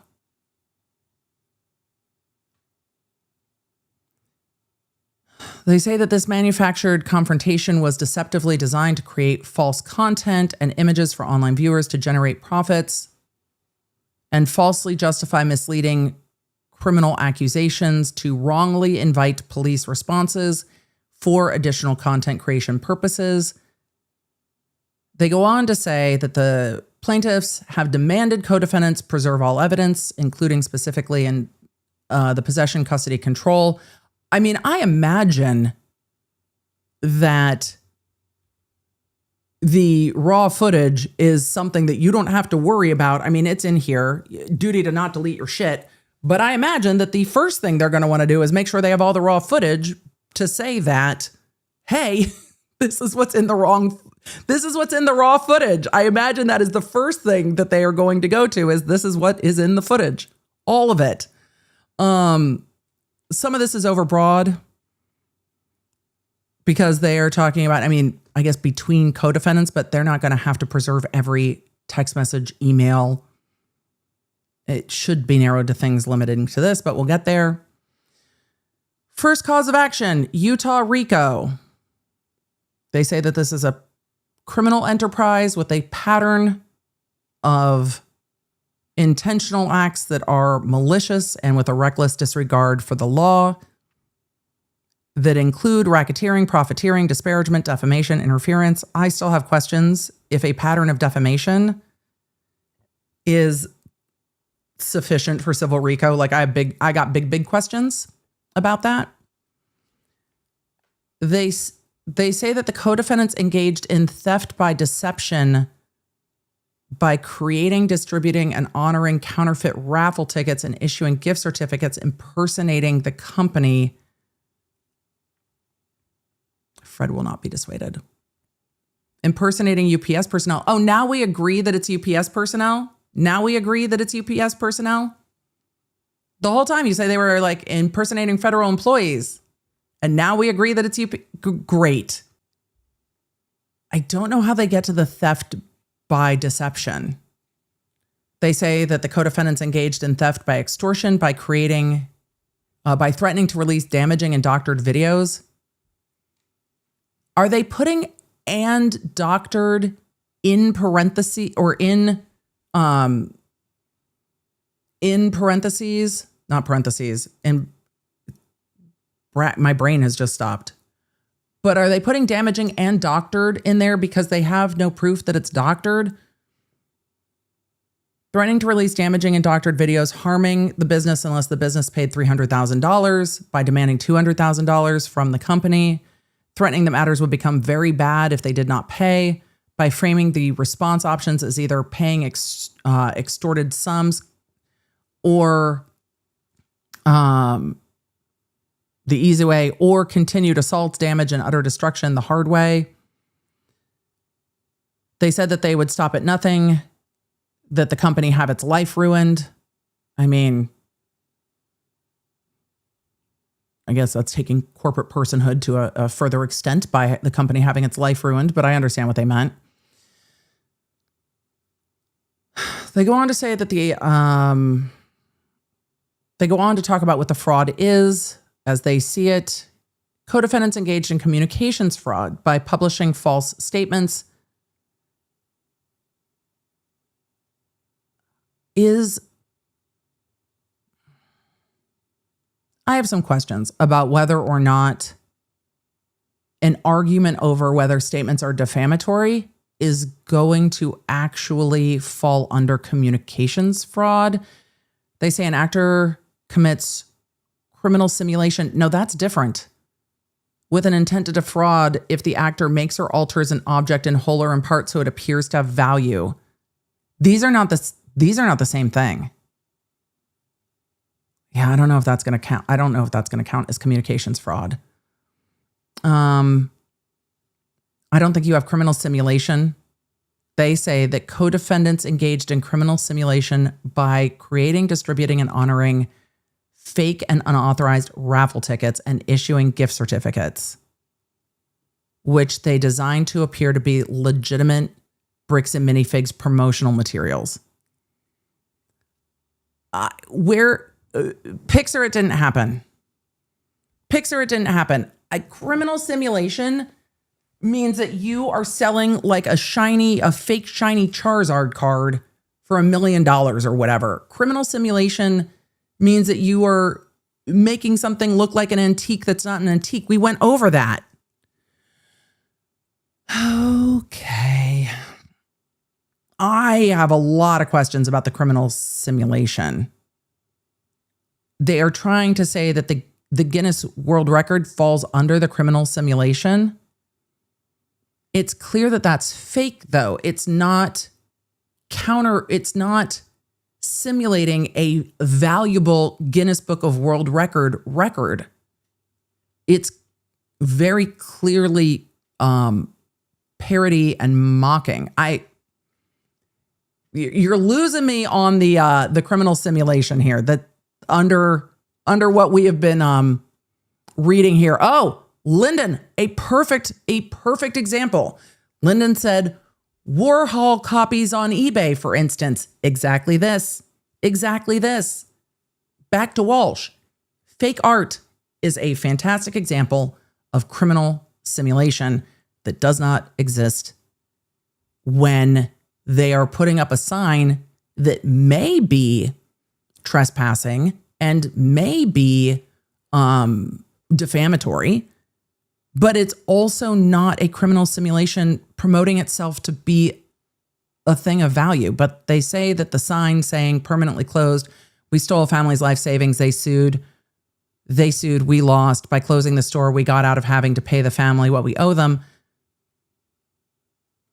They are saying that these are all fabricated objects. I think there are big arguments about that. They are alleging deceptive business practices regarding the raffle. They are alleging forgery. With regard to what? Wait, what's the forgery? Hold on. Defendants engaged in and solicited forgery by creating a contract with store personnel purportedly to deceptively obtain a waiver of trespass restrictions. Well, this all happened in Oregon. I don't think you have jurisdiction, but either way, and filing fraudulent court documents citing erroneous entities and filed by false or unrelated parties. I don't think that's going to count. By manufacturing fraudulent quote unquote court papers and legal documents designed to appear as being official court filings for use in staged confrontations of service of process stunts. I don't think that's accurate either, but they are saying that the court documents are fake. I disagree. Because there is a current small claims suit that would have service of process papers for it. So I don't think the court papers are faked. I would need more information on that. Obstruction of justice, which we saw earlier. So this is them listing out everything that they think goes to the racketeering.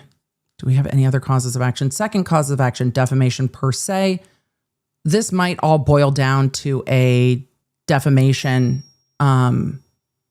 This might all boil down to a defamation suit at the end of the day. There's some reaches in that racketeering, but I think it's also going to get past a motion to dismiss. I think you're going to have to, I don't know, and I haven't looked at Utah's anti-SLAPP if there is one, but it's going to take some litigation. Third cause of action, defamation separate from defamation per se. Let's see. Fourth cause of action, injurious falsehood, trade disparagement, false light, which is a different variety of defamation. Let's see. Fifth cause of action, civil conspiracy. I mean, an ongoing agreement to defame. Maybe. I think it's harder when you get to trying to allege that that's a RICO enterprise. And it's not only co-defendants because they keep bringing in the other parties that are not sued here. 6th cause of action, tortious interference with existing and prospective economic relations against co-defendants. A lot of that action, though, happens in Oregon. I don't know how they're going to have jurisdiction over the Oregon time. Or I don't know how they're going to bring the Oregon actions into this. 7th cause of action, civil stalking against Just Ben, saying that he paid fans to engage in unlawful misconduct. Let's see. 8th cause of actions, nuisance. I guess we'll have to see. I mean, that's going to, some of these are going to be hard because they are not going to be able to be tied back. Let's see. 9th cause of action, trespass. I really wonder what the damages are on civil trespass. I'm curious. 10th cause of action, intentional infliction of emotional distress against co-defendants, against all co-defendants, but which plaintiffs? You can't have an IIED claim against a corporation, but okay. 11th cause of action, unjust enrichment, accounting, and disgorgement of profits. This is regarding the merchandise, but they're also going after any YouTube revenue, Patreon revenue. We'll see, but they are trying to go after all revenue for the defamatory statements and including the we steal from old people apparel and merchandise. We'll see what happens with that. As to using bricks and minifigs on clothing and saying bricks and minifigs and purporting it to be a registered trademark, that one probably has more legs than some of the other ones. Tamara said, could this be right for anti-slap? If Utah has an anti-slap statute that operates similar to others we've looked at, then yeah, absolutely. But it depends on if they want to. It depends on if they want to try to narrow it down. Rumplegameskin said it was not their corporate logo. I think that on the merchandise, it is close enough to their registered mark that it's a problem. I think it is enough that it is a problem because a corporate logo is not just the look and feel, it's also the words, and the words are also trademarked. So let's see. They are asking for an accounting, I mean, that's kind of standard in business disputes, disgorgement of profits and revenues, constructive trust imposed on, I don't know if you're going to get a constructive trust this early, but they're looking for a constructive trust, which means you take the money and put it into a trust so it cannot be diminished by things like legal fees. But everybody needs to hire lawyers now. So they need that money to be accessed to hire lawyers now. So, but they're going to try to grab it into constructive trust. I imagine they might make motions to try to do that early on to lock up money so it can't be used for lawyers.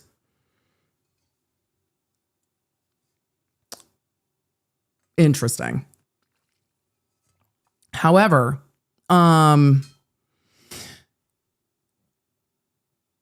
if lawyers are already hired, then they can't get to that. That's just a matter of practicality, not legal advice. But I imagine we will see them move for a constructive trust early on, trying to lock up the money, which would be shitty. But I think that they will absolutely try to do that. Yeah. We need to go look at the TRO. This is why we go through all of the things.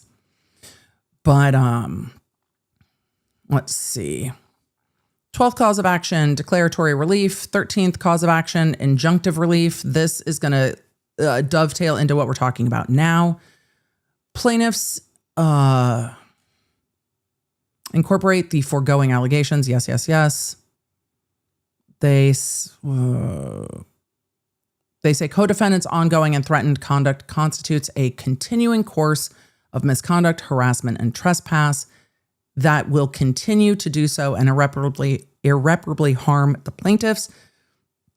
They say that they have demonstrated through their pattern of reckless disregard for the law, court orders.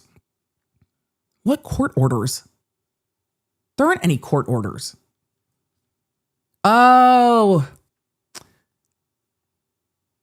they're talking about the failure, the like 2-day failure to appear is what they are citing as, that's why they brought it up. See, Your Honor, we have to get the restraining order because there's no regard for court orders. Police warnings and the rights of their victims. They say they will continue their unlawful conduct absent court intervention.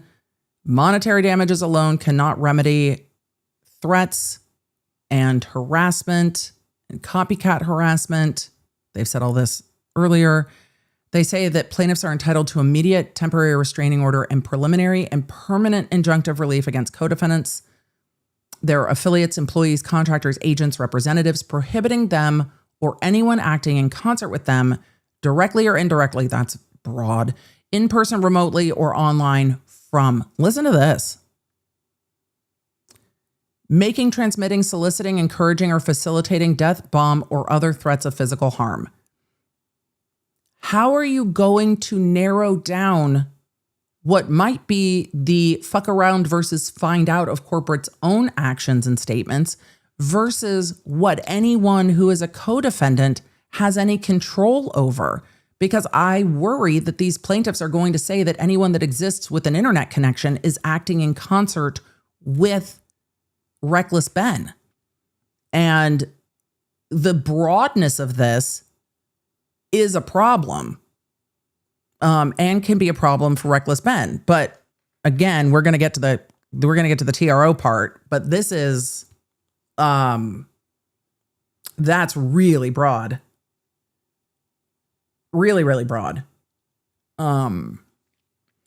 Including threats of physical harm. I mean, don't do that just as a matter of course. Property destruction, don't do that. Or otherwise engaging against plaintiffs, their franchisees, employees, officers, owners, customers, vendors, or family members. Publishing or encouraging others to publish home addresses, personal phone numbers, personal email addresses, family information, or other doxing information. Yeah, don't dox people. But that includes the plaintiffs who put everybody's personal addresses in the entire thing. So don't dox. Yeah. Entering, remaining at, filming, blocking access to, or approaching within a defined distance not less than 1,000 yards. That's large. Plaintiffs' stores, offices, warehouses, franchise locations, parking areas, employee homes, franchisee homes after notice, except through counsel, lawful service of process, or court-approved activity, impersonating plaintiffs, any franchisee, law enforcement, or court officer, a delivery service, a customer, a government entity, or any other third party to obtain signatures, access, statements, employee information, customer information, or business disruption, touching, altering, covering, defacing, or placing signage or any other form of communication, i.e. electronic or social media, affecting plaintiff's property, including signs falsely stating or implying that plaintiffs stole from elderly persons, stole life savings, lost in court, or closed to avoid paying a judgment, blocking, deterring, interfering with customers, employees, vendors, or how would they even know who vendors are? Vendors or delivery personnel doing business with plaintiffs in any way, including entering or leaving any of plaintiff's location, soliciting plaintiff's employees, franchises, or contractors to act as undercover agents, leak confidential information. I don't think you can do that in a TRO. Record inside stores without authorization, obtain phone numbers or private information, create or participate in staged confrontations. You can really only control the people in this lawsuit. Using fabricated, deceptive, misrepresented contracts, raffles, lotteries, court papers, awards, or other programs, instruments, recordings, or documents to deceive, manufacture evidence, or create staged confrontations. Destroying, deleting, altering, or failing to preserve videos. I mean, that's in your do not delete your shit. Raw footage, outtakes, communication, text, emails, Discord. Don't rehome your shit. Okay.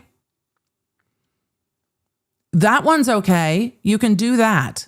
That you can do. I mean, that's not a TRO. That's a preservation notice due to litigation.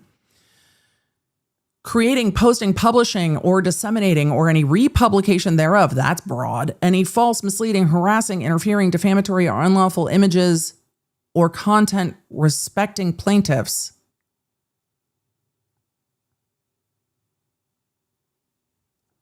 I mean, what are you... Okay. Maintaining the current publications and any other video, audio, or other form of publication posted on any online streaming platform by co-defendants, directly or indirectly, and requiring that the publications and any such other communications published by co-defendants be immediately removed. How? Okay, you can say words. You can't enforce those words. And or take down from any online streaming platform or otherwise published that in any way relate to the private legal dispute underlying the matter between Brian and Chrystal and the allegations of wrongdoing described in this verified complaint. They are asking for a TRO that is so broad. Preservation demand, fine. Don't delete your shit. Totally normal. Don't delete your shit. Don't delete your shit. However, they can't control all of this shit. Hold on. This is broad too. Plaintiffs demands that co-defendants and all parties and persons acting in concert with them immediately preserve and retain all evidence relating to the matters described herein, including but not limited to all videos, raw footage, that's fine, outtakes, communications, texts, emails, that's too broad. To all communications ever, all text, emails ever, that's too broad. Discord, Patreon posts, that's too broad. I mean, what if Ben's in a Pokemon Go Discord, he doesn't have to preserve someone else's Discord. He can't even do that. If he has a Discord server that he can preserve, yes. But also an individual in a Discord server can go and delete a comment. Patreon posts, YouTube comments,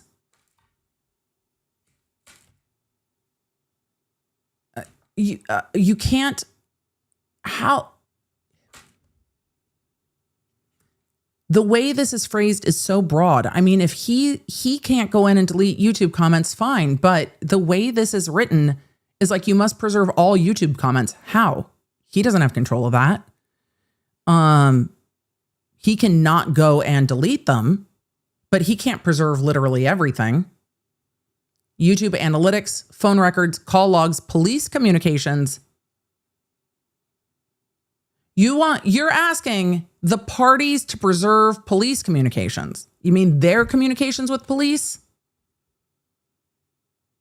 And documents relating to the company and the Lego collection dispute, threats, and the creation and promotion of videos.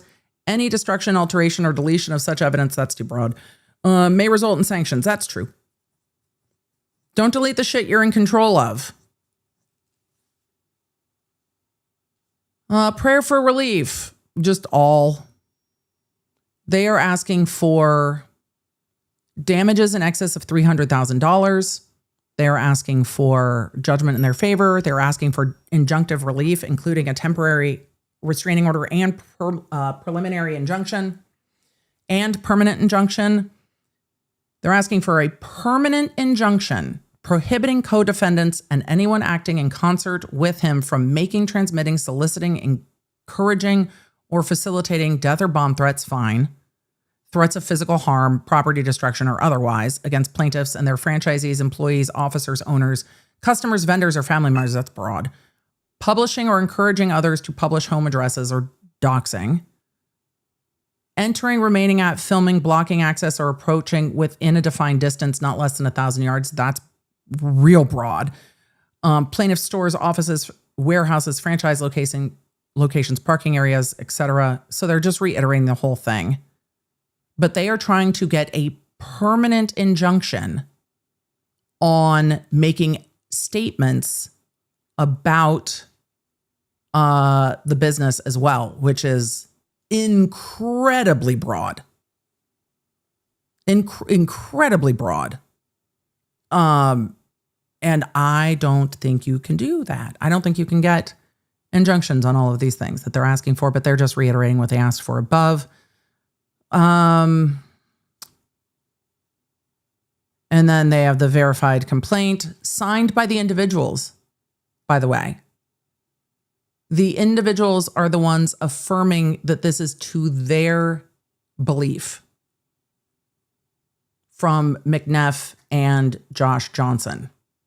So they are saying that this is their verified complaint based on their knowledge, not the lawyers. They are the ones standing behind this. Okay. I am not going to go through all the exhibits and the agreements because I do want to go look at the TRO. I wanted to look at Exhibit K real quick. I'm going to try to find that. We are not going to go through every single exhibit and the 300 pages here. I'm going to try to find Exhibit K real quick, and then we're going to look at the TRO because I'm curious. That is what they are requesting is heinously overbroad. Let's see if I can do this faster. Emily, Control F. Hold on. We got a Command F to see if we can find this real quick because I'm curious about what they included in Exhibit K. Where is it? No. They reference Exhibit K a lot, but where is the actuality of the exhibit? And why don't I see it? I wonder if they filed it under seal. They might have actually filed it under seal. That would be annoying. Let's see. I'm looking real quick. I don't, because K was the one where they were alleging harassment connected back to reckless bend. There it is. And I was curious what they were, what they are considering there. And what it looks like is that these are, what is this?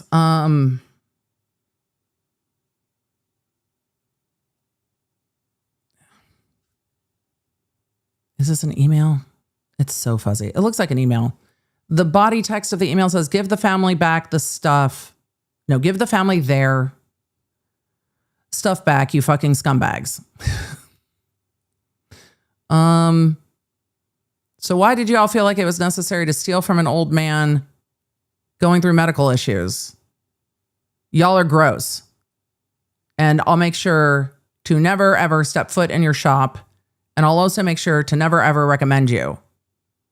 I work in a used bookstore that also sells Lego. I absolutely can and will badmouth you to anyone and everyone that asks.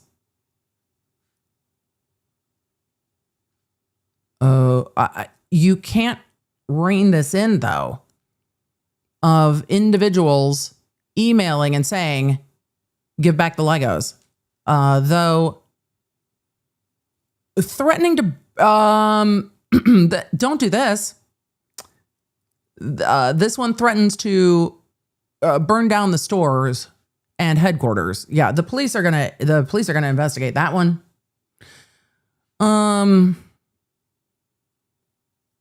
We're going to mess your shit up because you're a dickhead.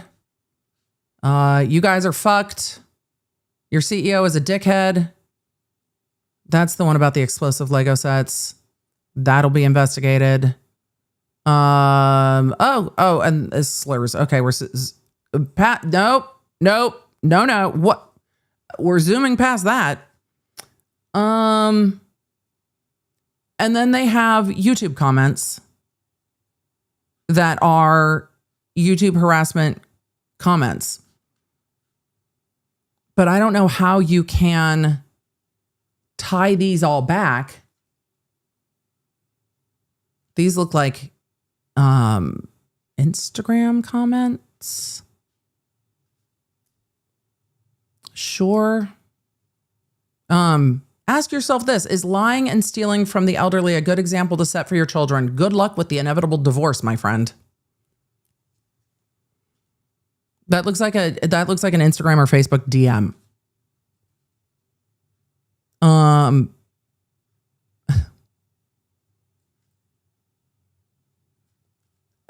Okay. This also looks like are these text messages? Return the Legos.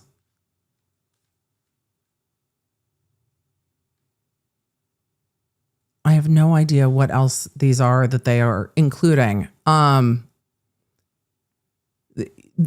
You're including things from Reddit Lego Circle Jerk.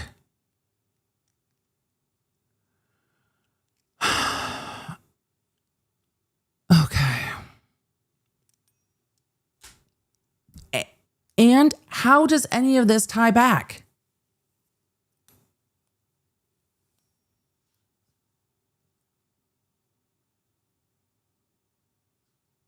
Okay.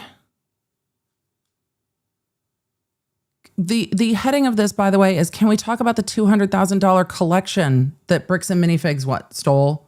My kids saw a video on YouTube and they don't want to shop that evil company anymore after seeing that. Pretty bad PR for them. I feel bad for the innocent franchises. I mean, that's a completely reasonable comment. And my kids don't want to shop there anymore. They saw a video. Bad PR for them. I feel bad for the other franchises. Correct. And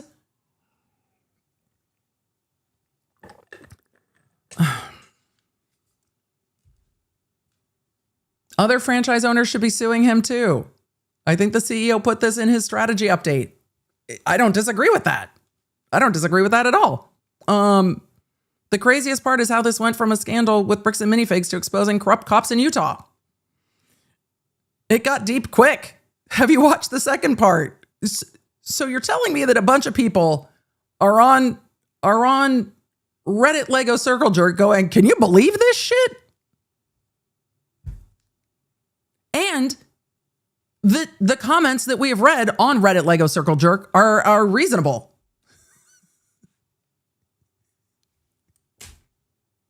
I feel bad for the innocent franchises, right?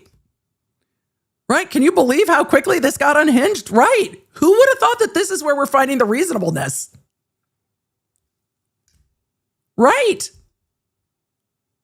Came for the jerk, stayed for the lawsuit against a scummy company that'll offer you a $2 store credit for a Cloud City Boba Fett. Fair commentary. Oh, they're including it because they're saying that this is Chrystal. Here's our lawsuit against Bricks and Minifigs. Okay. It got deep quick. Yeah, it's ridiculous. Here's the video. Is there a part 2? Yeah, it's going to be made public on YouTube once part 3 is finished. Seems dumb to me unless you have some form of insurance. Why not just sell the whole lot to Bricks and Minifigs rather than trusting them to sell it for you? They made a contract and the Bricks and Minifig owner signed it. How is that not careful? The local police are in on it because they and the Bricks and Minifigs CEOs are Mormon, they say. Literally. It's just a case about corruption. So, somebody in this group is saying, which one do we leave bad reviews on? Emily is interjecting here. None. Don't go spam reviews on the other franchises. It is not their fault that this is how the corporation is choosing to respond. They are going to have enough to decide what they do with their futures. Do not go spam the other locations. Don't do that. I don't need to tell that to the law nerds. Feel bad for the guy who got screwed. But the YouTuber is just doing nothing productive. Trolling and being a smartass might be funny, but it's not really getting closer to solving the issue.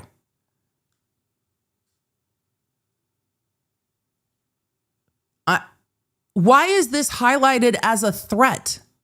Can somebody explain to me why they've highlighted this comment as a threat? Being a smartass is not really productive. And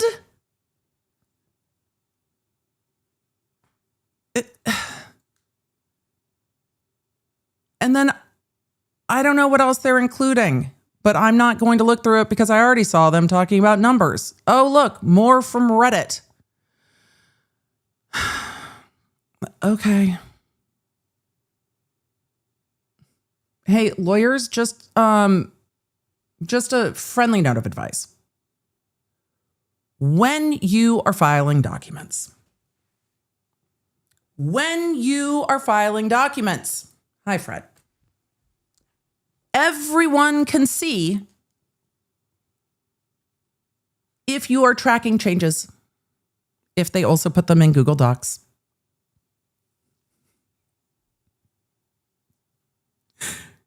The amount of lawsuits that I have seen this in is too many. But yeah, if you're tracking changes and you don't clear them before you file the document, we can all see them.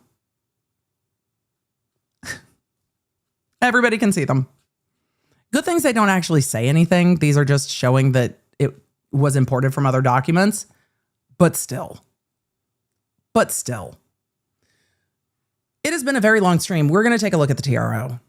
We saw in that the request for the TRO. We are going to look at what the court signed on the TRO. This got much longer in talking about the underlying litigation because that lawsuit's wild. And there are things in the lawsuit that are going to be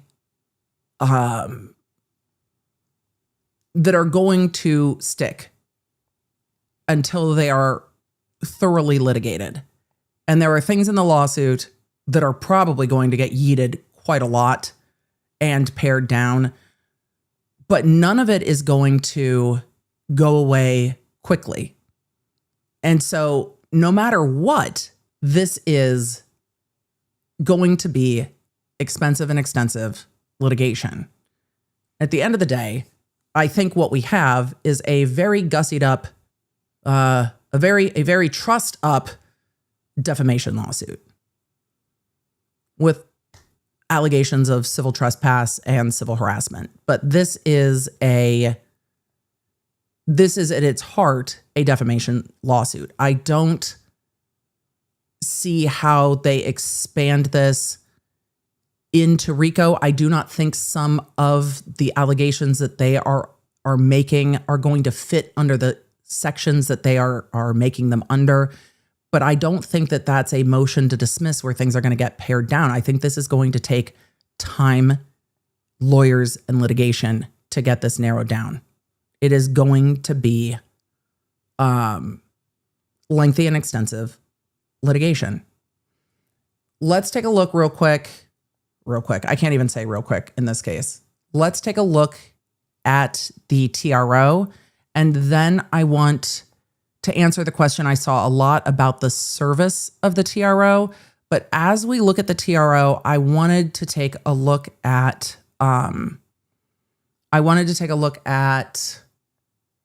the latest or last video from Reckless Ben from yesterday, because I also want to take a look at that video in light of what we're seeing requested in the TRO, because, well, we're already at an entire episode 3. Probably should have been multiple streams, but here we are because we're invested and we're sat. So let's pull up the most recent video. It is a minute and 42 seconds long, posted on Reckless Ben's channel, I think yesterday. So let's take a look at this. Then we are going to take a look at what the TRO says, because here we are. Episode 3 is finally finished after crazy all-nighters and basically destroying my health. But I can't post it or I will go to jail. And not only that, I will also immediately lose my lawsuit of $300,000, and the GoFundMe we I don't think that's true. made for Brian will go straight to this mystery company that I don't think that's true either. I am no longer allowed to talk about. They sent court papers to my email, which I guess a judge approved for them that this was a valid form of service. It's a valid form of service. And so now that I'm officially served, I cannot even mention this company or I will be in jail and everything. I do not think do not pass go and go directly to jail is what's going to happen there, but that's a talk to your lawyer about that. Normally I would be like, screw the big guy telling me what to do. I'm going to do what's morally right. But in this situation, if I do that, then no, you got to talk to your lawyer about this. This has to be a conversation with the lawyer. This has to be a conversation with the lawyer. And all my friends get screwed with this lawsuit and we lose all the GoFundMe money we raised, like immediately. I don't think that's necessarily true. So I am no longer allowed to even mention this mystery company. My personal opinion is that this is unfair because this order was put on me because this company was telling the court that I was making bomb threats. I was planning on murdering the manager and employees. Not exactly. Which obviously I didn't do, and you can see that in the footage. The only problem is I was not given a chance to share my side. Yet. That's how TROs work. Yet. You've not been given an opportunity yet. That is how this works. However, I do think in everything we read, they said that the people making threats I don't think they said he was making the threats. They were saying it was connected to him, which I still think is an over-exaggeration. But in the lawsuit, they are saying that people are making those threats. I guess they did try to insinuate that the easy way or hard way with a screenshot was him making a bomb threat. I think they tried to insinuate that. I think it's an overreach. Court just heard their perspective, not mine. So because I wasn't able to share my side, I am now no longer allowed to talk about them. For now. And looks like this might be it. So. Well, no, there's a court date though. You have to go to court. Yeah. Okay. So. Hey, Runkle.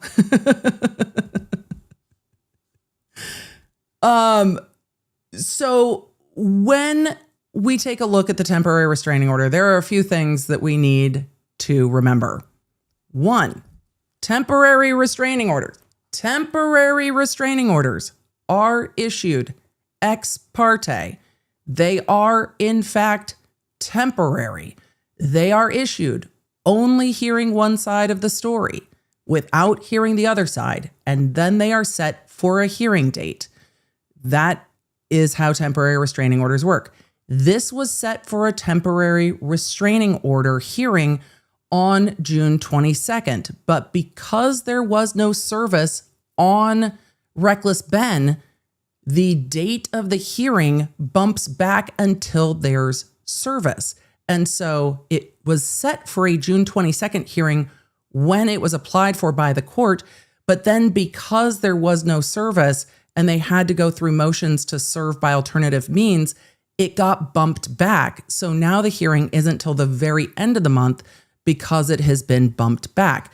That does not mean that through lawyers, Reckless Ben couldn't go to court and ask for this to be expedited, ask for some of the restraints, and we're going to take a look at what those are, some of the restraints to be removed, to appeal the level of restraint. So there are other options here, for sure. But let's take a look at what the TRO says. But Reckless Ben's latest video sets this up as, if I say anything, I immediately go to jail. That is not correct.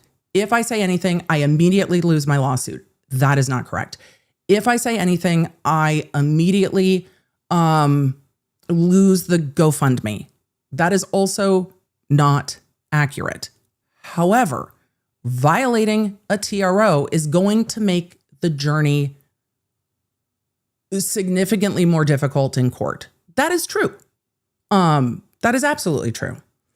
Let's take a look at the temporary restraining order. But again, these are not something that are unknown or unusual, except this one is a little unusual to me. Temporary restraining orders happen all the time. Additionally, this is not the only order. Emily, you've sidebarred yourself. Yes. This is not the only restraining order against Reckless Ben. There is also a criminal restraining order that is more of a problem, I think. But there is also a criminal restraining order against Reckless Ben. I'm just taking a look at this to make sure there's no addresses or phone numbers on it. Real quick. Okay. There is also a criminal restraining order that can have more substantial consequences. So it's possible that Ben is conflating the two orders because there are two. So when we look at the criminal restraining order, this was filed May 20th. This has been in place since May 20th, but let me see when it was served. I'll look and see when it was served because it might have been served a few days after, but this has been in place for a bit longer on one of the criminal cases. This is a criminal pretrial protective order protecting the victim named in the case, Joshua Johnson, versus the defendant named in the case, Ben Schneider. This is regarding the misdemeanor case. The court orders that the defendant must obey the following: no domestic violence or abuse. You cannot threaten to commit or commit acts of domestic violence or abuse, harass, threaten, stalk, attempt to use or threaten to use or use physical force, engage in any other conduct that would place a protected person or designated family member in reasonable fear. You cannot contact. They say that you may not harass, telephone, contact, or otherwise communicate with the protected person directly or indirectly. That includes social media. So he cannot talk about Joshua Johnson at all while this is pending. That includes email, text, social media messages, posts, etc. Now, violating this order can have court criminal jail consequences, but it's because it's in a criminal case. It says that the defendant cannot live at protected person's residence, not an issue here. Stay away. You must not come within. You must stay away from the protected person's home, school, workplace. You must not go to the residence or premises of the protected person or other protected places without an officer. Law enforcement can remove you or keep you away from. So do not go to the home, workplace, school, and do not. They also give the notice, the caveat, that attending a court hearing does not violate the order. Serving documents you file in court on the protected person service may not be in person under any circumstances, must otherwise comply with the rules, must also be civil and non-threatening. So any service or process must go through a generally registered process server. You must stay away from the protected person if you encounter them at another location not listed in this order, like if you run into someone at a restaurant. The person who is restrained must leave the location. Violating this order is a Class A misdemeanor. This starts to become this can start to become an issue for people if there is any contact. I don't think that's going to be an issue in this case, but there is also a criminal protective order. Now, let's look at the civil protective order, because there is a civil temporary restraining order in connection with the civil lawsuit. We had to swoop. It's been too long since we've swooped. So there are two orders here. Ben might be conflating the two. However, I don't think that is made specifically clear, but this is also for the love of everything, talk to an attorney. Let's pull up the most recent, because there have been like 2 or 3 iterations on this. I just want to make sure I have the right one. This is the temporary restraining order and notice of preliminary injunction that we are taking a look at. This is in regard to the civil litigation. This is binding on the parties of the civil litigation. This is from June 2nd, 2026. The parties in the case are, as we named them earlier, the corporate entity of Bricks and Minifigs, like parent company, franchisor company, the 2 owners, then Josh Johnson, Brendan Best, and then their companies, and Reckless Ben, his company, Brian Mansell, and Victor Nguyen.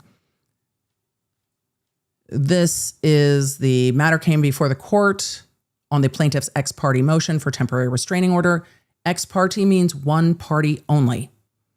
One party only. And they bring forth the verified pleadings. They said, considering all evidence, it sounds like they had a hearing that can be in person or by Zoom. But that is a hearing breaking down the things that are alleged by mostly here Josh Johnson and it seems Eamon McNeff. Plaintiffs are suffering and will continue to suffer immediate and irreparable injury before this action can be fully heard, as set forth in the verified complaint and motion. Loss of business, loss of goodwill, loss of existing or future relationships with customers and franchisees, injury to plaintiff and other persons involved unless a TRO is issued, which injuries cannot be adequately compensated with money. And that's one of the things in a TRO when you are dealing with a civil case or a business dispute, is that there is something that will be diminished or harmed if an order is not put in place. And we covered the litigation about the preliminary injunction in the bridal dress case went on for years. Just litigating the preliminary injunction to the resolution of the case. So there has to be something that would be diminished beyond just no contact with one another, which is why we are seeing more information in here. Hey, Fred. They go on to say that beginning in early 2025 and continuing to date, co-defendants have engaged in a campaign of extortion, harassment, defamation, nuisance, interference, trespassing, stalking, and intimidation targeting plaintiffs. It seems like the court took the proposed order and did not modify it. They say that plaintiffs' threatened injury and damages outweigh any injury or damages to co-defendants. The granting of the motion is not contrary to the public interest between private parties, and the public interest is served when extortion, harassment, defamation, nuisance, interference, trespassing, stalking, intimidation, and other unlawful conduct set forth in the verified complaint is prevented. However, there are some things in here that is, I think, a unlawful restraint on speech, and I think there is room for them to go to court on that before the hearing date. But again, this requires attorneys to be involved. This requires attorneys to be involved. They go on to say that plaintiffs are entitled to the entry of a temporary restraining order and co-defendants, including does 1 through 15. I don't know how you can put a TRO on unnamed doe parties. How is that here? You can't restrain unknown parties. But it also says their affiliates, co-conspirators, employees, contractors, agents, and representatives, and anyone acting in concert with them directly or indirectly, in person, remotely, or online, or are immediately restrained from. I don't think you can restrain all of these individuals. I think this is horrifically overbroad. And I think it can be appealed. I think there is room to request an immediate hearing on this But this is horrifically overbroad. And you literally can't. But they are trying to restrain employees, contractors, agents, representatives, anyone acting in concert, which is very broad, directly or indirectly is the problem for me. If it's indirectly, how are they working in concert with someone? Making, transmitting, soliciting, encouraging, or facilitating threats. Don't do that. But it's threats against plaintiffs, their franchises, employees, officers, owners, customers, vendors, or family members. You don't even know who those all are. Publishing or encouraging others to publish home addresses, personal phone numbers, personal email addresses. Yeah, don't dox people. It includes plaintiffs. Don't dox people. Entering, remaining at, filming, blocking access to, or approaching within a defined distance not less than 1,000 yards, which is a significant distance for a preliminary injunction TRO. From plaintiff stores, offices, warehouses, franchise locations, parking areas. I mean, parking areas connected to those buildings, I would think. Employee homes, franchisee homes, after notice, except through counsel, lawful service of process, or court-approved activity. How do they even know who the employee homes are? Impersonating plaintiffs, or law enforcement, or a court officer, or a delivery service, or a customer, or a government entity, or any third party to obtain signatures, access statements, or employee information. Everything that we read that they were asking for is in here. They are stopped from soliciting plaintiffs' employees. I mean, at least it says soliciting, because if employees reached out organically, don't think that would count in here. However, this is why you need counsel, because people can reach out to lawyers. Soliciting plaintiffs' employees, franchisees, or contractors to act as quote-unquote undercover agents, leak confidential information, record inside stores without authorization, obtain phone numbers or private information, create or participate in stage confrontations. Everything that they said, the court is granting, and it is so broad. Using fabricated, deceptive, or misrepresented contracts, raffles, lotteries, court papers, etc. Destroying, deleting, or altering, failing to preserve. That part's normal. But some of this is so insanely overbroad.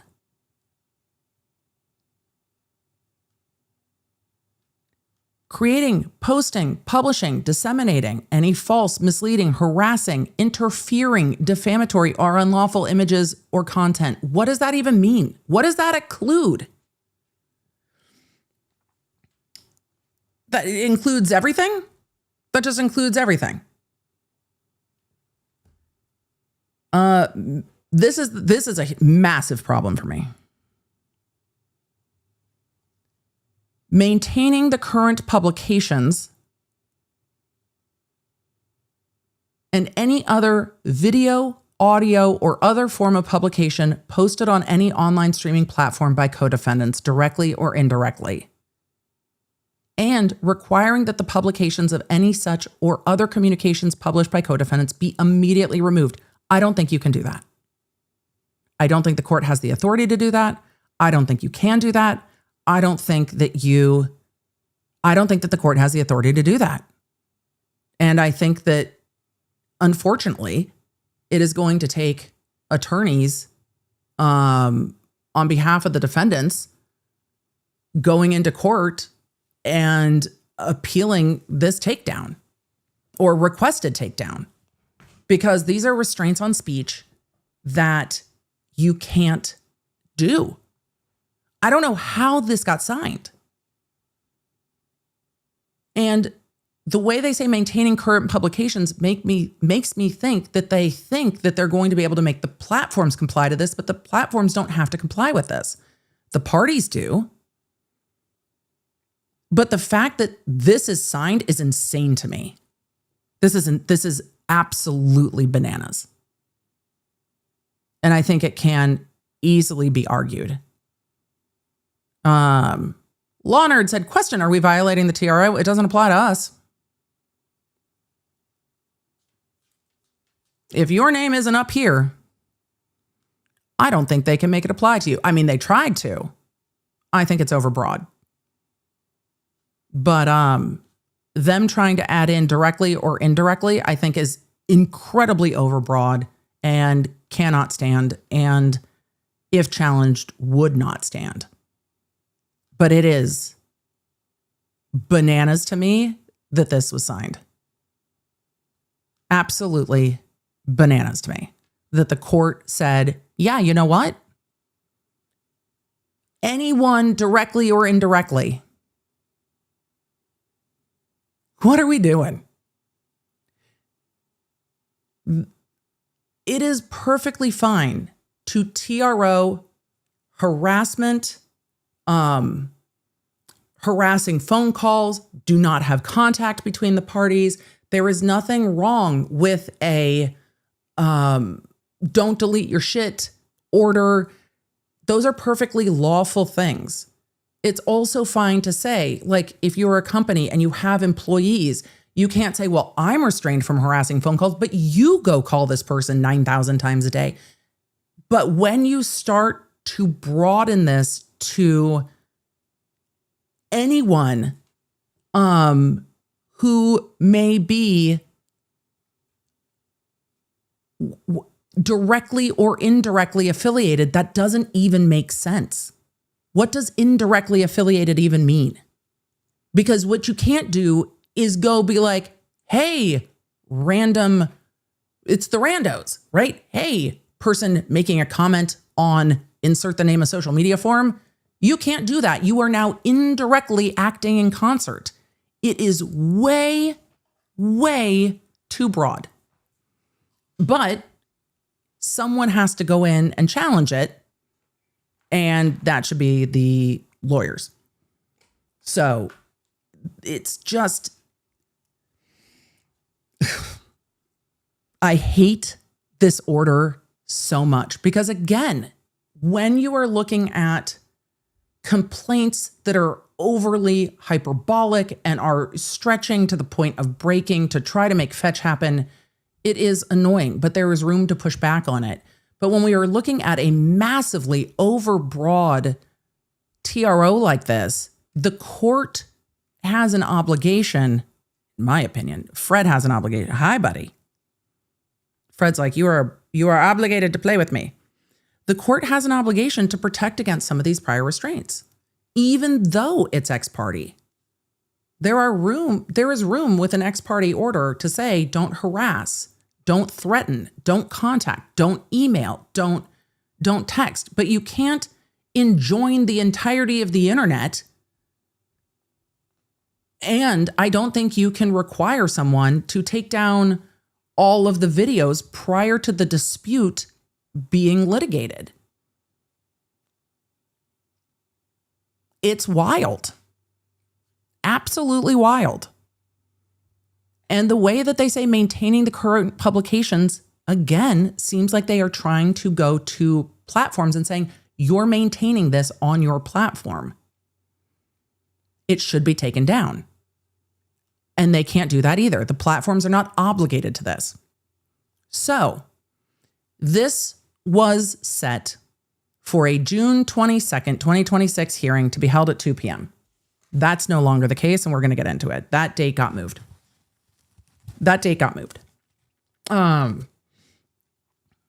Let's take a look, though, real quick, since we're in for a super stream today. Anyway, let's see. What was I looking for?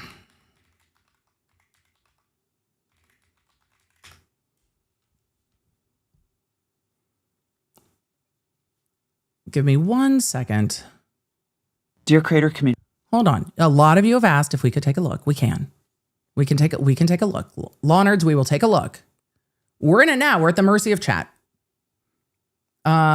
Because the way that they said maintaining,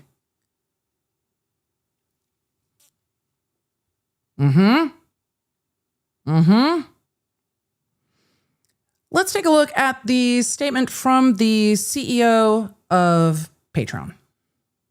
Dear creator community, my name is Jack Conti, and I'm the CEO and co-founder of Patreon. On May 29th, Patreon received an official takedown request filed by Bricks and Minifigs for media and accounts related to reckless Ben and an ongoing dispute regarding a local Lego consignment issue. This is the verified complaint with exhibits. Right, they said it was a private matter. They just say it's a private matter. A local dispute, it's just a private matter. Very good videos said this is before the lawsuit. It is not. This is because of the lawsuit. The exhibits that he's talking about are in the filed lawsuit. This is when the lawsuit was filed. It's before Reckless Ben got served with it, but this is when the lawsuit got filed. This all happened as the lawsuit got filed. Is the request for immediate content removal pursuant to temporary restraining order. And this is the motion for the temporary restraining order. And I did not go through the motion for TRO, but the motion for TRO is what the court ultimately granted that was contained within that civil complaint that we just spent how many hours going over? Preliminary injunction. So after an extensive review and investigation by Patreon's trust and safety team, we have in fact unfortunately determined that Bricks and Minifigs can stuff it. We're keeping Ben's page up. And if Bricks and Minifigs doesn't like that, come at me, bro. They can sue us. Patreon out. Yeah, come at me, bro. Just, that's a full come at me, bro. Sure. Because Patreon's like, you can't make us take down this content. But that's where I have thoughts about the language in that. And I have concerns about the language in this TRO saying maintaining videos. I think they are obviously, and if they went to Patreon, they probably went to YouTube and others. And the lawyers probably said, fuck, we're not doing that. But I think they were trying to use this language here to tell the platforms, see, the court says you can't maintain the current publications. You're a platform and you're maintaining them. And I appreciate that the platforms are like, no, because that's not what that means either. And platforms have lots of lawyers and they're not going to deal with it. So platforms aren't taking people down based on, or shouldn't be, based on this type of request. But this is the TRO. So then what happens? But wait, there's more. So then what happens? Well, you can't be restrained by an order until you are served the order. And there are numerous ways to be served orders. On, let's see, what day was the lawsuit filed? I don't even know if I said that at the beginning. If I didn't, I apologize. But the lawsuit was filed on May 27th, 2026. The motion for the ex parte temporary restraining order was filed May 27th, 2026. The granting of the temporary restraining order was, where is the date that it was granted? I think it was granted, let me just take a look real quick. That was June 2nd. So June 2nd, the temporary restraining order was signed by the court, but the temporary restraining order cannot restrain anyone until they are given notice.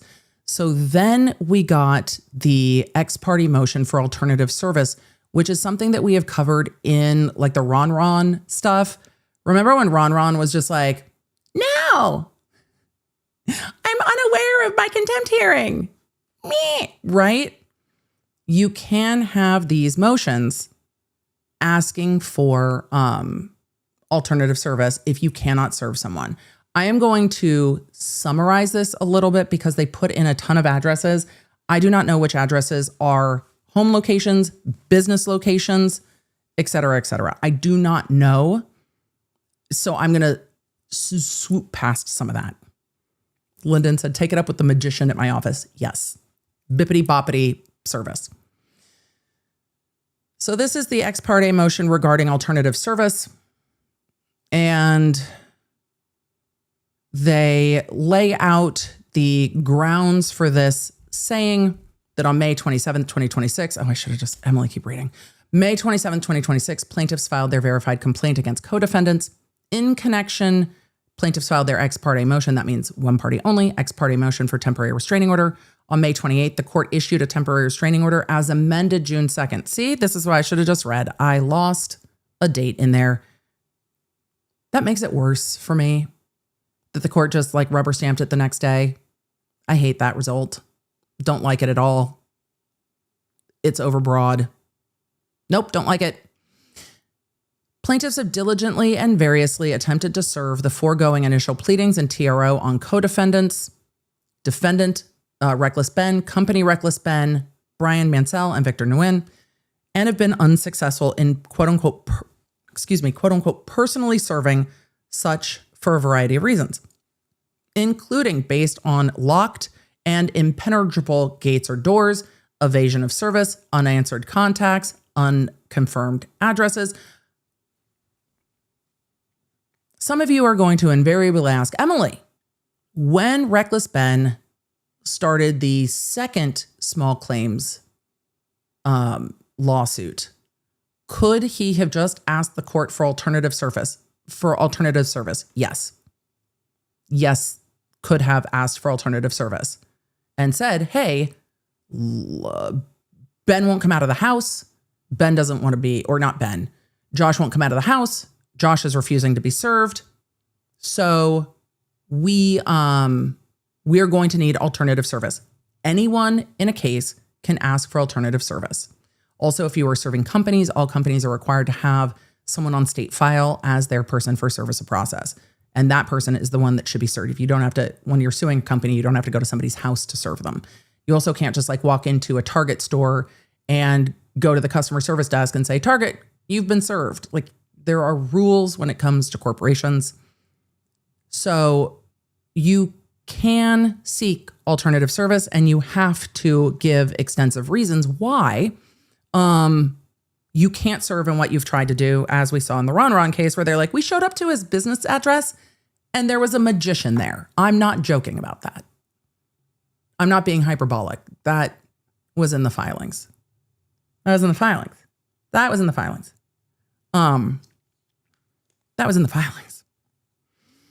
So, in the chat, Drea said, you should serve the lawyer handling discovery if you want a response. Yes, the person involved. So they say they have tried, but they have found impenetrable gates and doors and evasion of service. It's like people don't want to answer their door. It's just like, you didn't want to answer the door. It's like, sames v. sames, right? Good for the goose versus gander. It's like they were doing the whole thing. F in the chat said, is email alternative service? Yes, it can be. The court has a variety of ways to choose to grant alternative service. Email can be one of them. The most common alternative service we see is, hey, can we just serve the lawyers? Oftentimes lawyers will just assent to that and say, yes, we will take service on behalf of our clients. That is the most traditional way we see kind of like alternate service. But until you get served, the clock doesn't start on when a hearing is, because there's a notice period. And so you can't have a hearing set when the TRO is granted and then it not getting served and then a shortened time for the hearing. So the fact that this couldn't be served has now delayed when the hearing is, because they aren't being served. I hope that makes sense. They say copy of the initial pleadings have been emailed to counsel for non-party co-conspirators. Plaintiffs have diligently attempted service by reasonable means. I'm going to go through these kind of slowly. They say that though personal service has not been accomplished, the existence and content of the initial pleadings and TRO have been widely published, acknowledged, criticized, and disputed by the defendants. and other co-defendants did, and I don't know this, if you guys will let me know, did Reckless Ben talk about the fact that he was being sued in addition or elsewhere to the video that we just watched? Jacob said, does it say for how long they tried to serve Ben? Yeah, we're going to get to it. Some of it I won't have on screen because I haven't had a chance to redact this. I just pulled this morning. But I will go through it and I will read it to you. I just don't want to put up other information. Sean said on a podcast. Okay. So a lot of you are saying, yes, he did. Okay. So he was aware of it. I mean, I think the Patreon CEO talking about it pretty much put it out there. So they say personal service hasn't been accomplished, but knowledge of the proceedings is widely publicized and that it has been criticized by the defendants. It said, in fact, one or more co-defendants have caused a republication thereof or much of the information therein in connection with the ongoing viral online attacks and related publications in podcast, broadcast, chat rooms, interviews, news articles, television news reports, and a flood of social media posts and activities. These include communications with specific reference to the verified complaint and TRO, considering plaintiffs' unsuccessful efforts to serve co-defendants and their acknowledgement of the pleadings and TRO.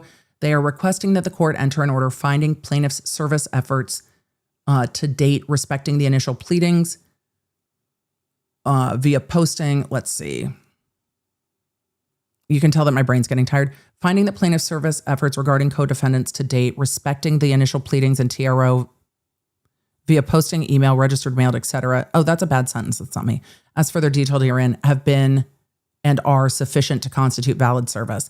You have to try to serve them personally. That's a weird, copy paste that doesn't make any sense to me.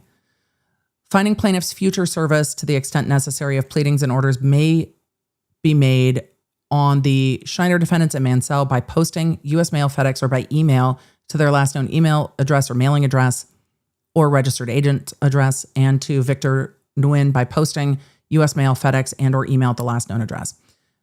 By posting, they're talking about putting in publications, and there are times that you can serve someone by putting it in a publication, not an email, not mailed to an address, by publications.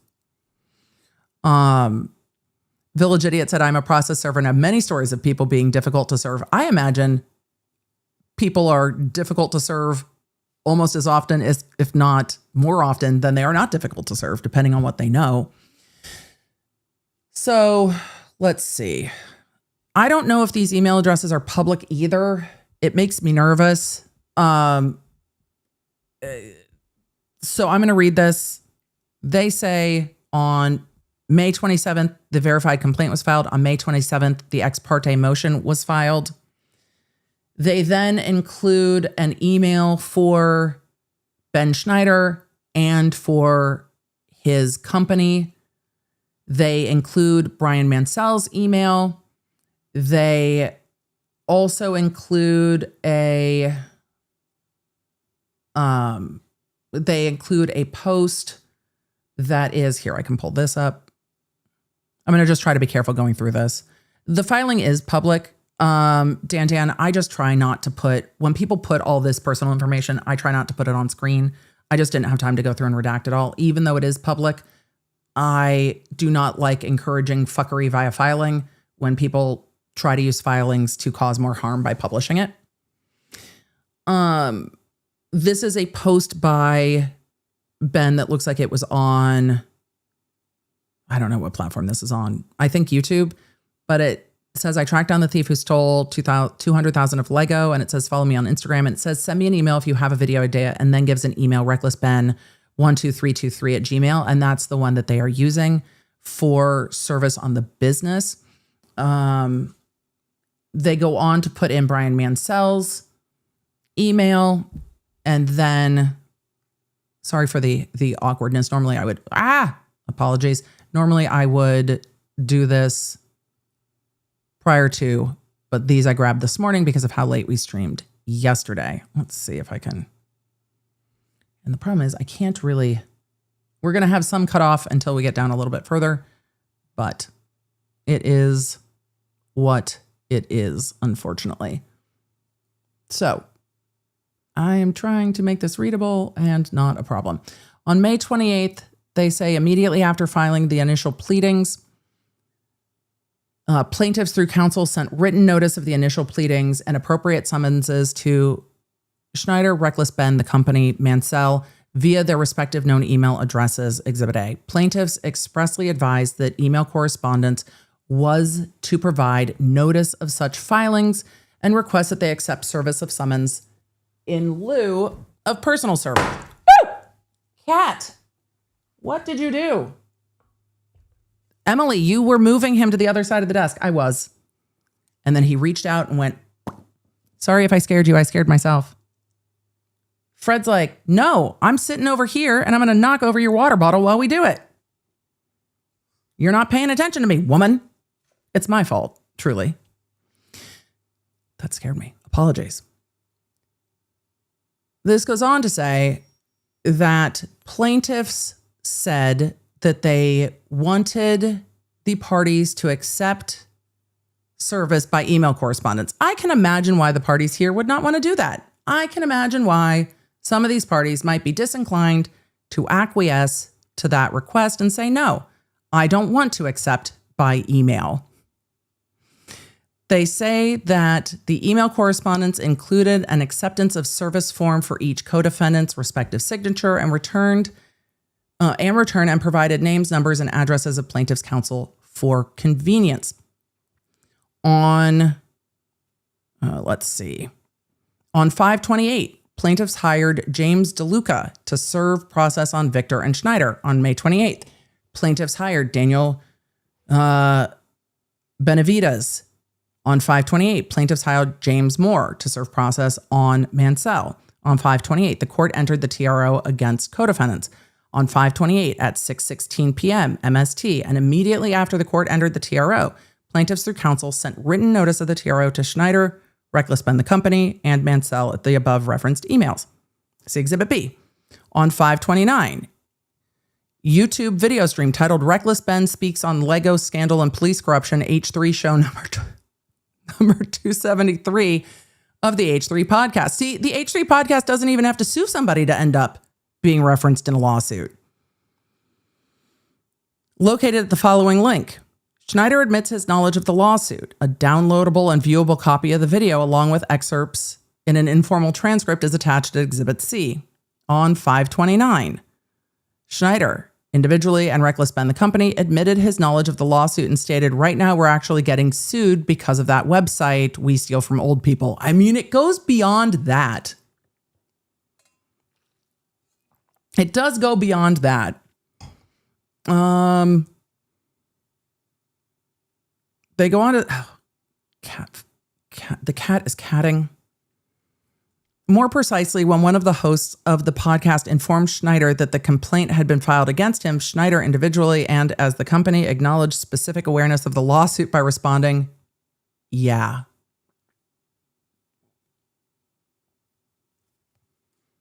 Okay. On 5/29, Schneider also admitted his knowledge of the TRO and underlying RICO claims in particular, stating what's crazy too is that the Legal Eagle team was telling me yesterday, this is the most YouTube thing to ever YouTube.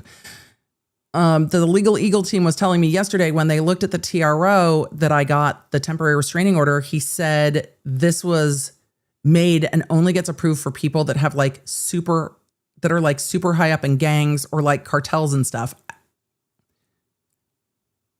I mean, I take issue, but either way, he's like, this is not for a YouTuber, you know? Is like they're abusing this super hard. I really, really hate some of the overbroadness in the TRO. I will say that I have never seen cartels be told to take down YouTube videos, though. So there's that.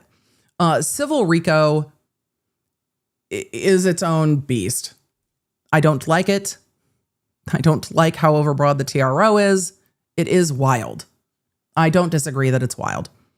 They say on 5/29, Reckless Ben also admitted that he is covering his legal fees, Brian's legal fees, Victor got serving papers yesterday, so Victor's legal fees.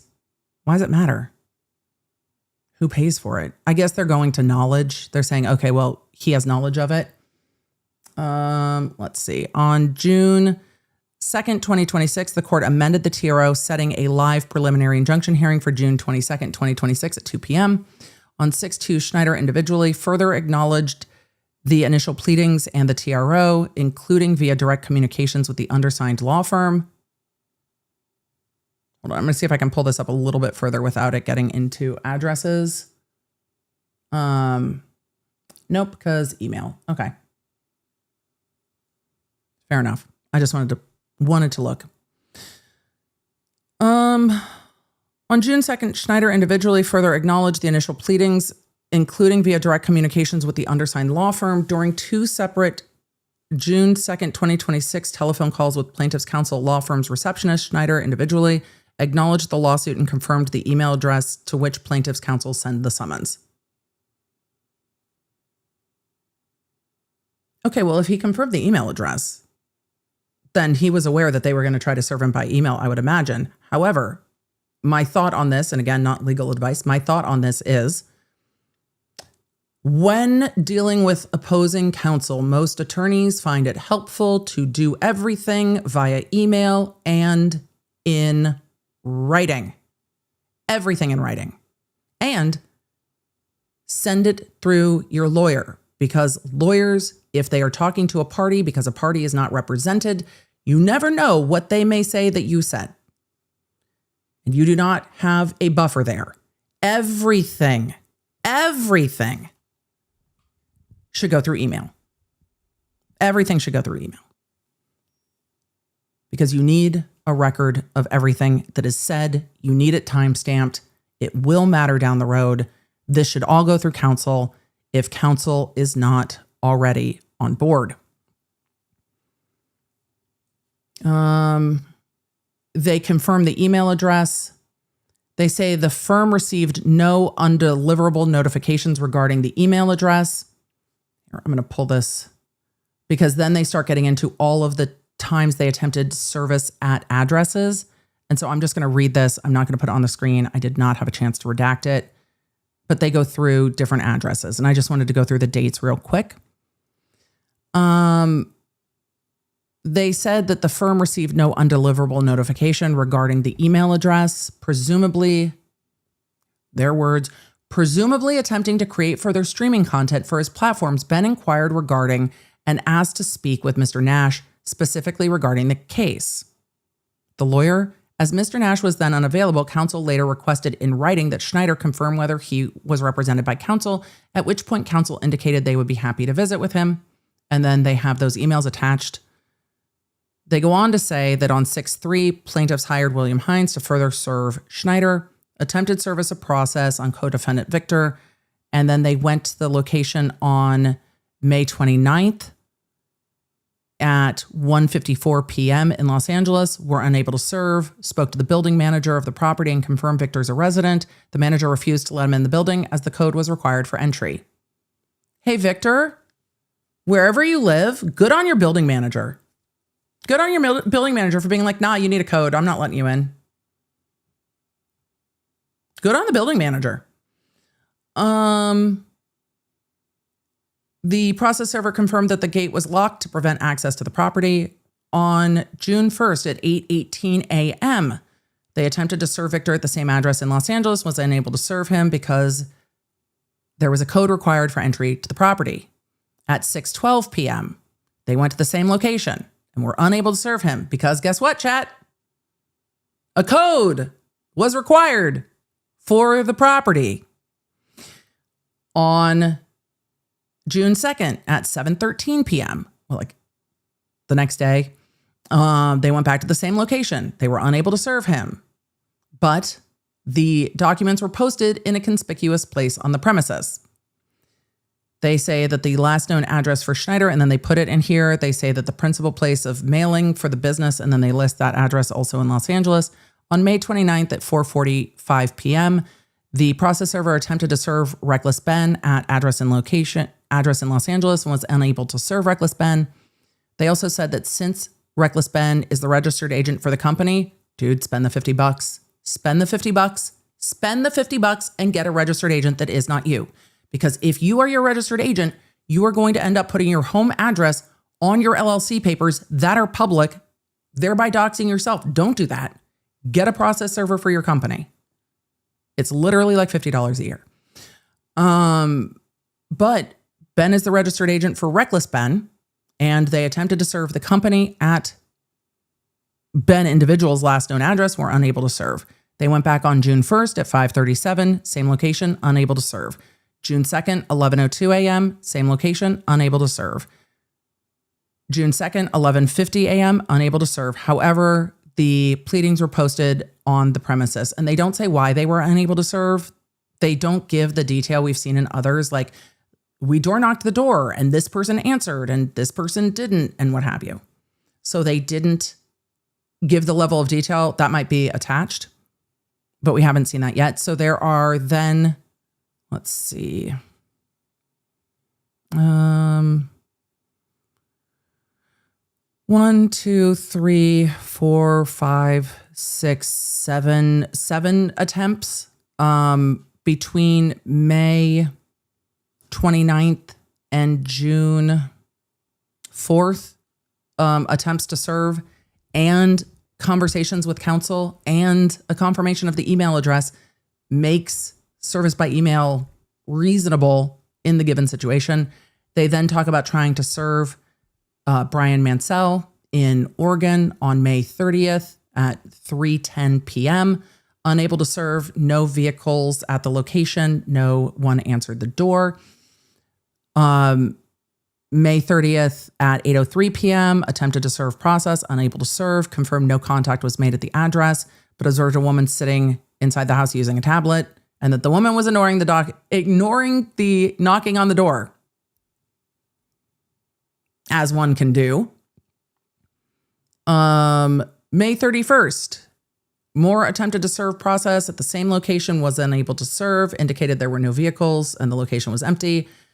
Tried to serve again on June 1st at 3:54. No contact was made, no vehicles at the location. 9:57 a.m. on June 3rd, tried to serve. Documents were placed at the door in a box, labeling the box as confidential and with the defendant's name on it. Plaintiffs identified alternative email addresses. Those are listed.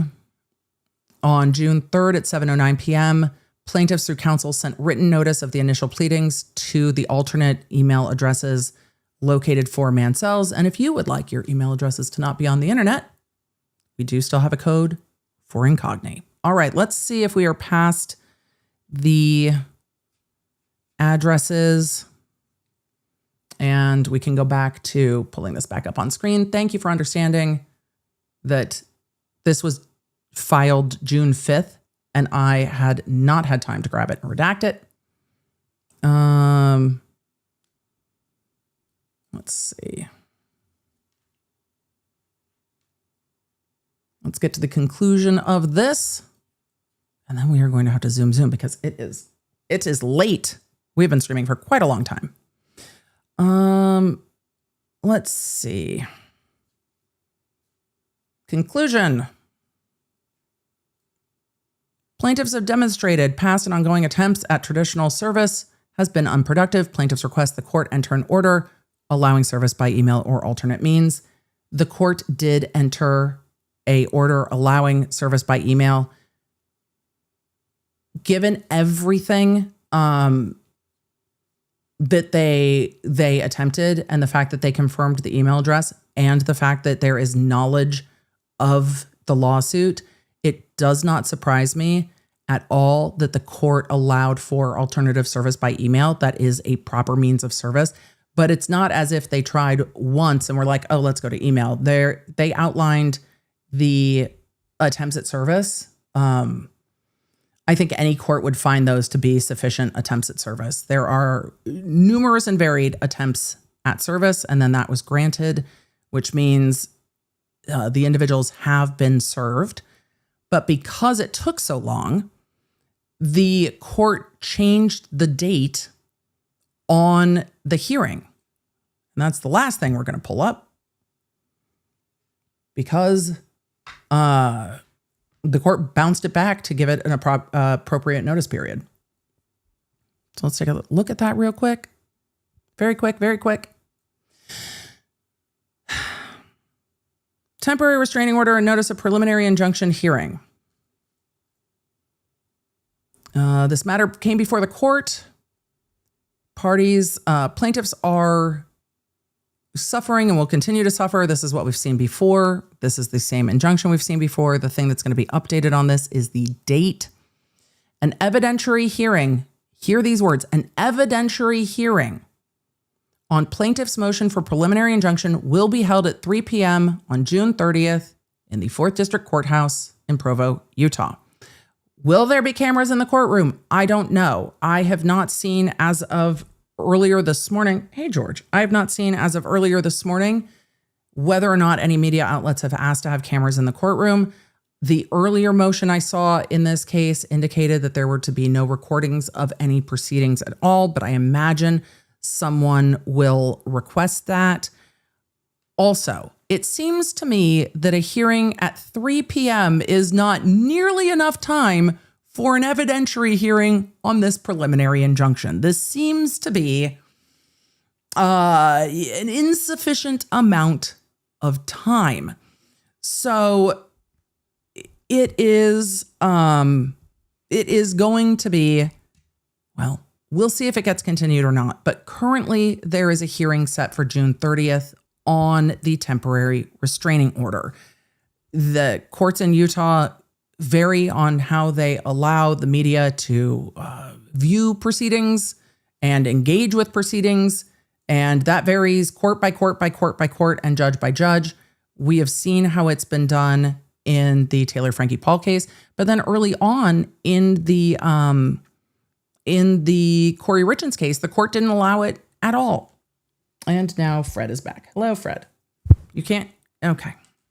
Fred's like, I'm a cat. I can do what I want. I'm like, you can't go that way. He's like, the fuck I can't. So cat is catting. So I think that we are going to see applications to the court, though I have not seen any yet. I think we're going to see applications to the court to allow for filming. I'm just pulling up the docket again at the end of the day because we've been streaming for so long. It's been a full court day. It's been a full day. Why didn't this? Hold on, so I don't captcha. And then we will try to summarize a very long day. A very long day of streaming because there was much to cover. And I think or hope that the background is helpful because this is not a lawsuit that is going to get thrown out of court immediately. This is a lawsuit that is going to take a bit of litigation to get through because I can't imagine early on it settling. It is going to take quite a bit of time for this to settle or to resolve. There is a lot of litigation that is going to have to happen here. Let's see. And then, everything that I grabbed today is the most recent updates. There have been, as of yet, no media requests that are docketed. So there are no filed motions. Those have to be filed, but there are no filed motions at this point requesting media access to that hearing that is now scheduled. It doesn't mean that won't happen, but it will, I'm sure, at some point. It's just not yet. So where we are at the end of this, excuse me, where we are my throat is just done. Where we are at the end of this, where we are at the end of stream today is that Ben Schneider, Reckless Ben YouTuber, is facing 2 criminal cases, both misdemeanor cases in Utah, and is facing a fairly overbroad restraint on speech, requesting that videos be taken down. I do not agree with the positioning of that in Ben's latest video from yesterday, saying that if he does anything, he immediately loses the lawsuit. That's not true.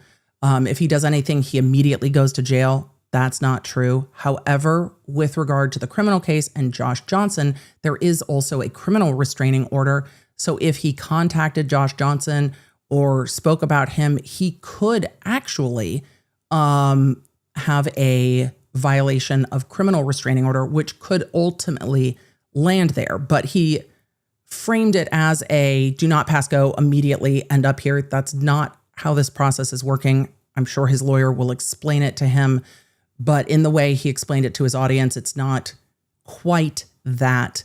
That doesn't make this temporary restraining order okay. The TRO has some parts of it that are legitimate and what you would expect to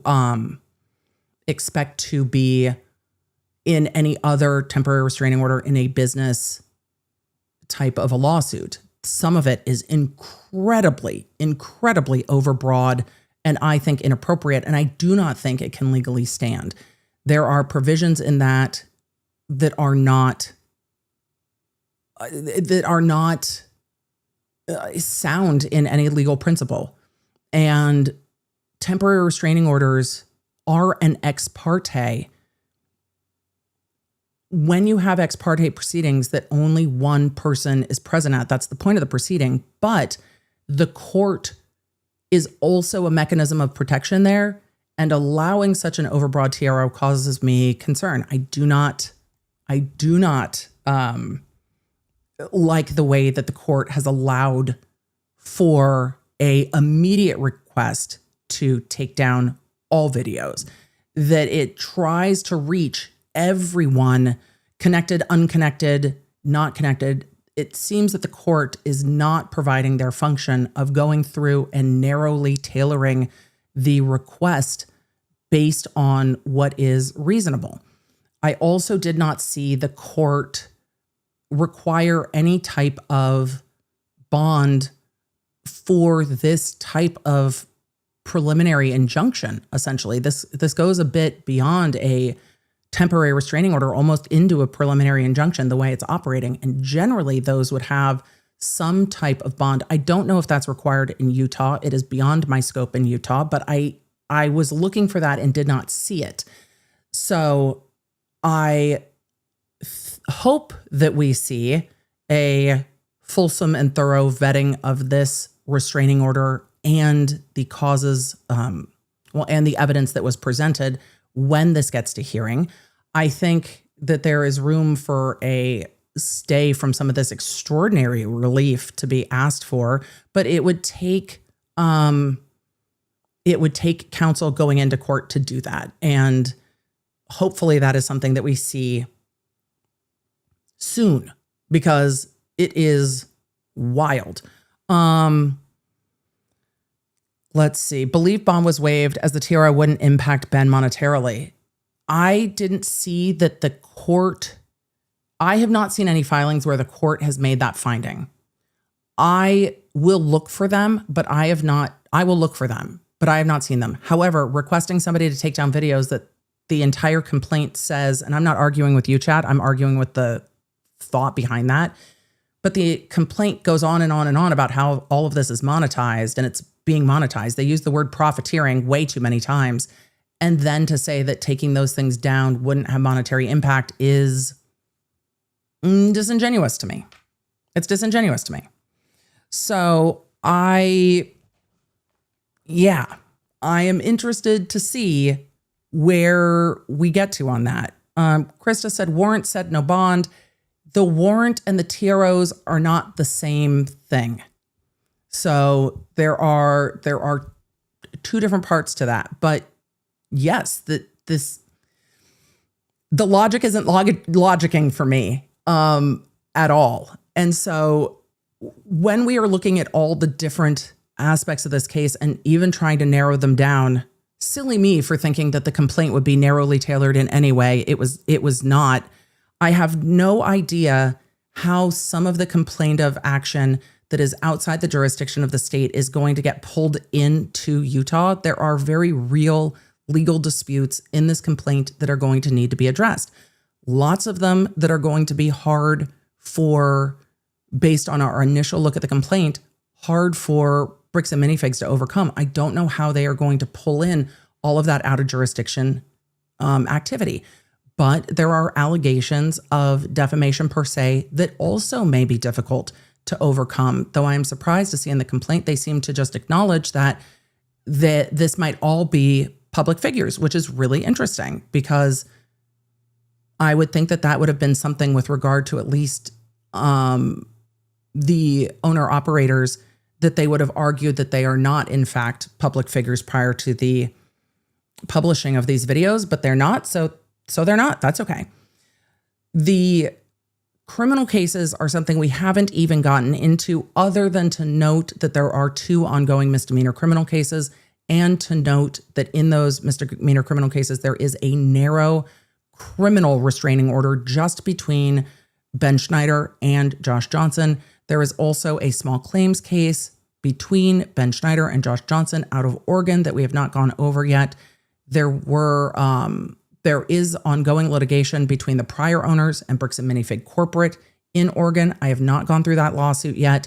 I am waiting to see where we end up with the uncharged or unsued prior owners. And I'm curious to see why, or the thought behind not also bringing them into this action in Utah. I'm curious to see if this action stays in Utah or if this is something that ends up at some point removed into federal court. There are so many legal nuances here. What started as a very easy premise of, hey, this guy Brian Mansell took his father's fairly epic Star Wars Lego collection to a location to consign it, and they entered into a consignment agreement. And then we ended up with an entire bar exam of legal issues, multiple criminal cases, lawsuits spanning multiple jurisdictions, and the internet scratching its head and going, what the fuck is happening? And how did this all get this far? Because this dispute that should have been fairly easily resolved between the parties, as they say in their filing, a private business dispute, has spiraled into a costly and what is going to be lengthy litigation. And maybe that was the intent in not resolving the dispute, because we definitely saw intimation of that in some of the videos with "go ahead and sue me." There were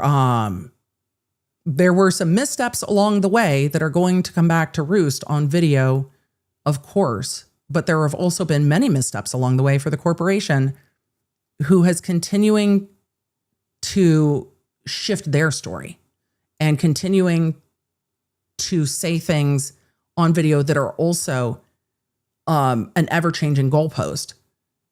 And it ends up with the litigation being incredibly messy. And the litigation is going to be incredibly messy. I'm interested to see what happens with the business dispute in Oregon. I'm interested to see where we end up in this litigation. I will be keeping an eye on the criminal stuff because I can't even get into, because we do not have time today, all of the stuff going on with the criminal cases, but it's wild.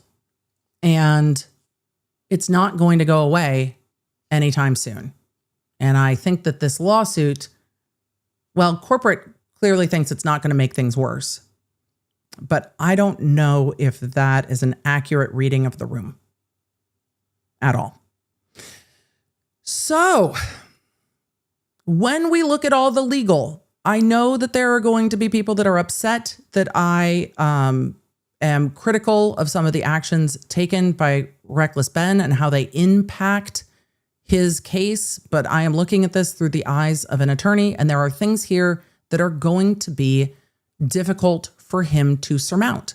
And I am not going to tell you that that's not the case. I'm going to look at the cases, and until we have more information, tell you how I see it and what I see based on what we know in court. But that doesn't mean that this RICO action is not really, really overreaching in a lot of different ways and is just bananas. And I can't tell you enough how much I hate this TRO. I really, it is offensive to justice that this TRO is what was signed, because it is so broad and it is so, it is so far overreaching, and you can't do that. I am so pissed about it. It is not an appropriate TRO.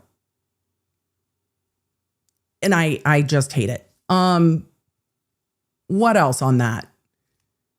I think at the end of the day, we are going to see this pared down to a defamation suit. I think we're going to see this pared down to a defamation suit, maybe with some civil trespassing. I don't even know what the remedies for that are if there's no damage to the property in Utah. But I think we're going to see this all boiled down to a defamation suit at the end of the day. That's where I think we end up with all of this. I do not think that this will continue to go forward as a RICO case based on, what did I say at the beginning of the stream? Hold on. We have been streaming long enough with documents that my brain has stopped, versus streaming this long in trial where it's a different animal altogether. But where our conspicuous coronation, because what even is that? What even is it? What even is it? Our duplicitous, disingenuous, thank you, our disingenuous coronation. It's about the craziest thing I've ever seen said in a lawsuit. Really, just what the fuck? We can't take you seriously. However, I do love the turn of phrase on disingenuous coronation. World. Wild. I'm going to try to answer a few questions. I think that this is just going to take time. I hope that the parties involved do not underestimate the fact that this shit can get out of hand. Even though I'm going to make fun of some of the things that are in this litigation because they are overreaching and they are ridiculous, there are things in here that also are going to have to be litigated and are going to be a problem. And so this is not something that can be blown off or taken lightly. It is a serious lawsuit, though there are parts of it that are ridiculous, but it's going to have to be treated seriously and taken seriously. And it's not going to be enough to just say, well, what they're saying is not true. It's going to have to be proven in court. I've seen a couple of you ask, Emily, I am not a Utah lawyer. I am not a Utah lawyer. If you watched stream yesterday, you know exactly how I feel about civil law. I am not a Utah lawyer. This is not my field. There are, from where I sit, you need a lawyer who understands defamation primarily, but also probably the interplay between civil and criminal, or somebody who had done criminal and now does civil. You also need a specific civil attorney, but if I were Ben, I would probably talk to the public defender first, not legal advice, but have a conversation with the public defender, because you have the right to have someone represent you, and see what they have to say about the case, the prosecutor, the court you're in front of, and get that information and have a conversation with a public defender on the criminal side of it, but a lawyer on the civil side of it that understands criminal as well as civil and the interplay between the two. And then to the side of all of that, a civil rights attorney is going to be needed to deal with the stuff going on with criminal and related to the police, separate and apart from the lawyers who might be best suited to handle this civil suit. So there are going to be a couple different attorneys needed in all of this. And I think that's an order of things, focusing on the criminal and this first, and then focusing on the civil rights issues. Bro asked, Emily, are you able to see who's representing Ben? There's been no notice of appearance filed. So no, there's been no lawyer notice of appearance filed. If there is a notice of appearance file, I'll let you know. Oh my goodness. Hi, buddy. So I haven't seen notice of appearance filed. It doesn't mean he's not talking to lawyers, but I have not seen notice of appearance. So we'll see. Let's see. What else? So we're going to get to just a few questions before Fred is just like done with me. I think we summarized that pretty well, but I think the instinct to wait until there is further understanding of this TRO is the right instinct. I do not think that the TRO is correct, but the instinct to not start with pissing off the court is a correct instinct. And also, there are legal things that can be done to fight that TRO, and that is something to talk about with a attorney immediately. Like immediately. Death Moth said, do the franchisees have grounds to terminate their contracts? I would need to look at their contracts more. Most of those contracts, the actions of corporate do not necessarily give the franchisees an avenue. It's not like there's a morality clause on behalf of the franchisor, but that's not necessarily the same. CC Nag said Bruce Reverse said in his last video for Ben to contact him. Ben should definitely do that. And Bruce will be like, first of all, stop self-snitching. Second of all, you've got some of this on video and it's going to be a problem. Deal with the things that are less of a problem first. But he is the criminal attorney, and criminal is going to, I think, speaking to a public defender who's appointed to him, and criminal is going to be a good place to start. Penbrick said they have arbitration clauses in them, and that's fine. I think that having arbitration clauses might give them the ability to at least move away from corporate. However, that is a expensive and difficult endeavor as well. And it sucks for the franchisees who presumably have their locations because they enjoy Lego, they enjoy the Lego community, they love what they do, and they wanted to be a part of it as their business. And now corporate is involved in all of this, and it sucks for them because they are just stuck in the wake of all of it. And I feel for them. I really, really do. I feel for them because it absolutely sucks for those franchisees. All right, let's chat real quick. And then EDB has to go. We've been streaming forever.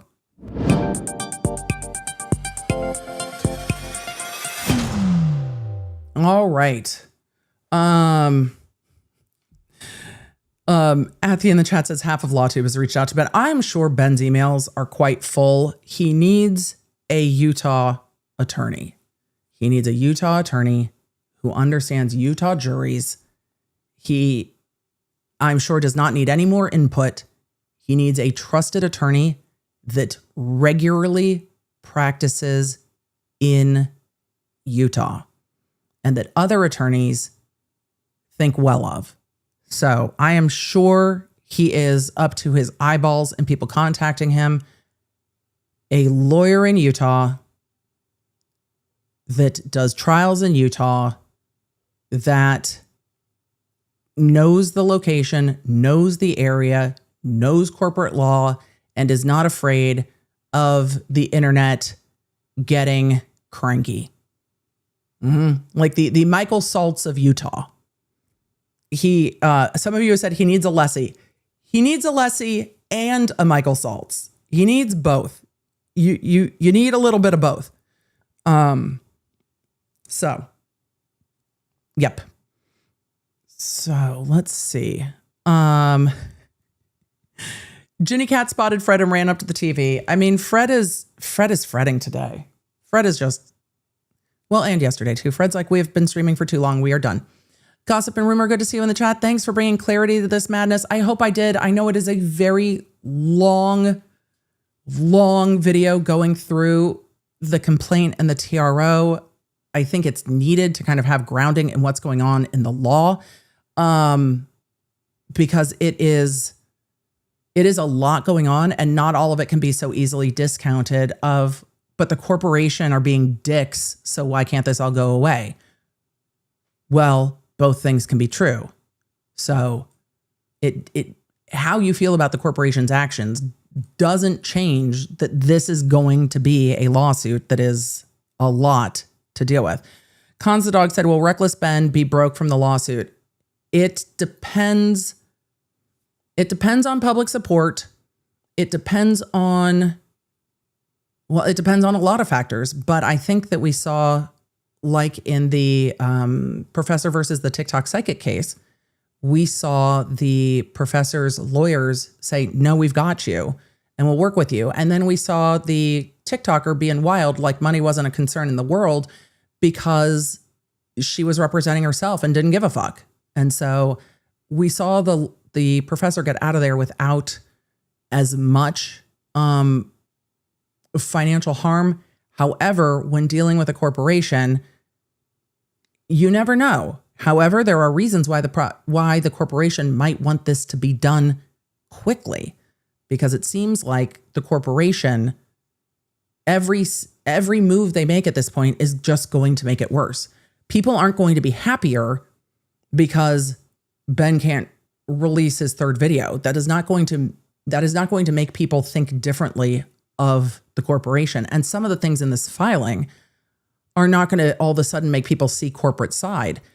Yes, there may be defamation here. Yes, that is something that we can discuss. But does that also mean that this is a RICO organization? No. And so some of those things aren't going to help either. There is the complaint has a vibe of these things were done wrong, but also we're really mad about all of this. And so all of it is just going to get spammed at you. It's a lot. And then also suing Brian Mansell in Utah, which also I think probably has some jurisdictional problems, is also a mess. It's just going to make it worse. So it is going to be, well, we're not going to be done with it anytime soon. That's for that. Utah M said, here while hubby is having lower back spinal fusion, the recovery from my spinal fusion was difficult. However, I felt immediately better from the nerve issues that I was having. So the recovery is tough. It is worth it. Remind your spouse when he inevitably gets frustrated that recovery is slow, that recovery is meant to be slow so you can recover. It is hard. Absolutely hard. I saw some of you in the chat, love always Elizabeth included, saying, wonder if Bloodworth can be Ben's attorney. Nope. Bloodworth is the property of the Summit County Prosecutor's Office. So that would not work in a wide variety of ways. Brian Anders said, I would love to nerd out with you about all of the aspects of this issue. I've been waiting for this video since the start. You guys have been so patient, but you can also see why navigating this was just like, was so much. Because there is the, how the fuck did we get here? And then there's also the nuanced of the law. And then there's also the nuanced of the business law that's happening in Oregon. Then there's also what's going on the criminal side and with the police. And then there's also all of these allegations. And there's also, somebody on Reddit said, so it's a RICO organization. It's so much. It's so much. One Wildflower said it was a box of rubber ducks. I mean, that's what I thought. But this was a box of embarrassing things was fucking wild. As a member of the AFOL community, it's wild seeing Lego drama leave our bubble. This is so much bigger than what the store sold. It is. But it is unfortunate that when people, for Brian Mansell, let's backing up and looking at Brian Mansell. For Brian Mansell saying, hey, I'm not a huge collector of Lego. I know that these are worth something. I'm not sure what they're worth. I'm going to look for somebody who can help me with that. And trying to take care of it, for all of it to go so disastrously sideways is heartbreaking and frustrating. And where do you go when you're like, you can't do that. And they're just like, and what are you going to do about it? And you're like, could you give me back what's mine? Nope. Do you have what's mine? Nope. I mean, yep, but I mean, nope, but maybe kind of, but some, but no, not any, but sort of. Prove it. Well, we've got a contract and, but okay, but there's a contract. Can you give it back? Nope. I can understand the frustration. There were a lot of different ways lawyers could have handled it. The shit's out of the horse on that now, so it's not really helpful. And it sucks. It really sucks. So I really feel for the Mansells. I don't know if this has made it better for them or not, because Brian is now also being sued, but it's brought a lot of attention to it. So that's helpful. There was a GoFundMe. I have a lot of questions about how the GoFundMe ended up coming down, because I saw headlines that the GoFundMe came down. I don't know how that happened. I'm really curious. I'm going to be keeping an eye to see if GoFundMe says anything, because I don't see any reason that should have come down. So I'm curious about where we go from here. Cindy, thank you for the 5 gifted memberships. Michael, it's so good to see you. Thank you for the 50 gifted memberships. Welcome to all the new Law Nerds. We don't always stream this long, but sometimes we do. Some of you are saying the GoFundMe is back up. Well, then there's that. I wonder why it went down. But I'm glad to hear it's back up. But if that all ends up, well, not legal advice, practical advice, hire lawyers. Consult with and hire lawyers. What is my husband doing outside my window? Brian, what is he doing?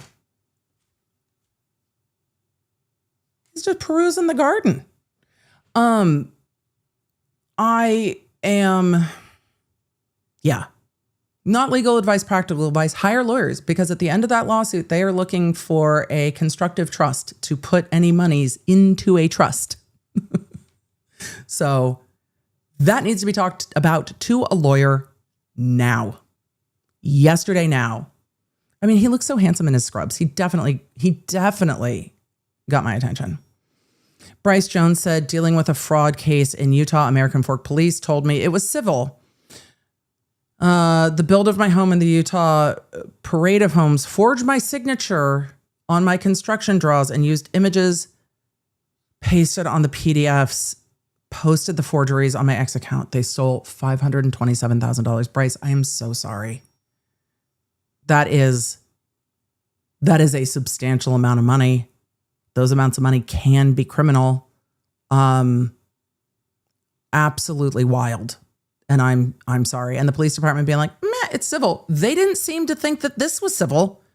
They definitely parachuted into this event. However, I worry that the American Fork Police Department looked at this the way that like we look at Johnny Somali and was like, oh, this is one of them YouTubers just out here harassing people with their camera. I worry that that's where everybody stopped thinking, for sure. Let's see. Abigail said, a disingenuous coronation in this economy? Right? A disingenuous coronation. M. Danger said, I love it when a plan comes together. I mean, Ben did say sue us. I don't think he intended it to go like this, but sue us for using the name and we'll end up here. This has gone way further beyond that. Chris said, what duty is there to understand the ins and outs of the legal system when talking about the legal system? It depends on how you're talking about the legal system, because there are defamation laws that can be run afoul of, but it really depends on how one's talking about the legal system and making sure that one is not wandering into like giving legal advice improperly and what have you. But it is, in this case, we want a default judgment is not true. That in and of itself is not going to be defamatory. The we sued them, we won, that means they're wrong and they owe us money and they're hiding from it and avoiding judgment, goes to calling into question their business practices, which can then get into defamation per se. So it also depends on how that goes. And there are boundaries to that. Crossing those boundaries doesn't always require that you know what those boundaries are. You cannot say things that are untrue, and defamation per se protects that. However, I don't know if you can bring a defamation per se action in Utah for events that happened in Oregon. I think there's still some jurisdictional issues here that we sidestepped a little bit today, other than to say there are still some jurisdiction issues here for sure. Let's see.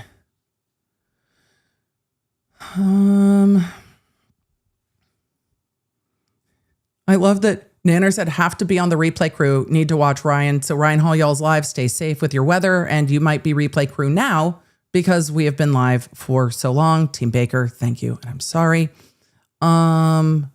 Let's see. According to Salem Brick's timeline, the raffle occurred April 2025.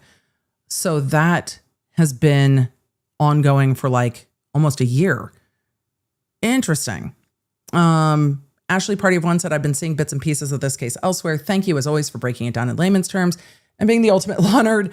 I mean, I try to be, and the problem with this case is that, or at least one of the problems, there are so many, but one of the problems with this case is that the harm seems so clear cut. Like, that's not your shit, give it back. Like, the harm seems so clear cut, but everything after that is so nuanced in the law and gray that it feels wrong. And there are times that Ben in his videos is saying, you know, they used a loophole for this. No, that's not really true. Or they did this and that's not really true.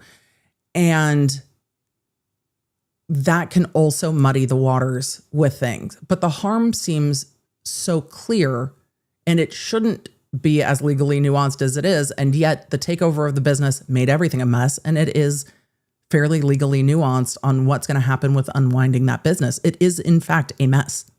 And then he ends up in the middle, Brian Mansell ends up in the middle of all of this for trying to consign a Lego collection that everybody was really excited about until everything went fucking sideways.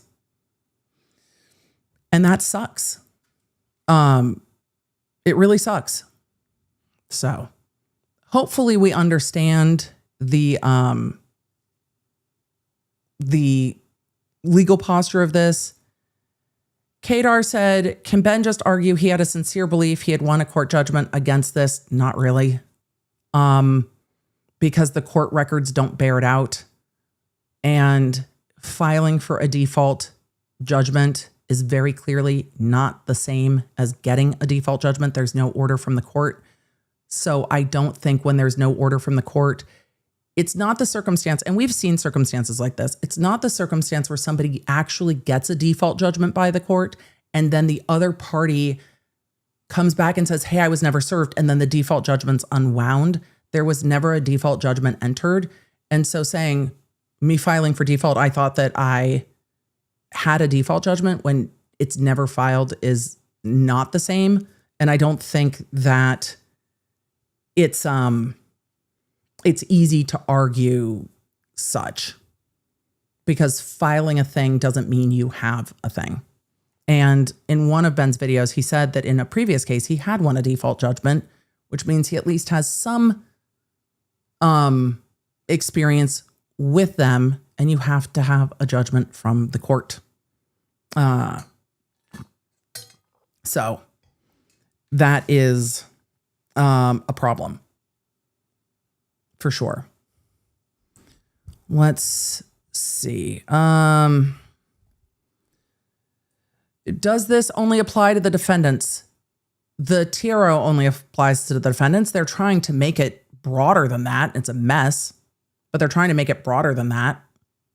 I don't think they can. Casey Cat said Bricks and Minifigs is trying to say every creator who did a video are considered in concert with him.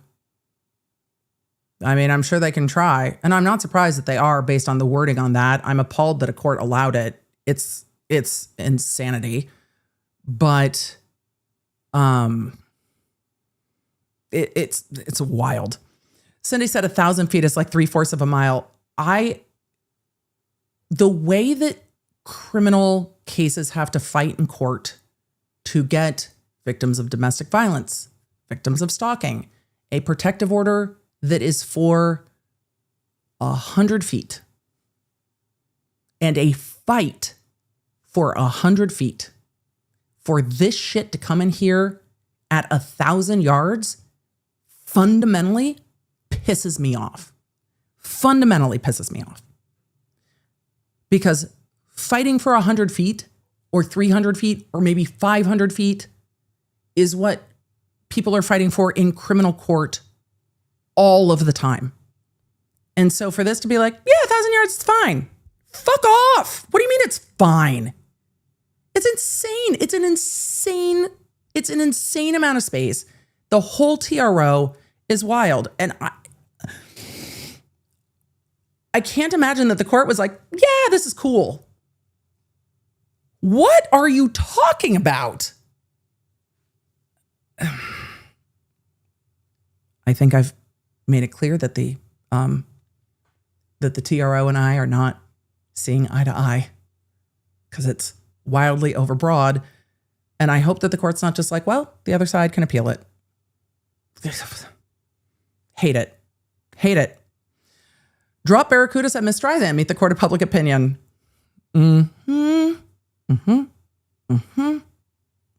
Yep, it's going to be a problem. Cena, aka Potato Supreme, you raise an excellent point, as always. Can you take down a video and keep the comments? No, you cannot. Which raises an excellent point that even the temporary restraining order is internally inconsistent, because even if you make the video private, the comments are gone. I mean, I guess if you unprivate, they might come back. But what if they don't? Then what?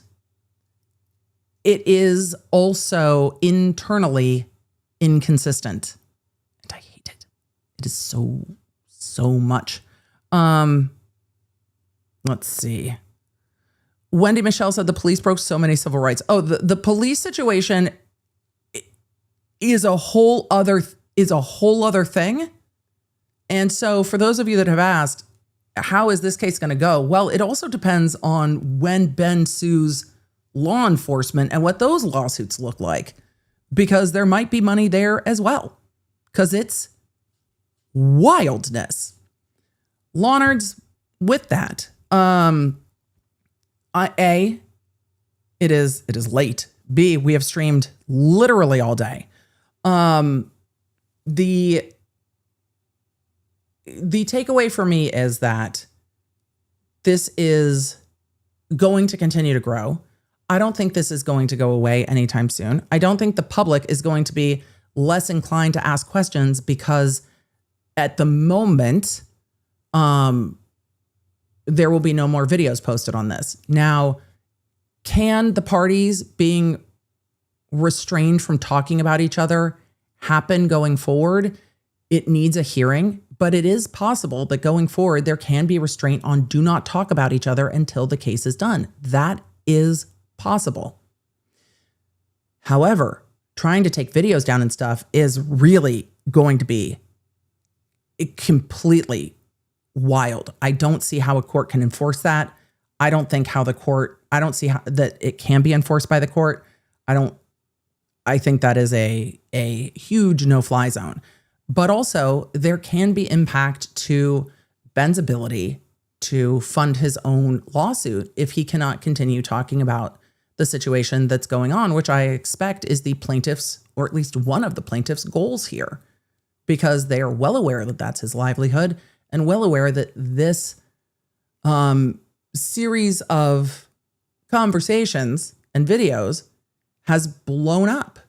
But trying to stop him from talking at the moment is not going to make this go away. It's just going to pent up, well, the desire to continue talking about it. And hopefully we will see cameras in the courtroom when this comes to hearing on June 30th, unless it gets continued, or unless lawyers show up in court and are like, no, we need to bump this hearing forward because this preliminary injunction harms the defendant and you cannot enjoin the defendant in this way.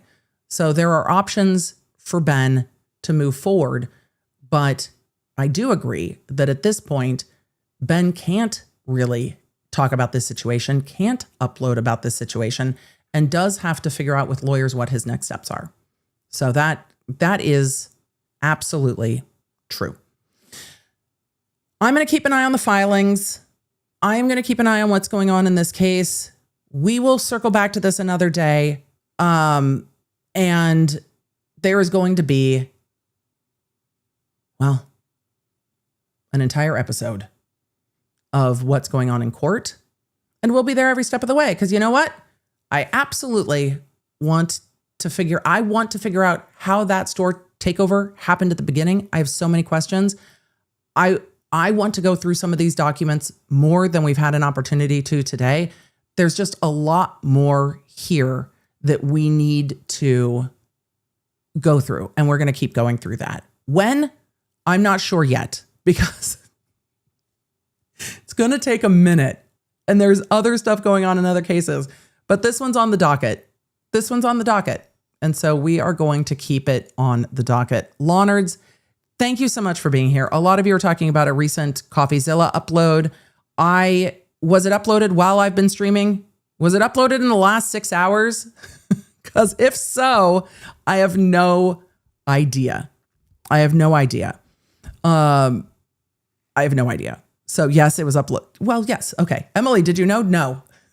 I've been here. I'm not monitoring the internet. I'm reading the legal documents to y'all and losing my mind about disingenuous coronations. Because apparently you can't just dub someone the Lego Queen. Well, chat, I think we all get to be Lego Queens. Enjoy it, Queens. I think we all get to be Lego Queens for sure. Why not? We can do what we want. I do what I want. I need to put for this case, I'm going to need to put Cartman on my soundboard. Respect my authority! I'm going to need I do what I want on the soundboard. Respect my authority! Yeah, we're going to need more of that, but this is not going away anytime soon. Lawnards, you're the best. Team Baker, thank you. I appreciate you. Lawnards, I will see you soon. Don't forget, if you do not want all your information on the internet, now is a good time to remember that Incogni has a great discount with us. And if you did not see our spot earlier to talk about the massive recent Shiny Hunters data breach, go take a look, because it might impact you, and you might not have heard about it yet. I will see you guys soon. Bye. Thank you for joining me. Make sure you don't miss a live stream or any of the updates on the cases that you care about most with the Lawnard app at lawnardapp.com. It's a free download on iOS and Android, so I can keep you in the loop, because you never know when something's going to pop off. Thanks for being here, and thanks for being a Lawnard.